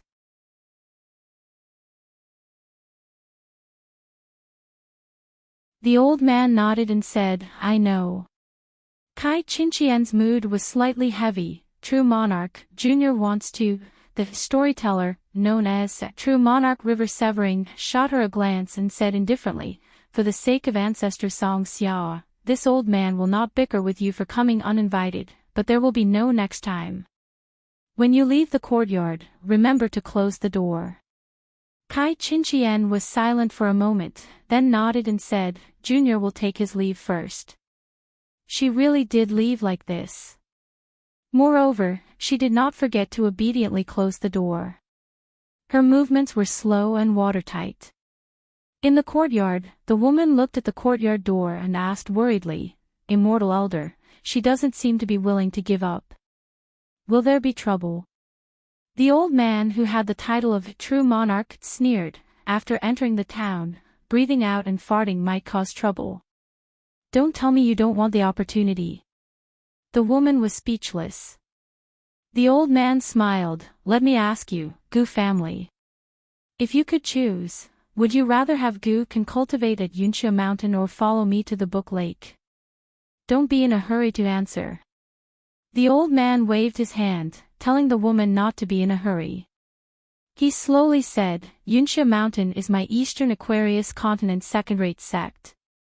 However, if you think that Yunxia Mountain is not worth mentioning, then you are gravely mistaken.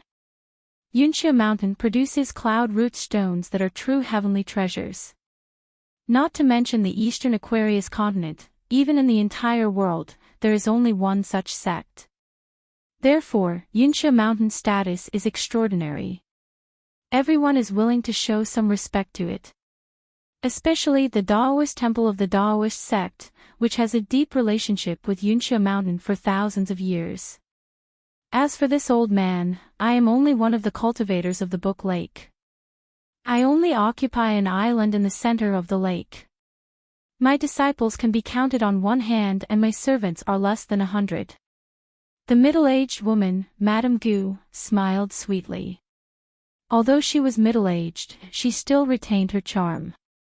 The difference between me and that woman from Mount Yunxia is the difference between her and you, Senior Immortal. How could I let Gu can give up his paradise and follow that woman to the fields to eat? The old man laughed heartily.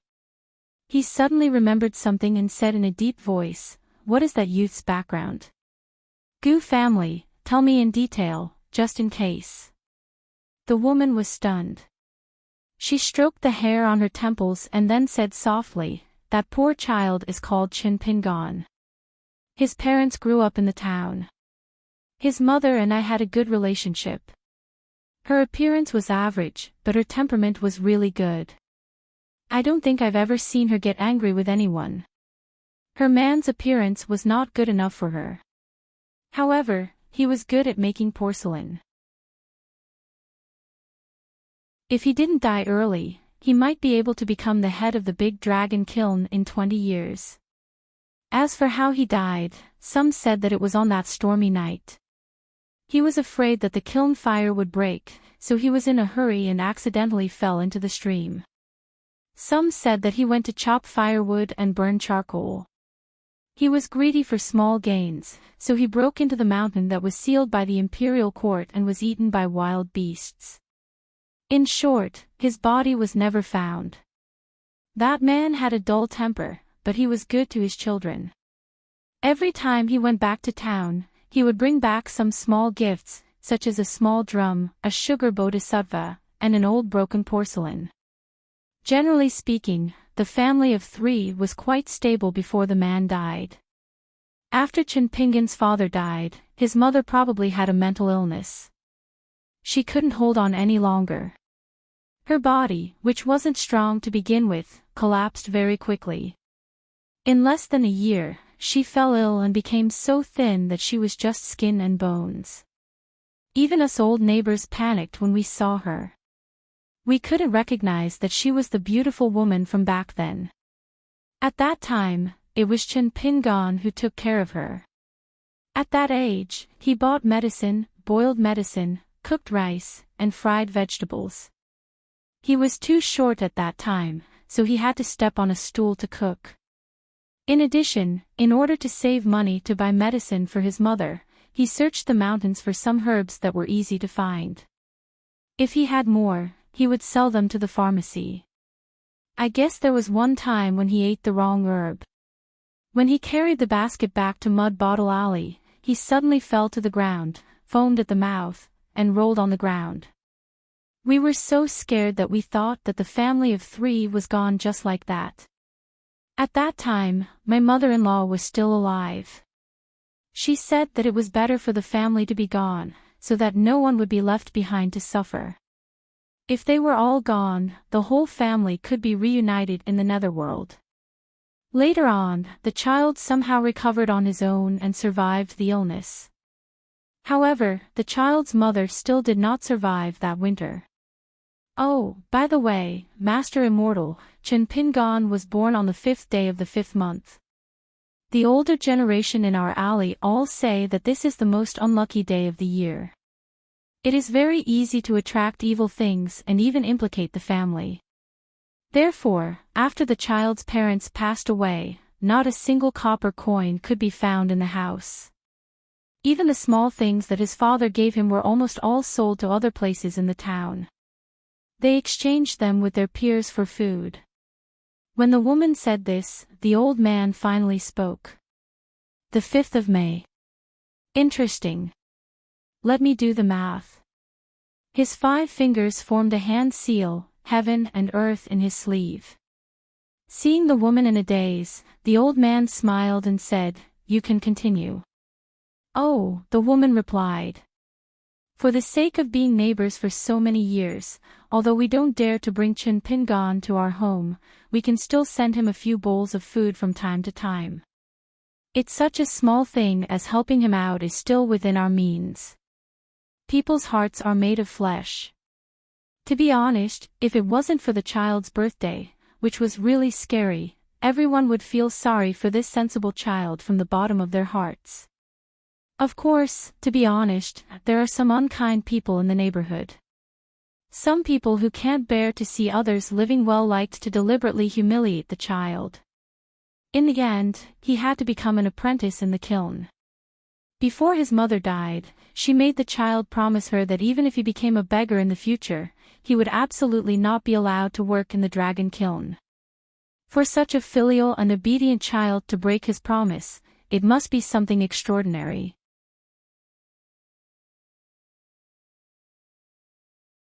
People like you who live halfway up the mountain are no different from people at the foot of the mountain in the eyes of the people at the top of the mountain.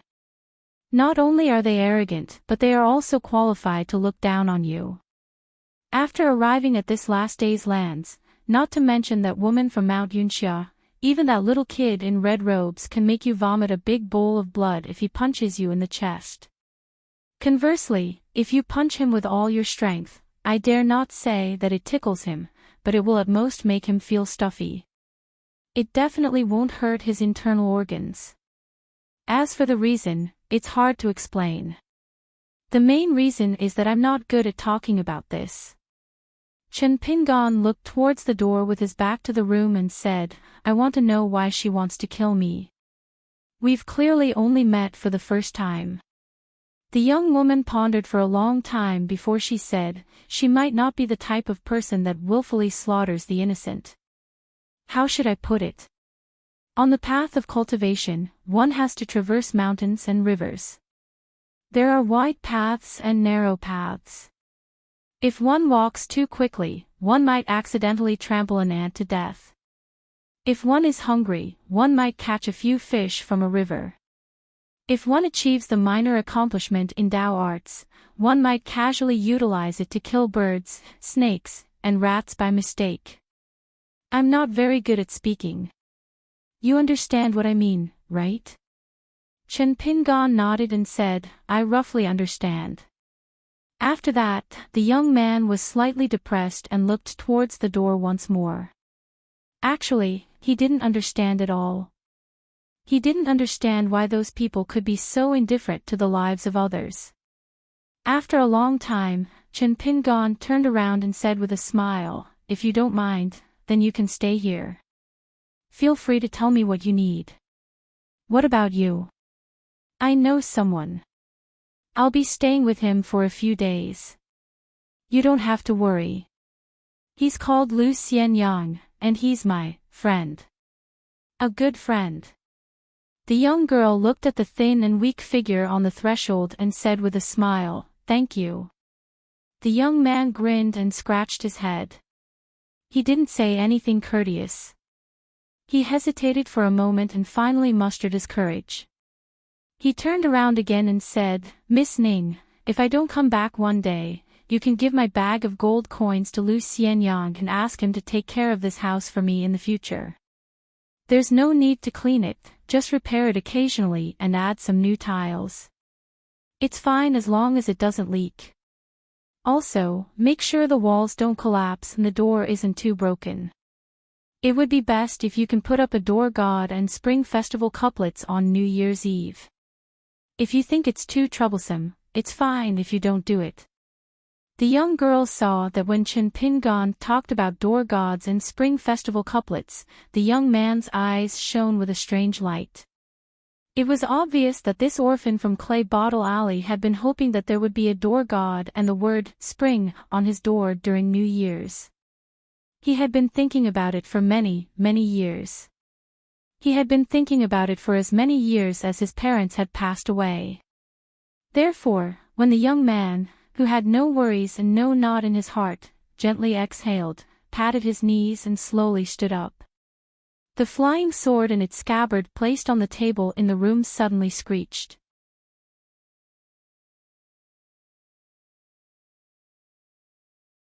18. When Fu Nanhua walked out of the house, he found the delicate and pretty maidservant sitting on a small stool in the courtyard. She held a handful of corn and was feeding the chickens. The old hen and a group of yellow and fluffy chicks were pecking at the corn. After seeing her, Fu Nanhua smiled.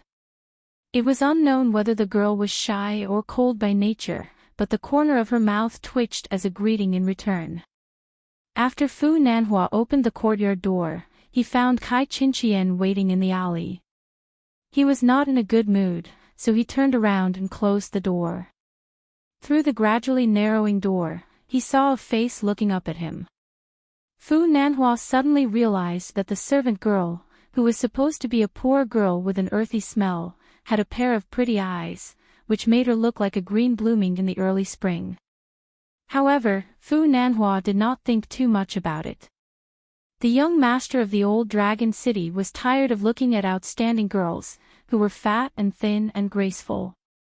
Walking side by side with Kai Qinqian, Fu Nanhua asked, "What's wrong?" "Not going well. When it comes to opportunities, there are many setbacks. It may not be fixed every time, so there is no need to be discouraged." Kai Qinqian was born gentle and charming. After cultivating, her bones and marrow had been cleansed. Just in terms of body, compared to the women of the mortal world, she was as pure as glass. The women at the foot of the mountain were stunning at first glance, but in the end, they were just a pile of stinky skin.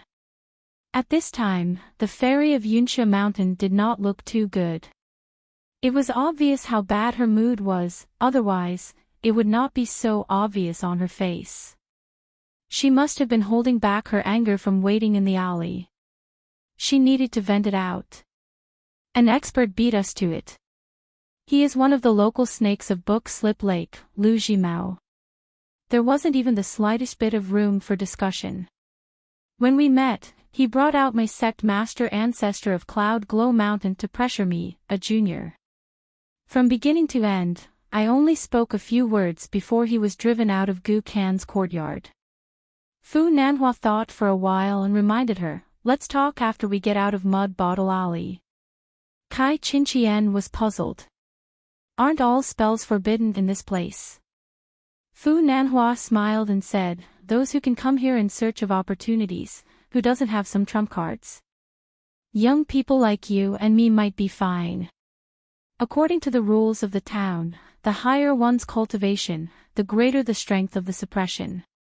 Below the saint realm, the closer one's cultivation is to the saint realm, the weaker one is, right? However, have you ever thought that if an expert who has attained the Tao is willing to sacrifice his Tao to display his divine ability, would he really be inferior to us, the younger generation?" Kai Qinqian retorted, "With a saint here, how dare he attack me so brazenly?" Fu Nanhua advised, "We are here to seek good karma, not to make enemies. Even if our lives are not in danger, it would not be good to have bad relations with the seniors." Kai Qinqian was not a person who would beat around the bush. She nodded and said, "Brother Fu, you are right. You are a mature and prudent person." She had a bitter face and looked pitiful. "But I really don't want to. I have already given you 10 cloud root stones. If all my efforts are in vain, how can I explain it to the ancestors?" After walking out of Mud Bottle Alley, Fu Nanhua and Kai Qinqian almost simultaneously became spirited. It was not as simple as the lights suddenly brightening. The two looked at each other and then quickly averted their eyes. Fu Nanhua, who was originally extremely excited, calmed down a lot. He carefully thought about this trip to the alley. The alliance with Kai Qinqian should not have been exposed. The deal with the teenager Song Jisin should also not have been exposed.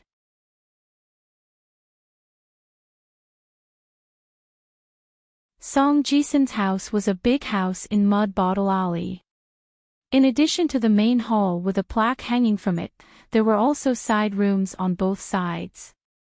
The plaque in the main hall said, Huayuan Palace. There was no signature.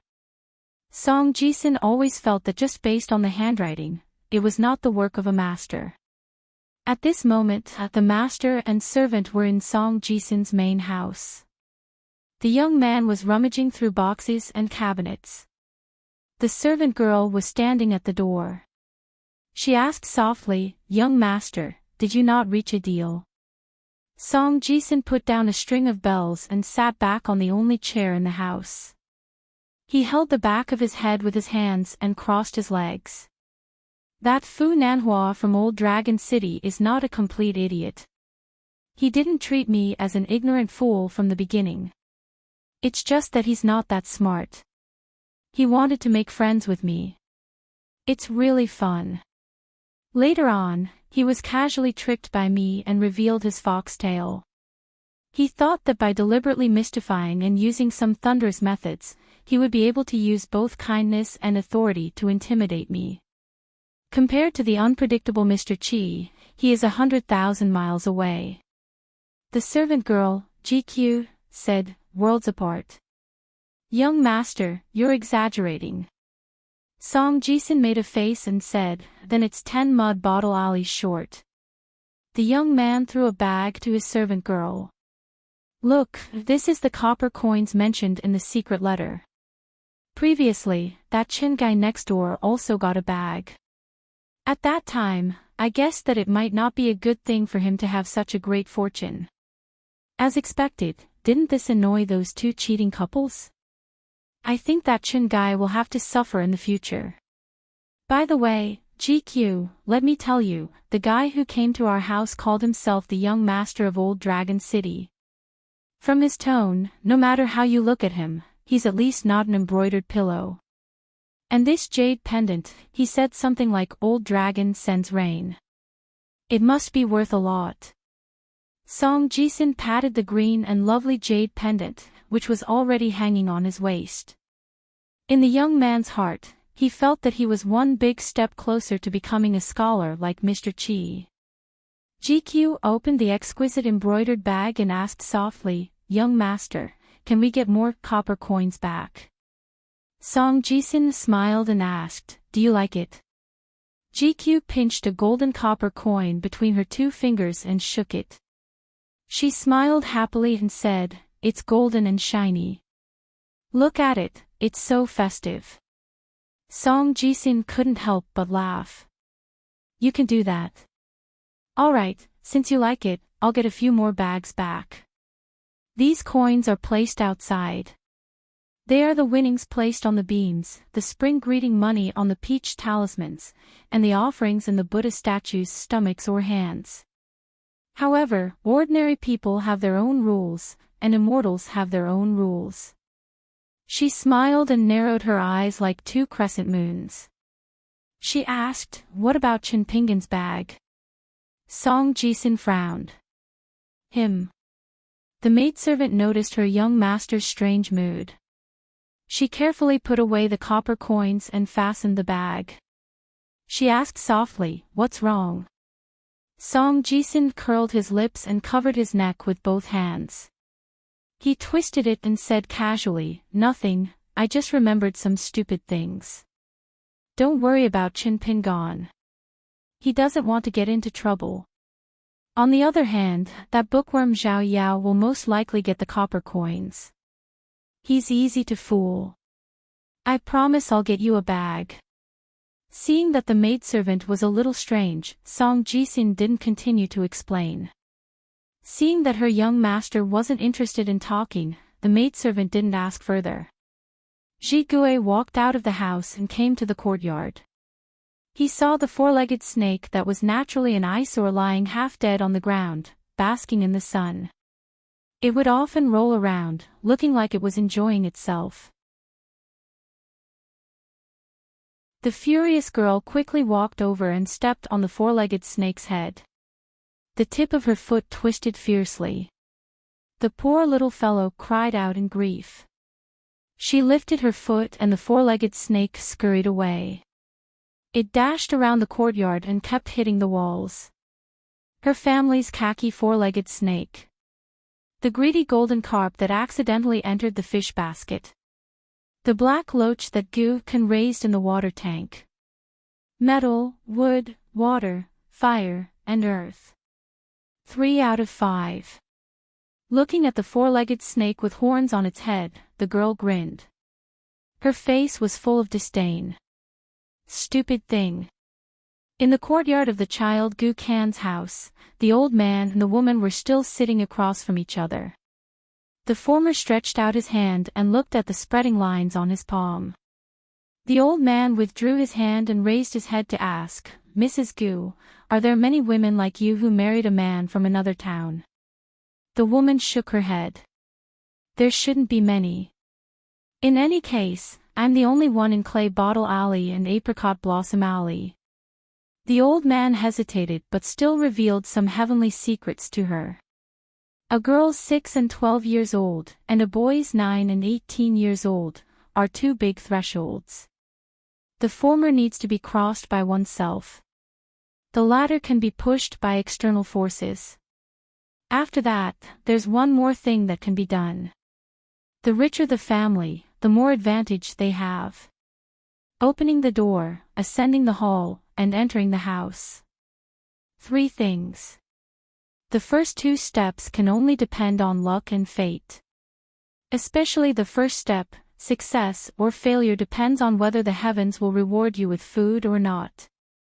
The woman's eyes were full of smiles.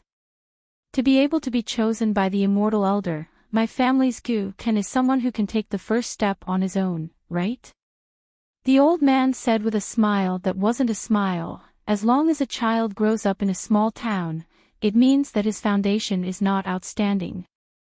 Although your family's Gu-kan is not 9 years old, he is no exception. The woman's face instantly turned ugly.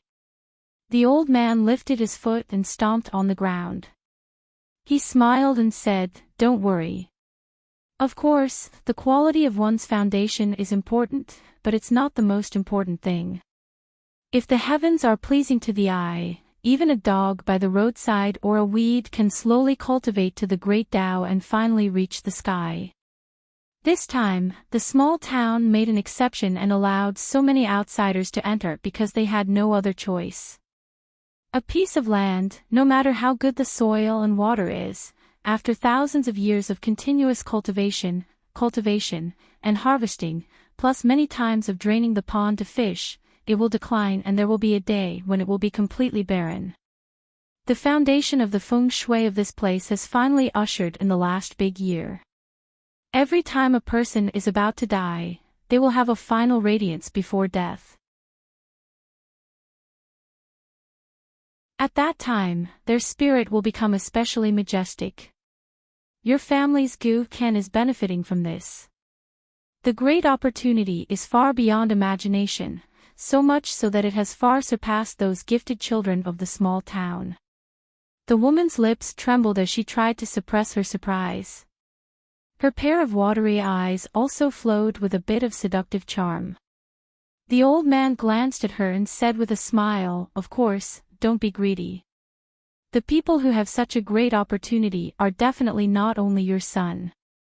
To put it bluntly, in such a big Eastern Aquarius continent, even if there is someone who has the qualifications to monopolize this fate, they must not have been born yet." The woman clasped her hands in front of her chest and whispered, "It's enough, it's enough." The old man thought of the junior girl from Yunxia Mountain and said sarcastically, "Busy and exhausted, only knowing how to ask for some material things. You really picked up sesame seeds and threw away watermelons, stupid beyond compare." Then the old man smiled. That's right, those old things from Yunxia Mountain have never seen the world. Otherwise, they wouldn't have let this old man have this opportunity. With an almost inexhaustible treasure mountain, they should be rolling in money and prospering day by day. Unexpectedly, they have fallen to the point where they need to rely on a disciple's disciple to support the scene. Inside the house, the child, who had been punching and kicking the door for a long time, stood on a stool and leaned against the window. With a bitter face, he begged, "Mother, let me out, okay? I promise you'll be obedient." The woman looked at the old immortal, the latter nodded. Then she went to open the door. Holding the child's hand, they walked into the courtyard together. With a stern face, she said softly, "Little Can, don't make trouble, do you understand? Mother has never hit you before. If you dare to be disobedient, Mother will really hit you again." The child made an "oh" sound and drooped his head, looking very sick. Gu Kan moved a small stool and sat down by himself. Together with his mother and the old man, they formed a tripartite balance of forces. The child propped up his cheeks with both hands. "Mother, what did you say to the storyteller just now? I couldn't hear clearly from inside the house. Can you two talk about it again?" The old man made a sound of surprise. After thinking for a while, he shook his wrist and the big white bowl reappeared in his palm. He lowered his head and looked at it with a dark and unreadable expression. He saw ripples on the surface of the white bowl, occasionally splashing water. A black line quickly swam around the white bowl, hitting the bowl's walls from time to time. The old man said to himself, "Fine, fine, I'll let you be." In order to accept this disciple, the old man had racked his brains in Mud Bottle Alley. He had sacrificed dozens of years of cultivation in order to succeed in doing something 3 times. The first time was to let the woman step on dog poop. The last time was to use a secret technique to make her believe that she was enlightened. If it was outside the town, of course, it would be impossible. Even a true Taoist perfected cultivator would not dare to do such a thing. However, in the town, Kai Chinchien was no different from a mortal. The old man did not hesitate to pay a huge price to take advantage of this opportunity. The second time was the most ingenious. Even the old man himself felt that it was a stroke of genius. It was to make the woman mistakenly think that the straw sandal youth was reminding her out of kindness, but it was actually a cunning revenge. At that time, the old man let the youth speak and slowed down a bit, just enough for the woman to catch this detail. It could be said that it was deliberate. On the path of cultivation, there was a fine line between good and bad karma.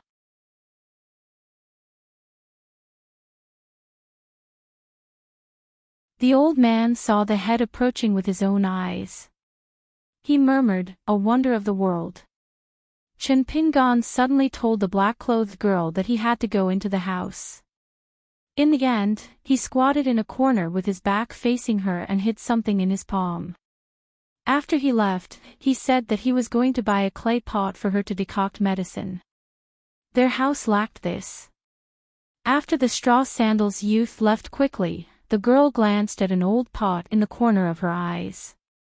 Actually, the girl's hearing was very good. The thing in his palm was an extremely sharp porcelain shard.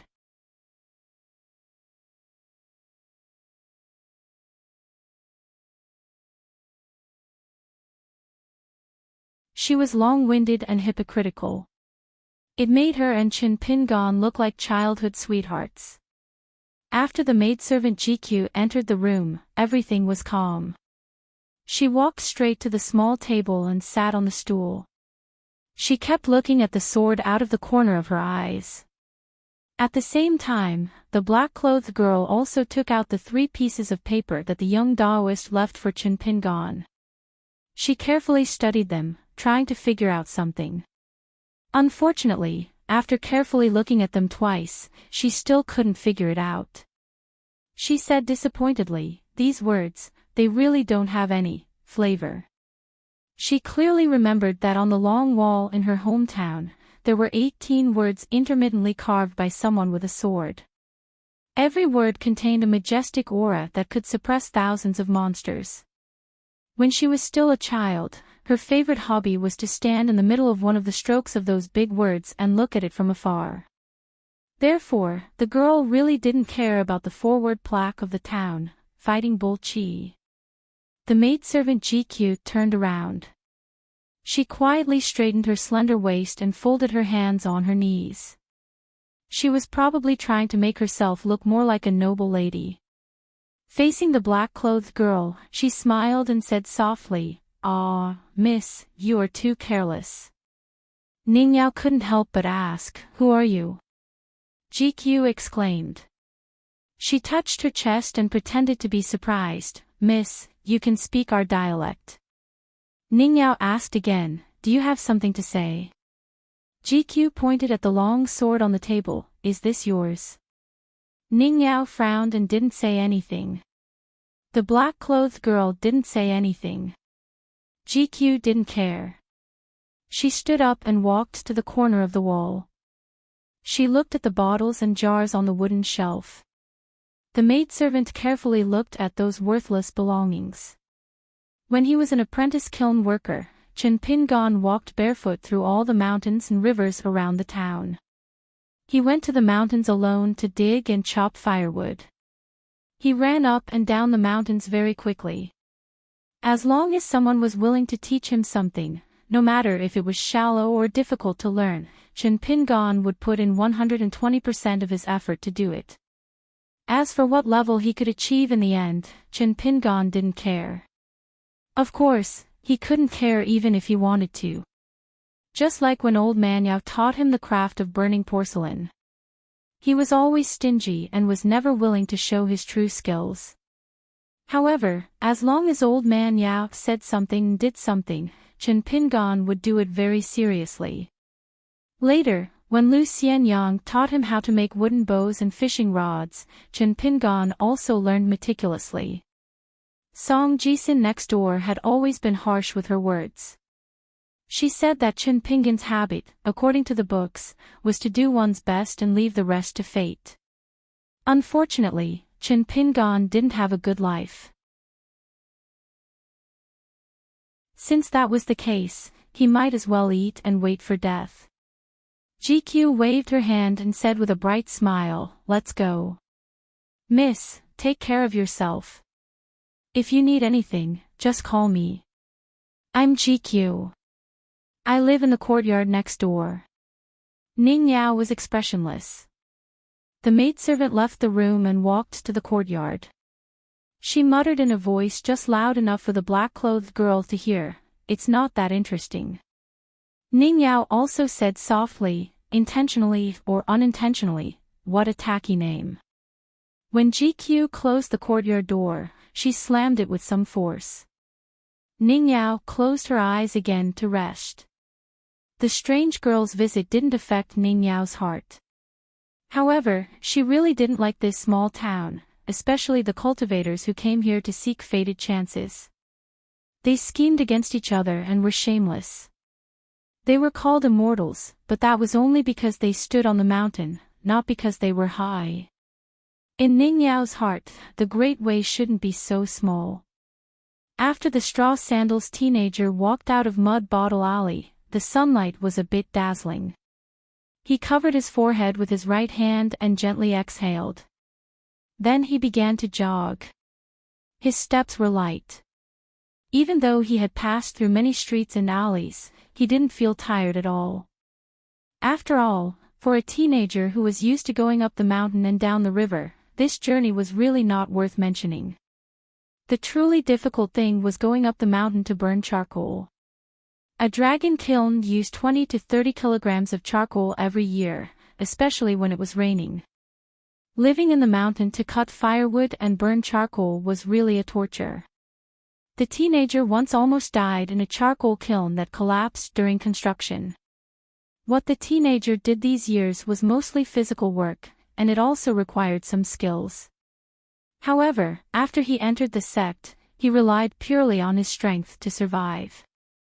Therefore, the teenager's thin and weak appearance was just a facade. He had a kind of toughness that had been tempered thousands of times inside. Chen Pingon stopped at a crossroads. He leaned against the wall and squatted down. One of his hands was still clenched into a fist, while the other hand was fastening his straw sandals. At this moment, the teenager's heart was as still as water. He just missed his only friend in the small town. That fellow had once mysteriously shown off to Chen Pingon that his grandfather had told him a story. When his grandfather was young, he had personally seen someone standing by a stream. With just a few steps, he had jumped across the entire stream in one step. Later, Lu Xianyang and Chen Pingon tried it themselves. They chose the narrowest part of the stream and ran back at the same time. In the end, Lu Xianyang, who was a few years older than Chen Pingon, quickly fell into the water after the jump. Then he saw a black shadow above his head. With a whoosh, he continued forward and finally landed far away. After that, Lu Xianyang didn't mention anything about the immortal who crossed the stream in a single step. After that, Lu Xianyang knew that Chen Pingon would often go to the stream by himself, running, jumping, leaping, and falling. The teenager got closer and closer to the other side of the stream each time, and he never got tired of it. Once, he couldn't help but secretly watch from afar. When Lu Xianyang saw that shocking scene, he felt that the swarthy teenager at that time was different from the idiot in his impression. When the teenager jumped over the stream, he was like a snake-hunting eagle that often hovered in the sky above the small town.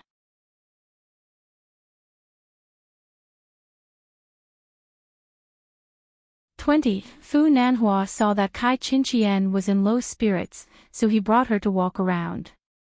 The two walked side by side, taking it as a distraction. During this time, they talked about some anecdotes about the south of the eastern bottle continent. Kai Qinqian still had a forced smile on her face, but compared to the irritation she felt after leaving the mud bottle alley, her mood was much better. Her impression of this noble son of Old Dragon City gradually improved.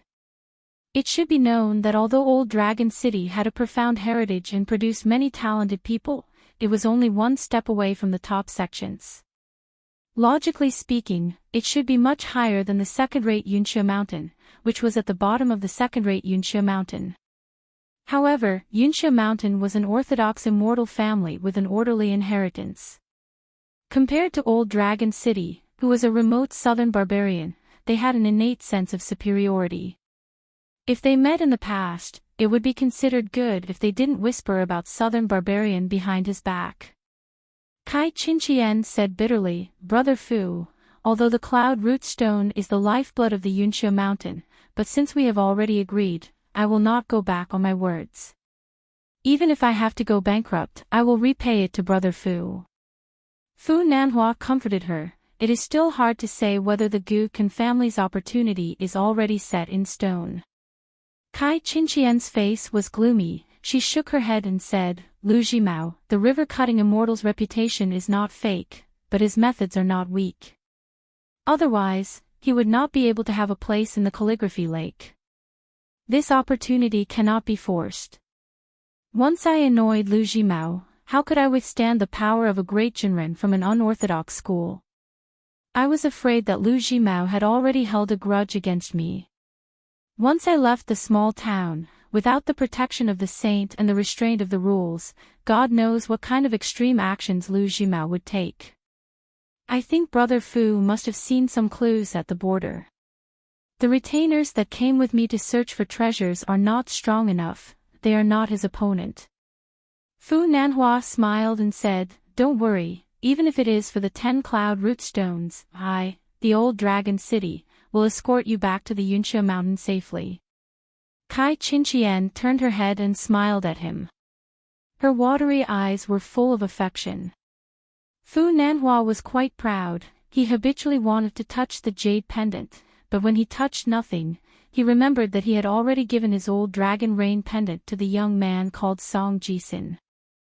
Kai Qinqian was relieved. When she walked, her footstep slightly leaned to the left, so her shoulder lightly touched Fu Nanhua. During the trip to the Mud Bottle Alley, Kai Qinqian made an unplanned bet. It was a sudden decision, but she carefully weighed the pros and cons. But the fact proved that she lost the bet, and the price was 10 cloud root stones, which made her anxious about the next trip to the small town. Unconsciously, she also developed a sense of dependence on Fu Nanhua, or rather, a gambler's nature. 10 cloud root stones was a bet, but 50 cloud root stones was also a bet. If she won the bet, she would make a lot of money, but if she lost, Kai Qinqian felt that she would not lose. Absolutely not. She was the most talented person in the cultivation of the Yunxia mountain, Kai Qinqian. On the path of cultivation, everything was smooth sailing. The level of cultivation was like a hot knife through butter. Kai Qinqian did not believe that she would fail in this stinky ditch. At the same time that Kai Qinqian's mood improved, Fu Nanhua, who felt that the overall situation was settled, also had the leisure to truly appreciate Kai Qinqian's appearance and figure. It was undeniable that she was a woman with a natural charm. Once he became a Dao companion with this kind of woman, whether it was in cultivation or in bed, he would gradually enter the best state. Kai Qinqian was once praised by a respected senior as a cloud root mountain wind, heaven soaring posture. The implication was that she was actually an extremely rare Dao companion candidate. The Yunxia ancestors who relied on the mountain to live off the mountain and were used to doing business, for these years, spared no expense in cultivating Kai Qinqian. They were not without selfish motives, waiting for the right price. The marriage of an immortal family was a match made in heaven. Compared to the marriage of a rich family in the secular dynasty, it was more prudent, and it was more farsighted. It was just that Fu Nanhua really did not have a good impression of the Yunxia mountain. To place the fate of the mountain on the shoulders of a woman like Kai Qinqian, it was really unreasonable. This was also the reason why Fu Nanhua did not have a good impression of the Yunxia mountain. Fu Nanhua reminded her, if the young man next to Song Jisin is also a person chosen by some outside power, and he still has that porcelain with his real name, then this time you make a move, it will cause trouble. It will be easy for people to follow the vine to the melon, and find you and Yunxia mountain. Moreover, Song Jisin and his servant, and Lu Jimao, the true monarch of the river Severing, may be aware of this matter. Kai Qinqian said with a smile, Brother Fu, you may be focused on the clues, and did not pay attention to the unwritten rules of this place. For the people born in this small town, when the boy is 9 years old, if he is not taken away by the porcelain buyer, who has been waiting for nearly 10 years, it means that his innate talent is not good enough, and is not worth much. The older he is, the cheaper it is. Those sects and clans, instead of spending a huge amount of money to adopt them, and being the spendthrifts, it is obviously far more practical to use a large amount of money to cultivate a few direct disciples. When Kai Qinqian mentioned the straw sandals youth, her heart was filled with disgust. Ordinary people should have the awareness of ordinary people. Fu Nanhua tried to be careful with his words, and persuaded her, that is reasonable, but that youth is short-sighted. How could he know the nobility of Yunxia Mountain's fairy Kai? Even if he offended you, teaching him a lesson is enough. There is no need to attack twice. Fu Nanhua felt that Kai Qinqian's brazen attack was abnormal, and there must be something fishy about it. Perhaps there was a hidden mystery related to the opportunity, so he hoped to fish out some information and see if he could find any clues. He did not want to think that the mantis stalks the cicada, unaware of the oriole behind. In fact, she was the oriole. Old Dragon City had gone through untold hardships and paid a price that was far more exaggerated than that of Xingyang Mountain and Yunxia Mountain. Only then did Fu Nanhua learn that for the past 3,000 years, the so-called opportunity had been left behind by the ancestors, except for the group of talented children in the town. However, when this blessed land was on the verge of complete collapse, it was not so simple. The last dynasty, the mountains and rivers were shattered. Divine weapons and heavy weapons were bound to appear to welcome the new dynasty. Kai Qinqian was a bit unhappy. Don't talk about him. Just thinking about him makes me sick. Immediately, her limpid eyes revealed a rare trace of hostility. However, she did not want to ruin her image as a fairy in Fu Nanhua's heart, so she did not say what she thought. If she met that lowly youth outside of the town in the future, she would definitely let him die a quick death, and not just drag a sickly body and continue to live an ignoble life for another 10 or 20 years. The tall woman especially hated the youth's eyes. Deep in her heart, she had an obsession that she had never thought deeply about. That kind of clean eyes, she had cultivated for so many years in Yunxia Mountain, which was famous for being clean and clear, but she had only seen it a few times from beginning to end. What right did a poor youth who grew up in a shabby alley have to have this kind of beauty day after day, year after year? Kai Qinqian tilted her head and rubbed her eyelids. This action made her pair of black eyebrows from the distant mountains become even more slender.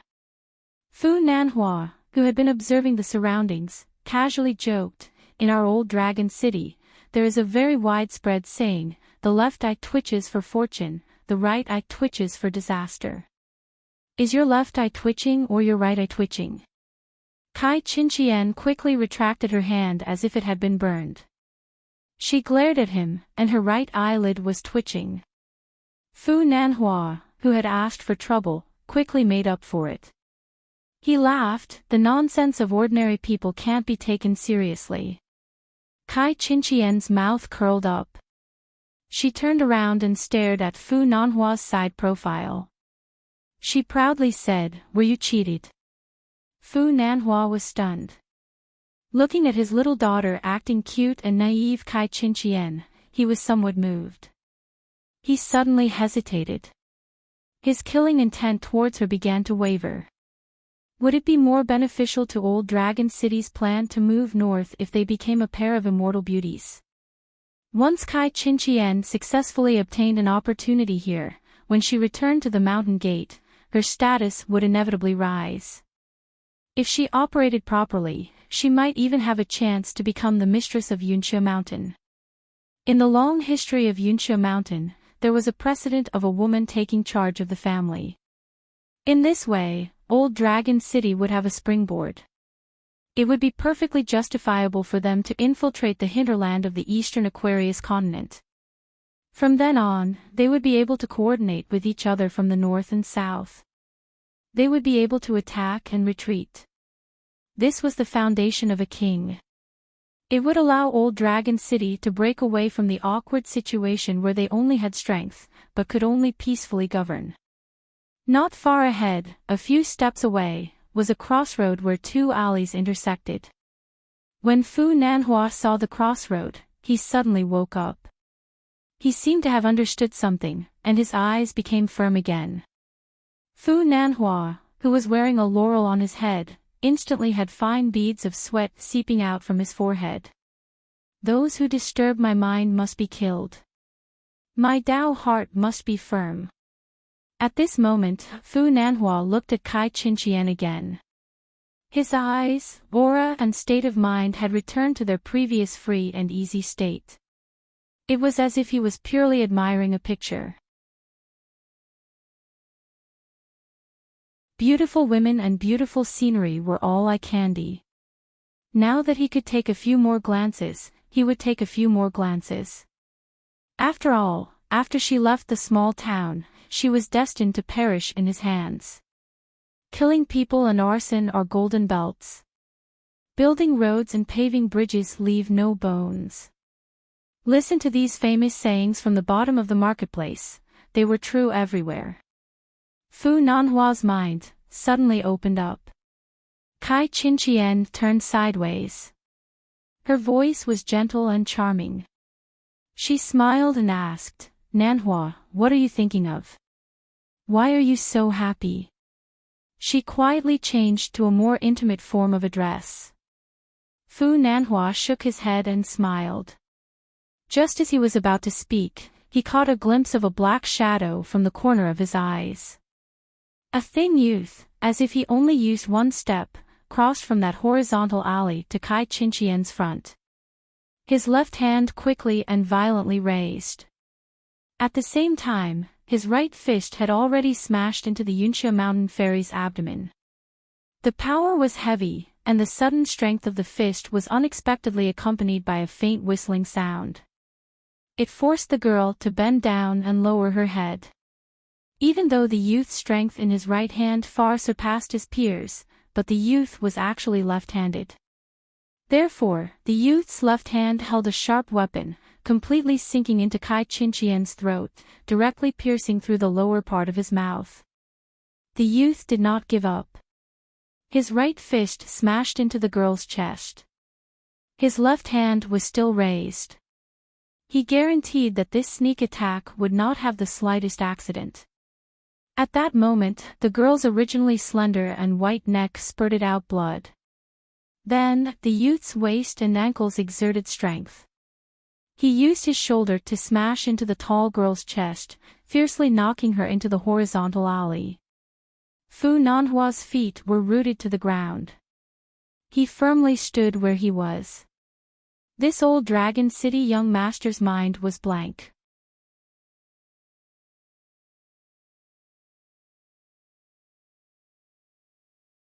Fu Nanhua came back to his senses and looked around.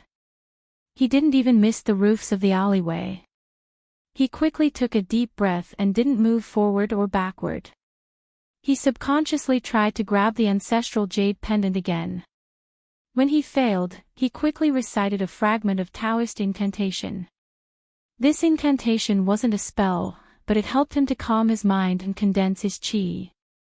If the state of mind was like a small boat floating on a lake, then this incantation was like an anchor. He began to turn his back to a wall and walked sideways to the intersection of two alleyways. He tensed his muscles and took a defensive posture. He didn't dare to let his guard down and stared at the alleyway. In his sight, the straw sandals teenager stood beside Kai Qinqian's body that was lying in a pool of blood. The teenager slightly bent his body and maintained a subtle attacking posture. He also stared at Fu Nanhua. They were like tigers and wolves. One wanted to solve the puzzle, the other wanted to survive. They both had different goals. The target of the boy who had appeared out of nowhere should only be Kai Jinjian. When Fu Nanhua appeared, the boy from Shabby Alley instinctively displayed a posture that said, "If you don't attack me, I won't attack you." Fu Nanhua asked an unnecessary question, "Did you kill her?" The teenager didn't say anything. He still held the murder weapon in his hand. It was a broken piece of porcelain that was slightly smaller than his palm. The part that exposed his fist was extremely sharp. The teenager's hand was covered in blood. It was unknown whether it was Kai Qinqian's blood or the porcelain that had pierced his palm. The blood dripped onto the ground of the alleyway. After Fu Nanhua confirmed that there was no one around, he felt that it was absurd but also relieved. In the end, he cast his gaze onto Kai Jinjian's delicate body. Even if she was in such dire straits, it still didn't damage her natural beauty. She was graceful, her ample chest rose and fell slightly, and scarlet red blood ceaselessly gushed out from her neck and mouth. Her vitality was about to be completely cut off, but her strong body that had been repeatedly tempered by her vital energy caused the pain she endured to be even heavier and longer than an ordinary person. A smile appeared on Fu Nanhua's face, but there was a chill in his bones. He asked, "Why do you want to kill her? You have no enmity with this sister. Are you going to kill her just because she played a joke on you in Mud Bottle Alley? When did the town become so lawless? Do you know that a murderer must pay with his life and a debtor must pay with his money? It's the same everywhere." The young man was like a mute, not saying a word. Fu Nanhua did not care about the young man's thoughts. He began to slowly move forward, his steps firm. He knew that Kai Qinqian was going to die. This was not the Immortals' Cave of Immortals, Mount Yunxia, which was shrouded in immortal qi. This was the heavenly Tao cage, where all spells were forbidden. Unless there was an earth immortal or a golden arhat, who was willing to exchange most of his cultivation for her life, it would be possible to suppress her soul and bring her back to life. It was a pity that Kai Qinqian would never have such a heavenly blessing. The sage in the town had a heavy responsibility, overlooking the common people. He would never favor one and discriminate against another. He would only go with the flow. On the path of cultivation, there were people who died inexplicably in the great path, or died fighting for a chance on a single plank bridge. Although there were not many of them, it was definitely not a rare thing.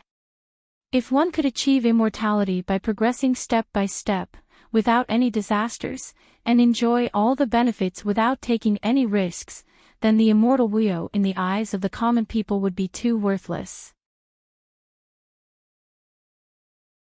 Therefore, Fu Nanhua had even prepared for the worst-case scenario of a life-and-death battle in the town. But to say that in the town, under the eyes of the sage, he saw with his own eyes a temporary ally who was walking side by side with him being killed so quickly. This was the first time that the young master of the old dragon city had been killed by a lowly country bumpkin without dazzling magic weapon attacks or earth-shattering immortal skills. Fu Nanhua was shocked. He simply could not accept this absurd fact. If it were not for this small town, a small character like the straw sandals youth, whose life was as cheap as weeds, even if he could see Kai Qinqian from Mount Yunxia from afar, it would be an unattainable extravagant hope. Fu Nanhua's expression was solemn. He said in a deep voice, "Although I did not have the time to save Kai Xianzi, and also could not kill you to avenge Kai Xianzi, since I saw you commit murder with my own eyes, if I did not do something, once this news spread out, the old dragon city's golden reputation would be ruined. Therefore, it is reasonable for me to teach you a lesson. As for how Mount Yunxia will deal with this matter, and how to give Kai Xianzi justice, that is your business." The young master of the old dragon city's high-sounding words were said for the sage to hear. They were just polite words, so that he would not be too ugly in the future and provoke the sage's disgust. In the future, there was also a possibility that these words would be said for the old ancestors of Mount Yunxia. Fu Nanhua simply wanted to put on the table the utmost benevolence and responsibility. Otherwise, Fu Nanhua, who had the intention to kill Kai Jinjian since a long time ago, would really want to properly reward the youth before him. Because Kai Jinjian had acted rashly and by accident, it had saved him a great deal of trouble, and it could really be said that Kai Jinjian was his lucky star. Fu Nanhua walked forward while saying, "Seeing the way you killed someone, it means that your stinky body's instantaneous explosive power is only greater than that of an ordinary strong young man. This is actually quite rare. If there was no disturbance today, as long as you had the opportunity to join the army, daring to kill and fight, and with some luck and coincidence, you would be favored by a military elder or military general of an aristocratic family on the battlefield. They would give you a copy of the military family's body-forging mantra to slowly strengthen your body. 20 or 30 years later, you might be able to reach a whole new world."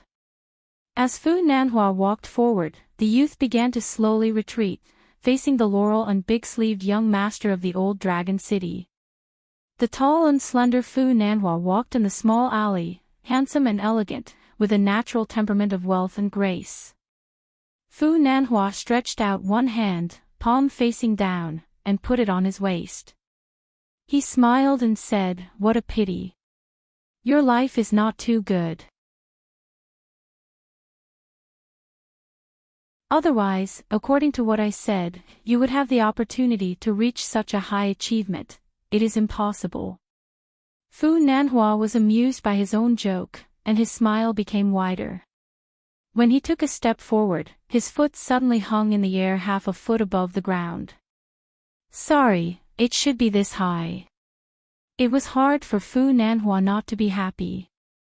After entering the small town, the first thing he did was to make a deal with the Mud Bottle Alley youth, Song Ji-sin. His profit was enormous, far exceeding his expectations. Then there was Kai Chin-chien, who was most likely an obstacle to his path, suddenly dying in front of him. Not only could his hands be clean of blood, he could also obtain the 2 bags of gold and copper coins on her body for free. Maybe he could even find 1 or 2 secret treasures of the Yunxia mountain. Even if they were not the treasures of the Yunxia mountain, they would certainly not be too bad.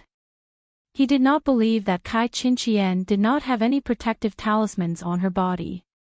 For example, Fu Nanhua, other than the old dragon rained covering pendant, which was only a camouflage, he also had 2 extremely good quality, extremely high-grade small things. They could be considered as the treasures of the old dragon city. Therefore, among the unorthodox cultivators of the unorthodox path, there was a popular catchphrase, collecting a corpse for others will definitely be rewarded. When Fu Nanhua passed by Kai Chin-chien's corpse, he did not even look at her. On the contrary, it was the faint smell of blood that made his whole person in an indescribable state of excitement. One advancing and one retreating, the 2 were always more than 10 steps apart. Fu Nanhua only needed to make sure that the youth could not run out of the alley. At that time, if he wanted to catch the youth who was born and raised here, it would be no different than looking for a needle in a haystack. Not to mention, the beautiful body behind him was still warm. Once he gave the youth enough time to breathe, the surprise might fall on his head. Fu Nanhua seemed to be like a cat catching a mouse, but in fact, he was adjusting his body's rhythm.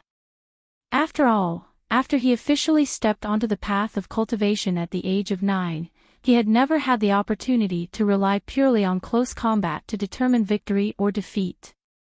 Of course, he did not need to fight to the death with the youth.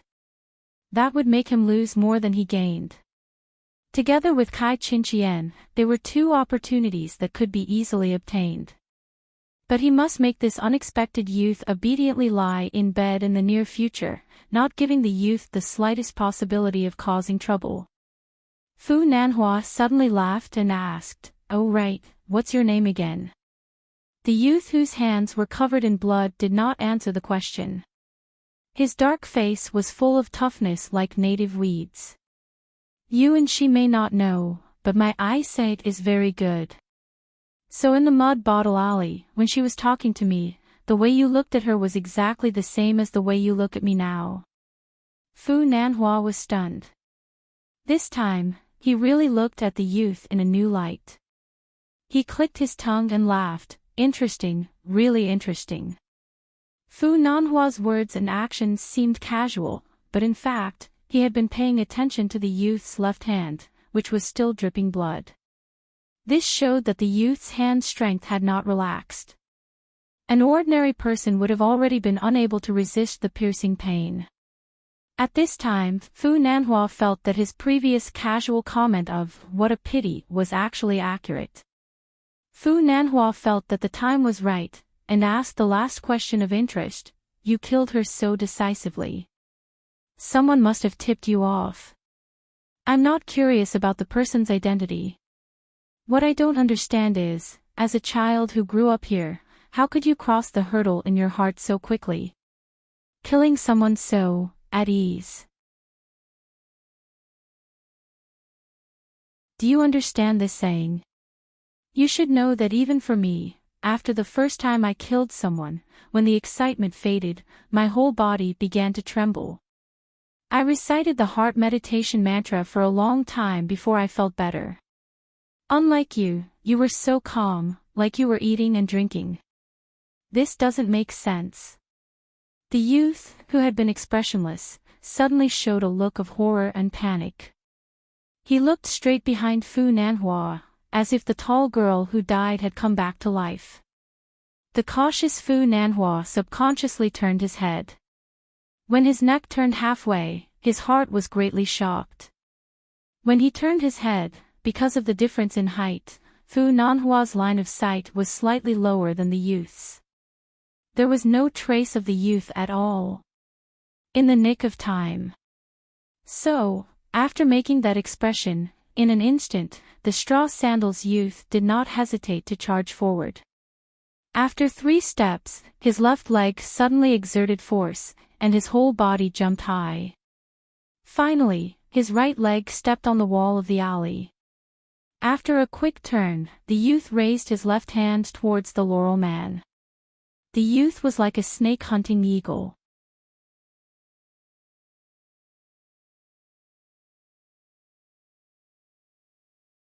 "22. In a cottage without a plaque in the village school, the middle-aged Confucian scholar Qi Jingchen was sitting and playing chess. It was not a famous game that had been passed down for thousands of years, nor was it a review of the national chess competition. Just as he was about to place a white chess piece on the chessboard, he sighed. The Confucian scholar suddenly began to hesitate at the place where the chess piece had taken root. After he withdrew his hand, the chess piece was still hovering in the air, about an inch away from the chessboard. Qi Jingchen was still sitting upright and still. As the current saint in charge of overseeing this place, as well as the former mountain lord of Cliff Academy, one of the 72 academies of Confucianism, even if he had been banished to this place to atone for his crimes, Qi Jingchen was still a well-deserved scholar of the present age. For the ordinary people in the small town, plants withered and flourished with each passing year. 60 years passed in the blink of an eye. The teachers had changed several times with different appearances and ages. Only the indescribable temperament of a scholar remained the same. They were old-fashioned, strict, and taciturn. In short, they were all very boring. No one would have thought that the few village teachers who came and went were actually the same person. Not only that, in the vast world outside the small town, Mr. Qi, who lived in seclusion, once had a transcendent and lofty status. He also possessed the supreme power of righteousness and awe-inspiring righteousness.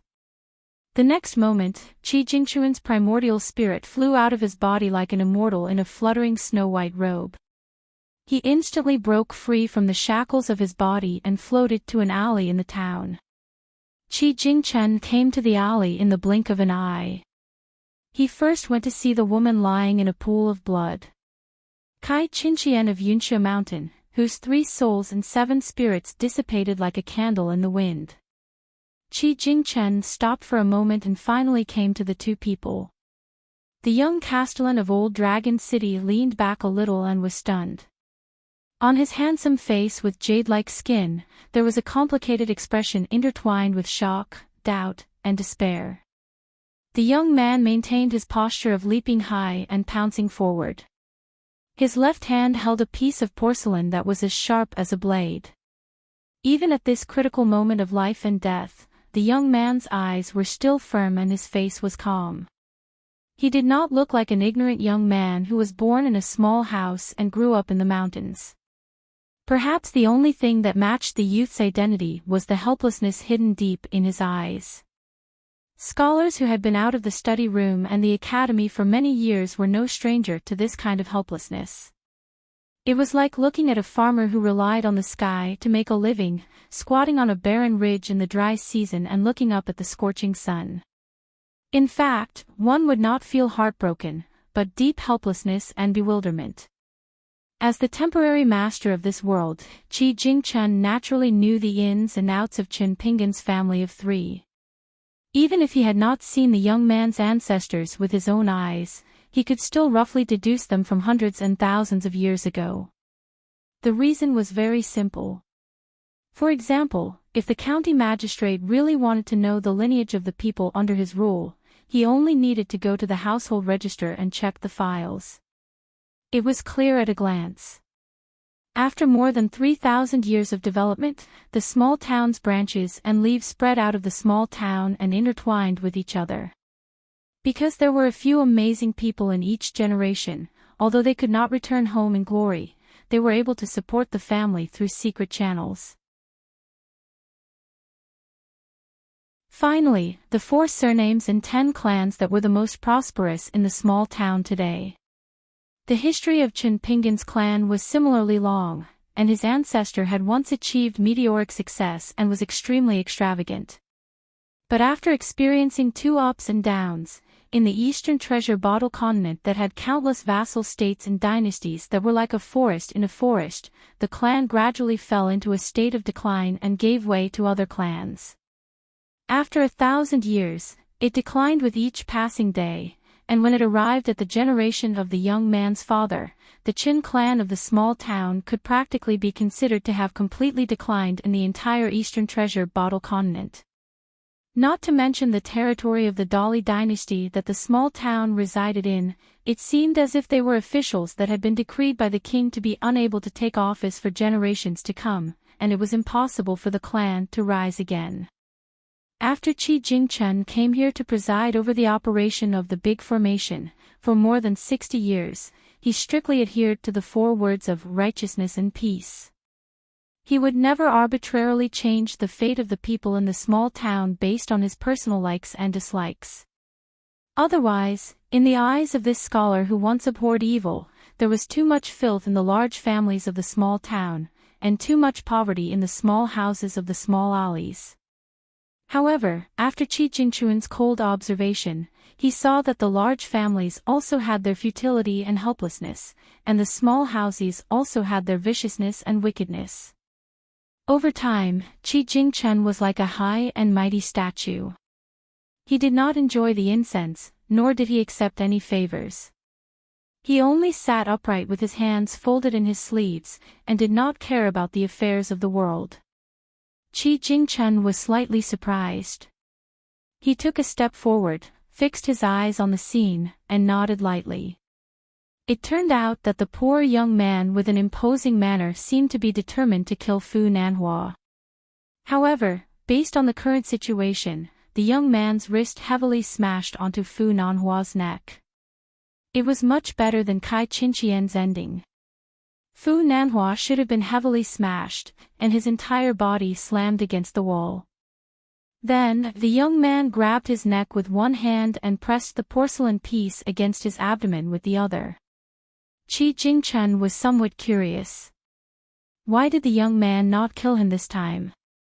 It was a great opportunity, but it was fleeting, and there would be no end to it. Qi Jingchen was a refined scholar. He scrupulously adhered to etiquette, but he would not cling to dogma. He was not the pedantic scholar who only shook his head and fell off the bookcase. He was very familiar with people like Fu Nanhua, whether it was their aptitude or temperament. Even if today in the small alleyway, he was threatened by the young man to temporarily give up on revenge. However, this matter would definitely be the greatest humiliation of the young man's life. It would not be an exaggeration to say that his Tao heart would be possessed by a demon. When the time came, the one who would be calculative with the young man would not be Fu Nanhua himself, but the entire South Sea Lord, Old Dragon City. The reason why Qi Jingchen came here to stop the young man from continuously killing people was because he had a certain selfishness, but it was also for the sake of justice. Right now, the small town was like a cracked porcelain piece. Sooner or later, it would explode. Qi Jingchen had to slow down this unstoppable process. He had to do his best to arrange a path of retreat for as many people as possible. It would be best if he could safely hand it over to the blacksmith master Wan. Then, after the last 60 years, everyone would be happy. The people on the mountain would obtain opportunities, and the people at the foot of the mountain would obtain stability. It must be known that with the temperament of the majority of the people, every time the road collapsed, the old and the new were replaced, opportunities appeared everywhere, and immortality was within reach. What did the lives of hundreds or thousands of ants at the foot of the mountain count for? The ruthlessness of the secular dynasty's Tian family was not worth mentioning compared to the selfless Tao that many cultivators worshipped. Qi Jingchen pondered for a moment, and then quietly concealed his figure. The operation of heaven and earth was smooth and unhindered. The previous limit had quietly been broken. The young man's wrist finally heavily smashed into Fu Nanhua's neck. The latter's head swayed, and he fell horizontally into the alley's wall. He was dizzy from the huge force. After the young man landed, he quickly closed in and struck Fu Nanhua's abdomen with his elbow. Fu Nanhua did not stand straight. His back was against the wall. The young man's elbow strike almost caused him to vomit, and his body instinctively bent. The young man grabbed Fu Nanhua's neck with one hand and pressed the porcelain piece against the loyal young master's abdomen with the other. Fu Nanhua found it hard to imagine how the young man, who was a head shorter than him, could have such great strength in his 5 fingers. In particular, the sharpness and coldness of the porcelain piece against his abdomen made the young master of Old Dragon City feel that death was approaching him once again. The difference between life and death was the difference between life and death. Of course, Fu Nanhua didn't know that a young child who had to search for herbs all over the mountains and plains had an even stronger desire to live than himself. How amazing was the infinite potential that burst out of him was. When that youth had mistakenly ingested the herbs and was rolling on the ground in pain in the alley, that kind of obsession could even make a child who was supposed to be studying in the countryside want to crawl back home and put the bamboo basket of life-saving herbs back home. After that, he had to chop wood and burn charcoal, burn porcelain, dig mud, and taste dirt. There was not a single task that did not test the young man's physical strength and endurance. Outside the town, Fu Nanhua could casually use some immortal techniques and easily crush 100 or 1,000 young men. However, he chose to face him in a life-and-death battle in the town. He was really lucky to have kicked an iron plate. Fu Nanhua was hit by the pain and humiliation. He lost his mind and said with a ferocious expression, "If you kill me, you will die. If you don't kill me, you will still die. Little bastard, you will still die." Chen Pingan slightly raised his head and stared at the man with a face full of madness. He said, "You know, I don't want to kill you. I have no enmity with you. It's just that you wanted to harm me, so I retaliated." Fu Nanhua sneered and said, "Little bastard, you think you are worthy to reason with me, Fu Nanhua?" He tried to emphasize his tone, "Are you worthy?" Chen Pingan was silent for a moment and asked, "Do you have to kill me?" When Fu Nanhua saw the dark young man's eyes, he suddenly calmed down. Fu Nanhua, who was choked by the neck, flushed red. Very quickly, his face turned green and then purple. Actually, the young man's 5 fingers did not increase the strength, but it was enough to suffocate a strong young man to death. Fu Nanhua said with difficulty, "If I say I won't kill you, do you believe me?" He struggled violently for a moment. But almost at the same time, the young man increased his strength, causing one of Fu Nanhua's 5 slightly moving fingers to droop down. Chen Pingan shook his head. Fu Nanhua became more and more dizzy.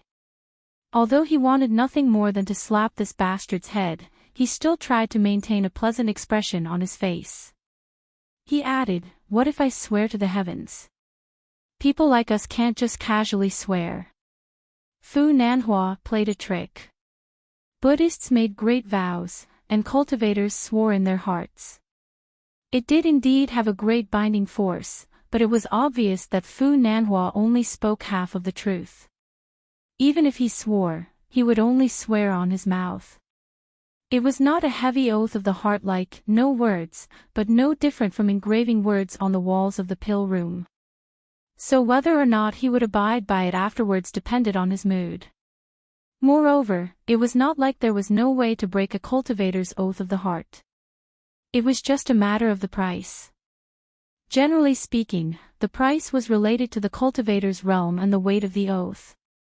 But to his surprise, the young man in straw sandals still shook his head. Fu Nanhua, who found it increasingly difficult to breathe, had already lost the spirit to bargain. For some reason, he became a little absent-minded. "Am I going to die? Am I going to die in the hands of that bastard, Kai Qinqian?" Then, when this bad news reaches Old Dragon City, will I become the laughing stock of the entire city? He did not even have the chance to reach out his hand to trigger the secret mechanism on the jade belt at his waist. The white jade belt on his waist was actually the remnant soul of an earth flood dragon. It's done. A heavenly voice rang in their ears. To Fu Nanhua, it was like the sound of nature. However, he had just fainted, so he was not sure whether it was his imagination or not. Chen Pingon turned his head in shock. In the end, he saw Mr. Qi, who was covered in snow and looked ethereal. The latter smiled and said nothing. Chen Pingon's eyes were firm and unwavering. The 5 fingers of his right hand never loosened.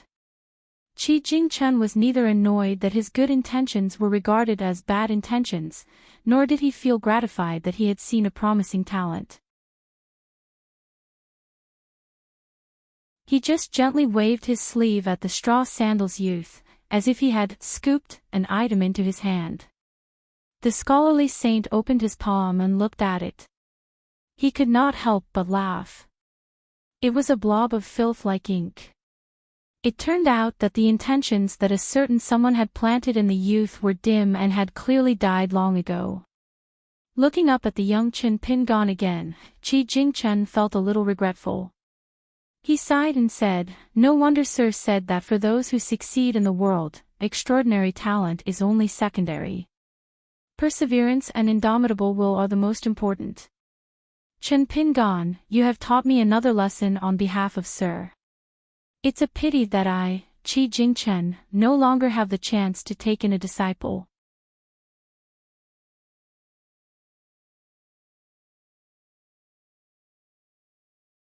"23. After saying this, the Confucian smiled self-deprecatingly. What was so valuable about being Qi Jingchuan's disciple? The room was filled with children, and each of them received 300 copper coins a year. Some of the children who came from poor families only received 3 strips of cured meat. Qi Jingchen looked at the stubborn young man and asked, "Deep down in your heart, you don't want to kill him. But the problem is that this person looks like he wants to kill you no matter what. So, you kill him and get rid of everything. You can temporarily save your own life and leave tomorrow's matter to tomorrow. Or do you want to keep the peace and turn big things into small things? Am I right?" The boy who often listened to the students next door reciting poems blurted out, "How can you teach me?" Qi Jingchen smiled and said, "Chen Pingon, you might as well try to let go of your right hand first and then decide whether you want to walk around with me. There are some things that I can't absolve myself from, so I have to give you an explanation." Chen Pingon hesitated for a moment. After releasing the 5 fingers of his right hand, he found that Fu Nanhua didn't move at all. His eyes, hair, and breathing were all still. After Qi Jingchen operated the big array, the town returned to the end. Qi Jingchen whispered, "Follow my footsteps, try not to walk more than 10 steps." The middle-aged Confucian with fluttering clothes and an ethereal body took the lead to walk to the end of the alley. Chen Pingon followed closely behind. During this time, he looked down at his left palm. It was badly mutilated and bones could be seen, but the blood that was visible to the naked eye was no longer flowing. Qi Jingchen walked in front and asked with a smile, "Chen Pingon, do you believe that there are immortals, demons, and ghosts in this world?" Chen Pingon nodded, "I believe it. When I was young, my mother often told me some old stories, telling me to believe that good will be rewarded with good and evil will be punished with evil. My mother said this sentence the most, so I remember it very clearly. For example, there are water ghosts dragging children in the stream, and in the broken ancestral hall in the north of the city, there are underworld officials who specialize in judging cases at night. She also said that the door gods we posted will actually come to life at night and help us protect the house. I actually didn't believe these things before, but, now, I think most of them are true." Qi Jingchen whispered, "Some of what she said is true and some are false." As for the saying that good will be rewarded with good and evil will be punished with evil, it's hard to come to a conclusion because the definition of good and evil is different among the commoners, emperors, generals, ministers, and immortals. Therefore, the conclusions they come to will be very different. Chen Pingan hid the porcelain pieces and quickened his pace to walk side by side with the Confucian. He raised his head and asked, "Mr. Qi, can I ask you a question?" Qi Jingchen seemed to see through the young man's thoughts and said calmly, "This town is the burial place of the last true dragon in the world. Countless flood dragons in the world all believed that this place was the most prosperous place, and that a dragon was destined to be born one day. In fact, for the past 3,000 years, the birth of a dragon had never happened. However, the children born in this small town were indeed far better than their peers outside in terms of bone structure, temperament, and opportunities. Many famous immortal abode Dao couples in the Eastern Treasure Bottle continent had children who were just average. Of course, not every child in the small town has such amazing talent." Qi Jingchen smiled and didn't explain further on this matter, probably because he was afraid of hurting the child's heart. He changed the topic. Almost all the senior cultivators who participated in the dragon-slaying catastrophe were seriously injured. Many of them settled down here and cultivated. It can be said that they calmly faced death. There were also immortal couples who survived by luck, and there were also those who naturally formed a good relationship after fighting side by side. After more than 3,000 years of reproduction, the town has reached its current scale. In the territory of the Dali dynasty, this place was first called Great Swamp Village. Later, a saint personally changed it to Dragon Abyss. Later, to avoid the taboo of a certain Emperor Dali, it was changed again. The young man who had been holding back his words finally couldn't help but softly interrupt Qi Jingchuan's words. He clenched his fists, full of desire and expectation. "Sir, actually, the question I want to ask is about my parents." "What kind of people are they?" Qi Jingchen fell into deep thought. "Since that Taoist faraway journey has already revealed the heaven secret to you, I can also use the opening he opened to tell you something. In my memory, your father was an honest and gentle man with mediocre talent. He was not worthy of being taken away from the town. Naturally, he became a chicken rib in the eyes of some people and was seen as a losing business. Maybe it was in a fit of anger, or maybe it was because he was really poor. In short, the porcelain buyer outside the town did something to your father's natal porcelain. After that, not only was his life full of misfortune, but also you and your mother were also implicated to suffer. Later, for some unknown reason, he inadvertently learned the secret of the natal porcelain.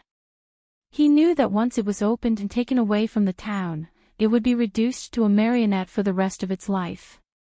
He secretly smashed the natal porcelain that belonged to you. If I remember correctly, it should be a porcelain paperweight."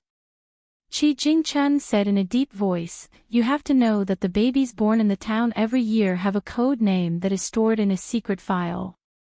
There are also people in the town who will use a unique secret technique to extract a drop of hard blood and inject it into the natal porcelain that is baked in the future. The natal porcelain of a girl will burn for 6 years once it is baked, and the natal porcelain of a boy will burn for even longer.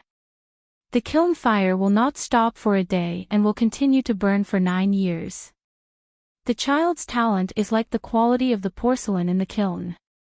It can only be left to fate and luck. However, the price of porcelain gambling after betting is very high. Even though it can be said that your aptitude is just as mediocre now, when your father resolutely decided to break that porcelain paperweight, it is easy to imagine the anger of the porcelain buyers outside the small town. As for your mother, she is a woman with a quiet temperament." Qi Jingchen suddenly smiled when he said this. "At that time, when your mother married your father, many people of the same age in the town were very depressed. But to be honest, it is difficult for me to talk about the details of your parents' life when they were alive. After coming here, I have a lot of things to do in addition to teaching. The teenager nodded, gently turned his head, and carelessly wiped his face with his hand. The teenager probably forgot the terrible condition of his left hand. His face was covered with blood, but he was reluctant to wipe it with his sleeve. The two of them passed by the 12-legged archway. Qi Jingchen didn't look at him. She told the young man frankly, when the real dragon fell here, the 4 sages showed up in person and made a contract here. They stipulated that every 60 years, one person would take charge of this place and help take care of the remaining fate left behind by the real dragon after its death. In fact, there were disputes about whether to eliminate the root of the problem or not. But telling you these unspeakable secrets of heaven would be harming you. Generally speaking, the people of Confucianism, Buddhism, and Taoism, as well as the school of the militarists, made up the 4 sides. As for the rest, the 100 schools of thought, blessed enclaves, immortal sects, tycoons, and so on, they all had a certain share and opportunity to share the benefits here. It is funny to say that the quota of porcelain buying within 100 years has almost become the symbol of whether a sect or family has a first-class status. Chen Pingan said, "I don't understand what you are saying, but I remember it all. But today, I know that my parents are good people, so I am satisfied." Qi Jingchen smiled and said, "I don't expect you to understand it immediately. It is just a foreshadowing. Otherwise, if I simply told you not to kill Fu Nanhua, you would definitely not listen. The reason why I don't want you to kill him is not that I, Qi Jingchen, feel sorry for the loss of one's own kind. It is also not that I am grateful to Fu Nanhua and old Longqing, so that I can ask for more benefits in the future. It is not like this. In fact, it is the opposite. The disciples of the Confucian school advocate to enter the world, so they are the most resistant to the unscrupulous people of the cultivation world. The 2 sides have been fighting openly and secretly for countless years. If I, Qi Jingchen, was at the age when I first went to Cliff Academy to study, then Jinjuan Jiang Lu Jimao and old Longqing's young master Fu Nanhua would not have a chance to live. I would have smashed them into ashes with one palm. The young man found that although Mr. Qi's tone was still gentle and his walking posture was still elegant, he gave people the feeling that he was a different person. It was like when old Yao drank too much and said that the porcelain they made was for the emperor. Who could compare with him?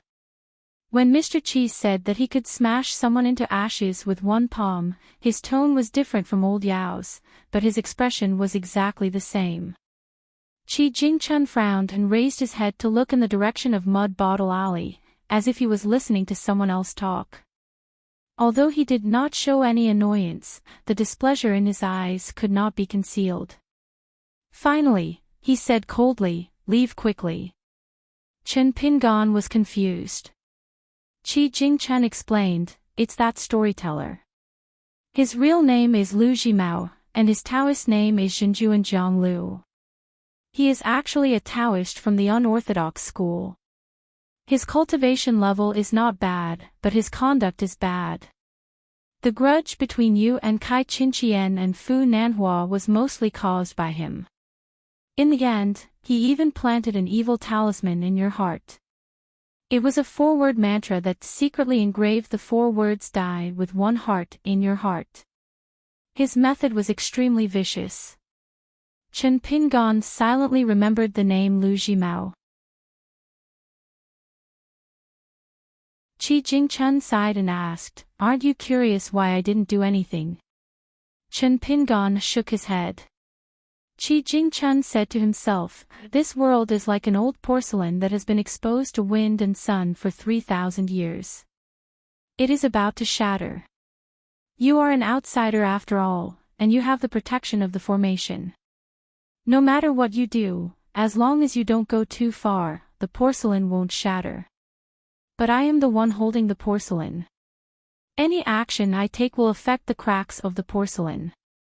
In fact, no matter what I do, it will only increase the spread of the cracks. If it is only the porcelain that is broken, it will be fine. But the fate of the 5 or 6 thousand people in this town is in my hands. How can I let my guard down? However, these words had been accumulated for many years. Mr. Chi spoke too softly, and Chen Pingon could not hear clearly even if he pricked up his ears. Qi Jingchen looked at the teenager who wiped his face with his right hand from time to time. The two of them had already walked to the Iron Lock Well in Apricot Blossom Lane. There was a woman bending over to draw water. Qi Jingchen asked, "If a stranger falls into the well and you try to save him, he will die. Will you save him or not?" Chen Pingon thought for a moment and asked back, "I want to know, can I really save that person?" Qi Jingchen did not answer the teenager's question. He just smiled and said, "Remember, a gentleman does not save people." The teenager was stunned and asked doubtfully, "A gentleman?" Qi Jingchen hesitated for a moment. He squatted down and helped the teenager with straw sandals straighten his clothes. Then, he wiped the blood off with his hand and said softly, "When you encounter misfortune, you will have compassion first. But a gentleman is not a pedantic person. He can go to the well to save people, but he will never put himself in a deadly situation." It seemed that this question had aroused his thoughts. The teenager asked seriously, "Sir, can I still live now? If I can, then how long can I live?" Qi Jingchen thought carefully and slowly stood up. He said firmly, "If you are not afraid of the bumpy road ahead and suffer great hardships, then you can definitely live." The teenager immediately smiled brightly and said righteously, "I am not afraid of hardships." Qi Jingchen thought of the teenager's calmness along the way and felt relieved. "Let's go. I'll take you to a place. Although I, Qi Jingchen, can't help you with anything, things have already come to this. Letting you pass this calamity is not breaking the rules. In fact, I should compensate you with an opportunity." The teenager was confused. The two of them came under the old pagoda tree. For some reason, it was quiet inside and outside the town. Only this pagoda tree seemed to be the only exception. Its leaves swayed slightly and swayed gently. Qi Jingchen stood still with a dignified expression.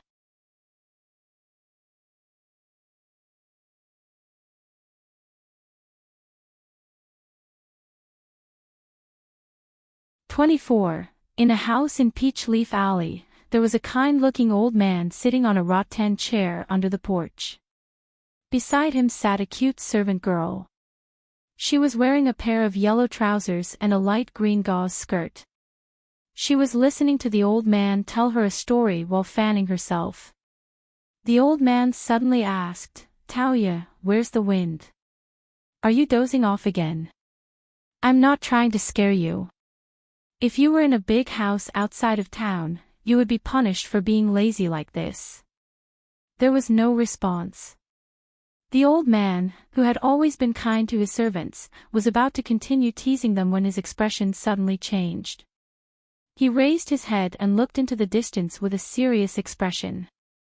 It turned out that in the small courtyard, not only was there no movement from the fan held by the servant girl, even the invisible breeze had stopped. The old man hurriedly held his breath and recited the incantation. He entered a meditative state to avoid wasting his cultivation in this short reversal of the river of time. The old man sighed softly. Qi Jingchen, who had always scrupulously followed the rules and etiquette, had finally made an exception and made a move. As a result, a storm was brewing. In the Iron Lock Well, a burly young man squatted not far away and stared at the wheeled cart. However, from the corner of his eyes, he secretly glanced at the side profile of a plump village woman. She was bending over to pick up a bucket of water from the well. Her hips were shockingly curved, and her breasts were heavy.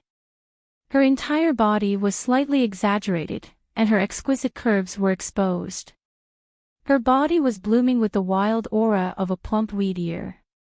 It gave the woman, who was originally just an average appearance, a different kind of charm. When the young man realized that the surrounding environment had become strangely still, he did not move. He only gathered his courage and looked at the beautiful scene of the woman drawing water. The young man secretly swallowed his saliva and quickly turned his body, changing into a squatting position.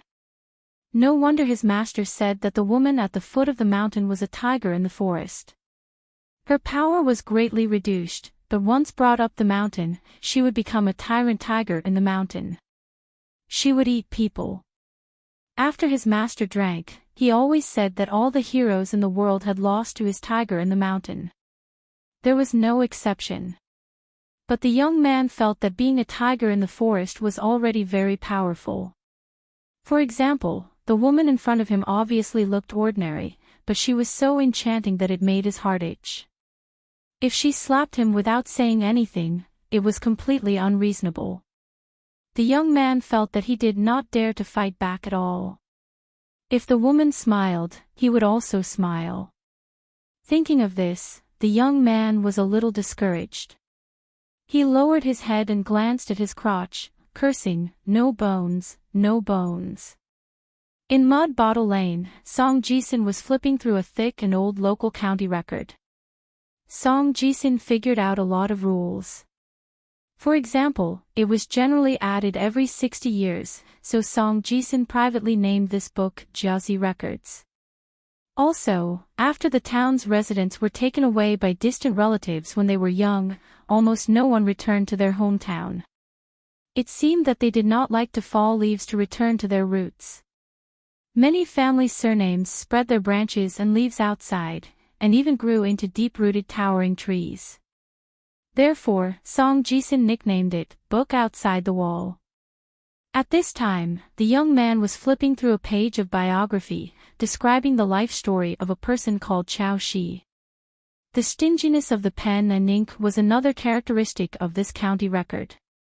Song Jisun had flipped through it at least 7 or 8 times, so he was already very familiar with this book.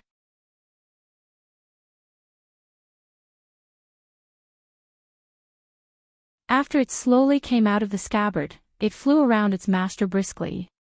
It was as gentle and intimate as a little bird depending on its master. It also had the beauty of a young girl's fluttering dress. It wasn't flying randomly, but like a talisman, it created the best feng shui place for its master who was healing. Sure enough, the girl who didn't have the slightest sign of breathing had the aura around her rapidly rush into her body. She was like a whale swallowing water, crazily absorbing the original spiritual aura between heaven and earth.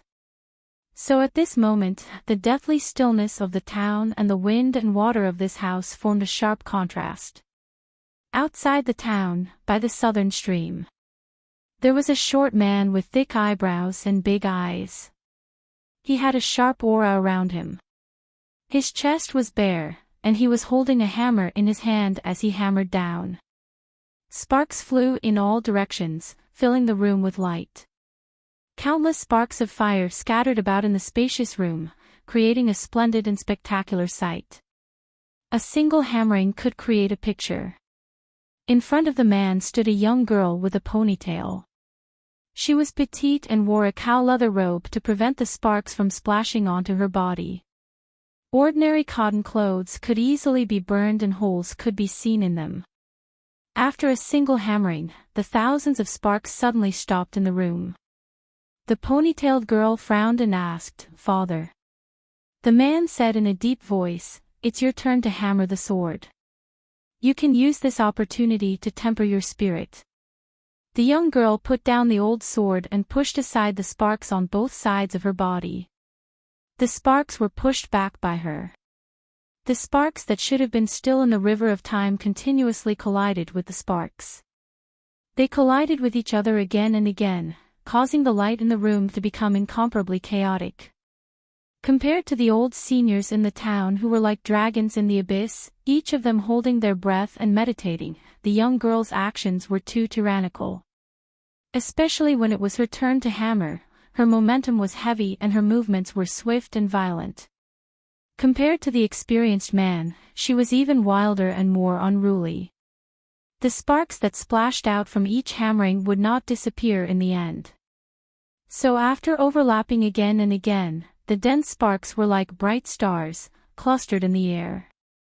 In the sword-forging room, there were billions of sparks.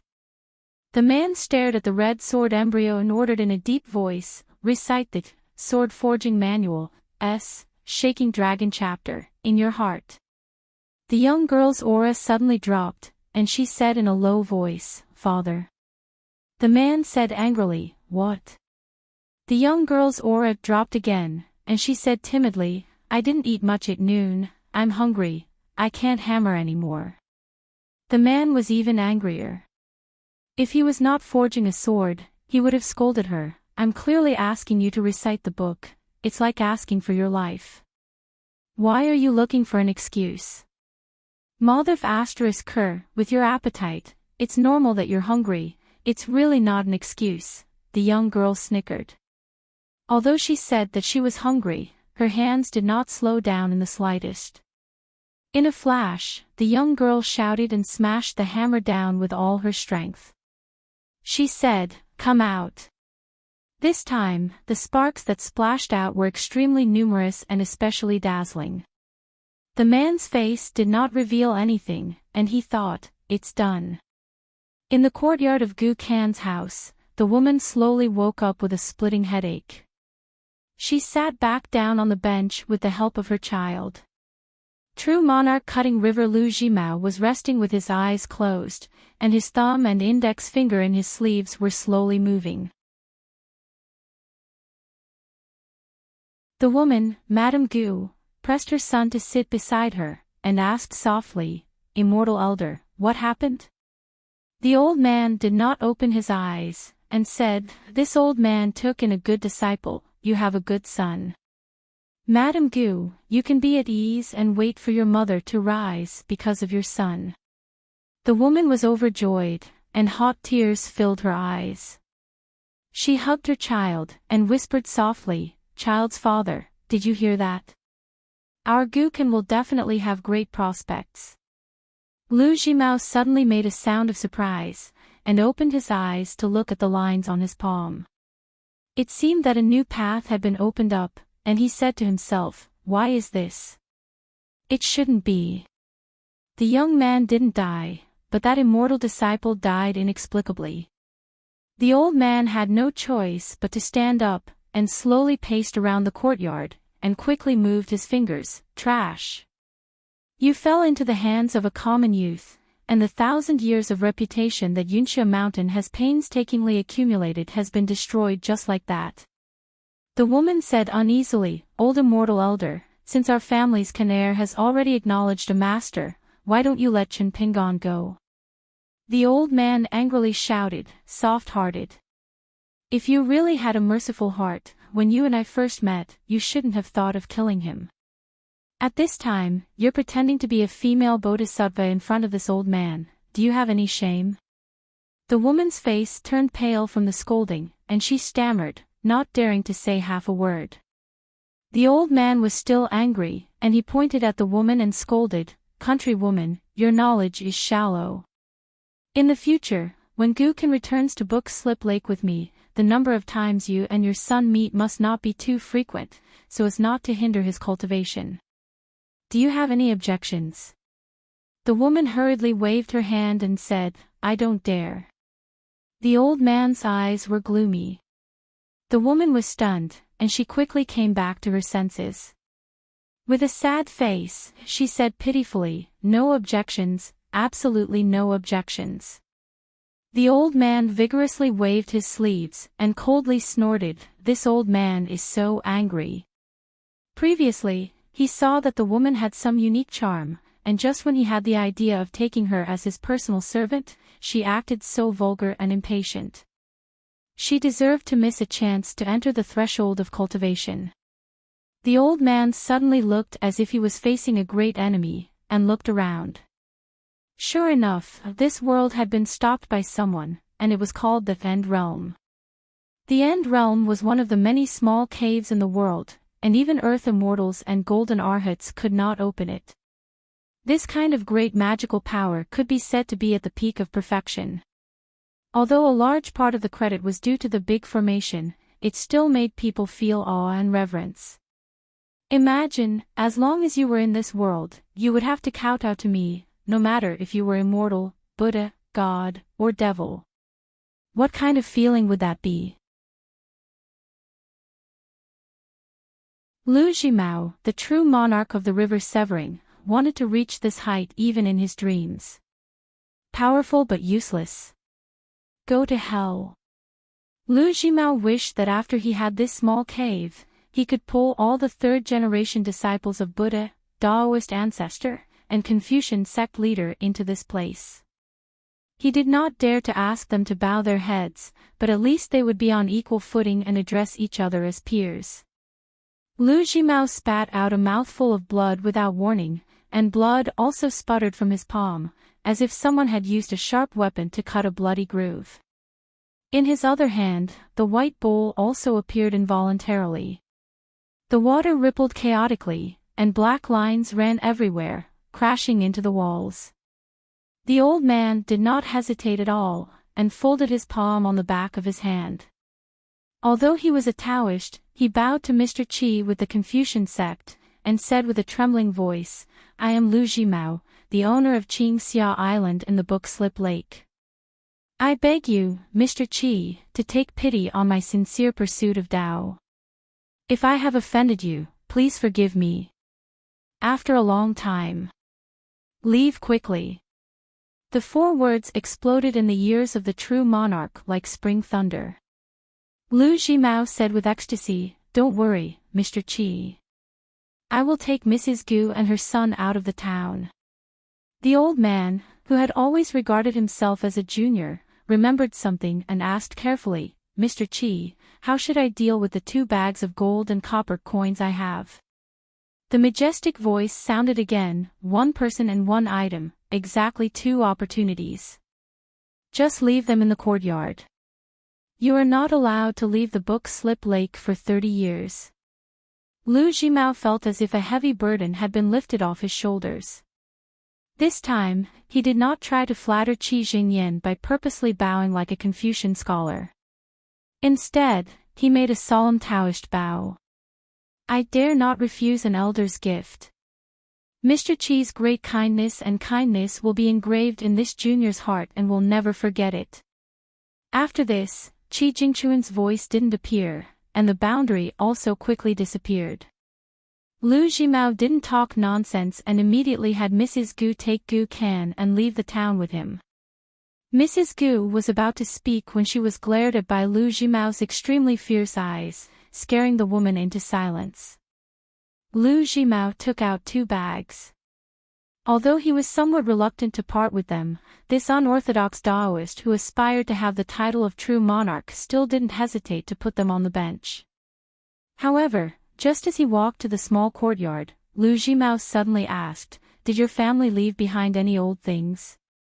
Mrs. Gu was at a loss, and the sneaky Gu Can immediately reminded him, "Didn't father leave the treasure pavilion, the one under the bed collecting dust?" Liu Zhimao's eyes lit up, and without saying anything, he asked the woman to lead the way to find out. Since the sage recognized Gu Can as a fated chance, it meant that this child could take away his own fated chance. As for the final ownership of these fated chances, in the town, even if the emperor came, he would have to listen to Qi Jingchen. But in the Book Slip Lake, it was hard to say. Finally, Gu Can, who was unsupervised, waited until the 2 entered the house. He grabbed the 2 bags with one hand, gently pulled out the door bolt, and ran to the other end of the clay bottle alley. In the house, Mrs. Gu was kneeling on the ground, reaching under the bed to move the box. The box was not big, but it was very heavy. It was a bit strenuous, and she was panting. As a result, her plump buttocks were kicked by true monarch Jie Jiang. The old man teased, "Mrs. Gu, you have taken good care of yourself. But with this, you can be a 2nd-class maid in the Verdant Canyon Island, but it is more than enough to be a 3rd-class maid. I don't like you, but on the Verdant Canyon Island, there are a few guest elders who might like you. When the time comes, you have to fight for it." Don't be shy and miss out on a fated chance. The woman's body was slightly stiff. At this time, most of her body was still under the bed, and her expression could not be seen. Walking to the entrance of an alley, Qi Jingchen said to Chen Pingan, Kai Qinqian and Fu Nanhua, let me deal with them. Now that you have this ancestral shade scholar tree leaf, don't underestimate life and death. Living well is the greatest repayment to your parents. As for the forces of Yunxia Mountain, Old Dragon City, and true monarch Jiejiang, I dare not say that they will never find trouble with you, but for the next 10 years, they will definitely not find trouble with you. If you are lucky, you will be safe and sound for 30 years even if you are always a commoner. Qi Jingchen said with a smile, there is no need to be afraid of the small town. In the future, not long after, there should be no more schemes. If you want to live a peaceful life for 20 or 30 years, you might as well find a girl here and marry her, and start a family. If you want to go out of the small town and see the real world, it is also a good thing. Reading 10,000 books and traveling 10,000 miles is something that scholars like us must do. You will find that in the future, it is difficult to read books in the small town, but it is easy to walk. Outside, many scholars can buy books, read books, and collect books easily, but they do not like to walk long distances and think that it is hard. The so-called traveling to study is just a car trip. The teenager said with surprise, Mr. Qi, walking is considered hard. Qi Jingchen laughed heartily, let's not talk about the outside of the small town, let's talk about the inside of the small town. Have you seen many people of the same age as you in Fu Lu Street and Peach Leaf Alley, running around the mountains and the wilderness? The teenager nodded and said, that's true. Qi Jingchen thought for a moment, then reached out and pulled out a jasper hairpin inserted in his hair bun. He bent down and handed it to the poor teenager, take it as a parting gift. It is not an expensive item, nor is it an immortal item, so don't worry and accept it. In fact, I was like you, a teenager in a shabby alley. I studied hard and experienced many hardships and bumps. Of course, I also had all kinds of opportunities before I entered Cliff Academy. The time when I was apprenticed to my master was the happiest time of my life, Qi Jingchen. Later, when my master left the mountain, he gave me this hairpin as a kind of expectation and entrustment to me. Unfortunately, looking back now, I have not done well for so many years. I believe that if my master was still alive, he would be disappointed. The teenager did not dare to accept this gift. This jasper hairpin seemed to contain the master-disciple relationship between Mr. Qi and his master. Needless to say, it was a great gift. No matter how ignorant the teenager was, he was still a person who used porcelain. He still had some appreciation for good and bad things. Qi Jingchen said warmly, if you stay with me, my master's relic will be buried with me, so I might as well give it to you. Besides, you should not accept it without any effort. I have stayed in this small town for nearly 60 years, and there has always been a knot in my heart that could not be untied. Unfortunately, my master has passed away. I originally thought that I would not be able to get an answer in my life, but you inadvertently helped me solve my confusion. Therefore, I am giving this hairpin to you. It is very appropriate for me to give it to you. Chen Pingan can only help you ask for a locust tree leaf. He can't give you any more opportunities. The teenager took the ordinary jade hairpin with both hands, raised his head and said sincerely, Master has already done a lot. Qi Jingchen laughed it off. Seeing that the teenager was persuaded to accept the hairpin, he felt less worried. The hairpin was indeed ordinary, but it was still his master's relic. It was very good to give it to a teenager who did not disgrace the inscription of the jade hairpin. Therefore, Qi Jingchen reminded him in the end, Chen Pingan, remember, no matter what happens in the future, don't lose hope in this world.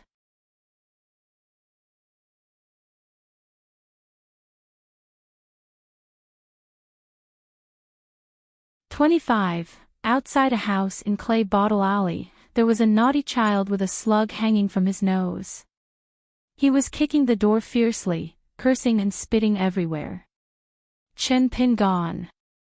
If you don't come out, I'll find someone to hack you to death and smash all the junk in your house. I know you're at home. What are you busy with? Are you doing that with Song Jisun's wife in GQ? It's broad daylight. Don't you know how to take care of Song Jisun's feelings? Fine, fine, fine. You don't want to come out, right? I'm leaving. I'm really leaving. Once I leave, you won't want to see me for the rest of your life. I originally wanted to leave all my treasures to you, Chen Pin gone. Come out quickly. For some reason, at the end of the scolding, the child actually sounded like he was about to cry. He fiercely whipped the two slugs back into his nest. Guken suddenly felt a sharp pain in his head. He quickly turned around and saw the familiar face. The child cursed loudly, Chen Pin gone. Damn you. The straw sandals youth's expression didn't look too good. Guken quickly changed the topic and added, how's your body? His words were natural and smooth, without any stiffness at all. Chen Pin gone was used to this brat's thoughtlessness. Carrying a new clay pot, he said unhappily, you still don't know whether I'm well or not. Guken realized that he still had business to attend to. He quickly pulled Chen Pin gone to the entrance of the courtyard. Then, he stuffed two exquisitely embroidered bags into Chen Pingan's hands. The child lowered his voice and asked, do you still remember the little loach I asked you for last year? Chen Pin gone was confused. Holding the heavy bags, he wasn't unfamiliar with them. At that time, the brocade-clothed youth who forcefully bought the golden carp had specially given him a bag of copper coins. Chen Pin gone looked around. There were no pedestrians at either end of Clay Bottle Alley. He still hurriedly opened the door and brought Guken into the courtyard. After putting the clay pot aside, he asked straightforwardly, a foreigner bought that loach from you, right? Guken, I advise you not to sell it. Don't sell it even if you beat me to death. Don't you want me to live a good life in the future? You must keep that loach, do you understand? Guken burst into tears and grabbed Chen Pingan's sleeves with both hands. Choking with sobs, he said, I wanted to return the loach to you, but mother wouldn't let me. She even slapped me in the face. Mother has never slapped me since I was young. And that storyteller, I don't know if he was a deity or a ghost. He was very scary. First, he brought me into the white bowl, and then that loach suddenly became very, very big. It was much, much bigger than my family's large water tank. Chen Pin gone covered the child's mouth and stared at him sternly. I gave you the loach, so it's yours. Guken, do you still want your mother to live a good life in the future? Can you eat meat every day, let your mother use rouge and face powder, and buy those silky clothes that feel smooth to the touch? Guken sniffled and nodded vigorously. Chen Pin gone let go of his hand and crouched down. He asked, what's the matter with the 2 bags of money? Did you steal them? Guken's eyes turned. He was just about to lie. Chen Pingan's relationship with him couldn't be more familiar. The little bastard knew what kind of shit he was going to shit when he stuck his butt out. He directly gave Guken a chestnut and said sternly, take it back. Guken's stubborn temper also rose. I won't. Chen Pin gone was so angry that his face turned ashen. He raised his hand and was about to give a genuine chestnut. However, when he saw the child's stubborn expression, Chen Pingan's heart softened. He softened his tone, thought for a moment, and asked, what's going on? Tell me. Guken told Chen Pin gone the whole story from beginning to end. He didn't deny that this child usually made people gnash their teeth in hatred, but he was indeed very intelligent from a young age. From the old locust tree to the iron lock well, and then to the courtyard of Mud Bottle Alley, he clearly told Chin Pingon about the adventures of the storyteller who wanted to take him as his disciple. At this moment, Chin Pingon had a rough idea in his heart. Gu Ken was most likely one of the people in the small town who obtained the ancestral locust tree leaf.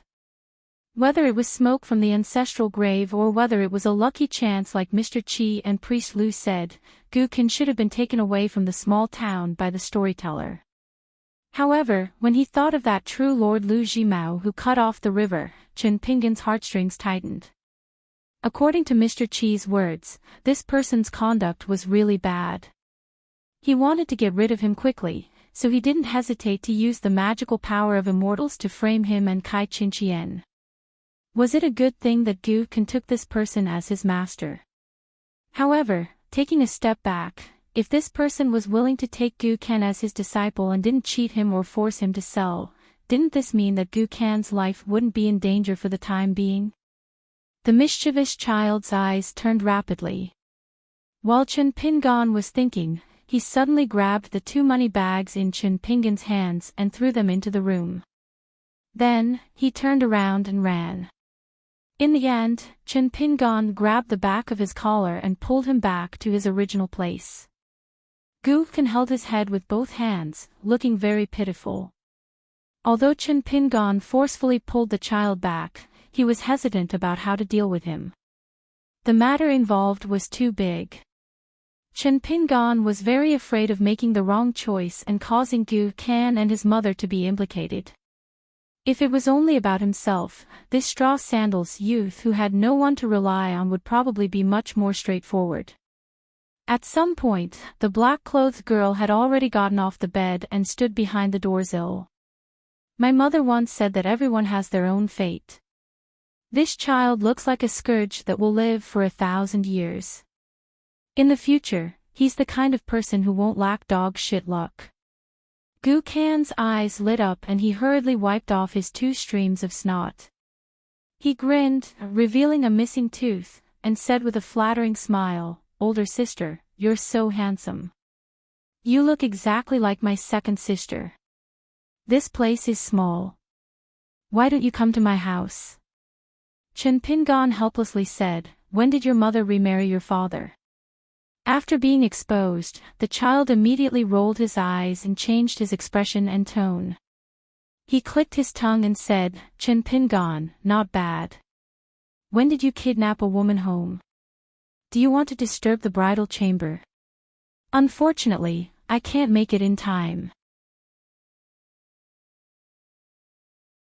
Otherwise, I'd definitely squat in the corner and listen to you immortals fight on the bed." Chin Pingon slapped Gu Ken's head and said to the black-clothed girl apologetically, "He's just like that. Don't be angry." The girl glanced at the child. "Idiot." Gu Ken was just about to show off his family's skills when he felt the hand on his head quietly increase in strength. He immediately became sickly and said weakly, "Older sister, you're so beautiful. Everything you say is right." The black-clothed girl ignored the child and turned to look at Chin Pingon. She said meaningfully, "You'd better accept those 2 bags of copper coins. Otherwise, you'll turn against each other in the future. Moreover, once this child succeeds in his cultivation in the future, if you don't make him feel less guilty today, it's very likely that his Daoist heart will become unstable, allowing external demons to take advantage of the situation." Gu Ken liked hearing this. He gave the older sister a thumbs up. "With long hair, you have a lot of knowledge. You really are more reliable than that little girl next door." The black-clothed girl raised an eyebrow and actually accepted it gladly. In the distance of Mud Bottle Alley, a furious roar rang out. "Gu Ken!" The child's face was slightly pale. I'm leaving. Chin Pingon, I'm leaving." Even though he said he was leaving, the child himself did not realize that his grip on Chin Pingon was tightening. Perhaps in his subconscious, Gu Ken had long since taken Chin Pingon as his only family apart from his mother. Chen Pingon brought the child out of the courtyard. He crouched down and said quietly, "Gu Kan, remember to be careful of your master. Also, take good care of your mother. You're a man. Your mother can only rely on you in the future. Don't always make her worry." Gu Kan grunted in agreement. Chen Pingon continued, "When you're outside, do more and speak less. Watch your mouth. If you suffer some losses, then suffer some losses. Don't always try to get back at them with your mouth. The people outside are not like us. They hold grudges." The child's eyes reddened as he disagreed. "The people on our side hold grudges too. You're the only one who doesn't." Chen Pingon did not know whether to laugh or cry. He was speechless for a moment. Chen Pingon suddenly woke up and asked in a deep voice, "Gu Kan, did you get a locust tree leaf?" If he didn't, Chen Pingon did not think that Gu Kan had obtained an immortal's opportunity. Perhaps the arrival of the storyteller was a talisman that hastened his death. As soon as the child heard this, he became angry. He took out a large handful from his pocket and cursed out of habit, "I don't know which bastard secretly stuffed so many tattered leaves into my pocket. I only found out when I was sneaking out of the house and hiding the 2 bags of money. If it wasn't little fatty Zhao, then it was that girl Lu Mei. If my mother saw this when she was washing clothes, she would scold me for being worrisome again. Fortunately, I'm leaving now. Otherwise, see if I don't secretly throw stones into their latrine." The child was scolding with vigor. Chen Pingon was dumbfounded at first, but then he felt relieved. Seeing that this guy was about to throw the stones to the ground, he hurriedly stopped the child's actions. With an incomparably solemn expression, he said, "Gu Kan, keep them well. You must keep them well. If possible, it's best not to let your mother see these locust tree leaves. It's very likely that this is for her own good." The child was at a loss, but he still nodded and said, "Okay." Chen Pingon exhaled a long breath and said to himself, "Now I'm really relieved." Gu Kan suddenly leaned forward and used his head to knock Chen Pingon's head. He whimpered, "I'm sorry." Chen Pingon rubbed his little head and scolded with a smile, "Silly." Gu Kan suddenly whispered in his ear. Chen Pingon was stunned on the spot. The child turned and ran away. As he jogged, he turned his head and waved his hand. "I heard that old man say that he's going to take me and my mother to a place called Book Bamboo Lake in Qingxia Island. In the future, if you can't afford to marry a wife, you can come find me. I'm not bragging, but I can give you 17 or 18 good-looking bitches like GQ next door." Chen Pingon stood in place and nodded. He also felt a little sad. After all, this guy Gu Kan was like his little brother. Therefore, Chen Pingon was willing to let Gu Kan do whatever he wanted. The straw sandals youth looked at the child's figure gradually fading away, lost in thought. His life was always like this. The people he truly cared about, it seemed that he couldn't keep them. The youth in Clay Bottle Alley grinned. The heavens were quite stingy. The door to the courtyard next door gently opened and the maid GQ walked out. She was slender and elegant, like a lotus flower in a pond. Chen Pingon asked, "Gu Kan said bad things about you before. Did you hear it?" She blinked her limpid eyes and said, "Just pretend I didn't hear it. In any case, I can't beat the mother and daughter in an argument." Chen Pingon was a little embarrassed. He could only help that bastard Gu Kan and say good things about him. He smoothed things over. Actually, his heart isn't bad. It's just that his words are a little unpleasant. GQ expressionlessly tugged at the corner of her mouth. "I don't know if Gu Kan's heart is good or bad. His widowed mother isn't someone easy to deal with. I'm very sure." Chen Pingon didn't know how to answer. He could only learn from her and pretend that he didn't hear anything. She suddenly asked an inexplicable question. Chen Pingan, you really don't regret it? Chen Pingan was stunned. What? GQ saw that he didn't seem to be pretending to be stupid. She sighed and turned back to the courtyard, closing the wooden door. Chen Pingan, who had excellent eyesight, had been standing in the alley. He finally saw the door to Gu Kan's courtyard open and 3 people walk out. The mother and son were carrying large and small bags as they slowly walked to the other end of Clay Bottle Alley. Chen Pingan even clearly saw the storyteller turn his head and glance at him with a playful smile. After the 3 figures disappeared at the end of the alley, Chen Pingan returned to his courtyard and saw that the black-clothed girl could already sit on the doorstep by herself. Was her body made of iron? Chen Pingan first put the jade hairpin that Mr. Qi gave him and the 2 bags of copper coins that Gu Kan gave him on the table. Then, he began to boil water, fill the herbs, and decoct them. He was so familiar with the process that he didn't look like a kiln worker. Instead, he looked like a shop assistant who had worked in a pharmacy for many years. The black-clothed girl was a little confused, but she didn't ask. Bored, she got up and walked to the table.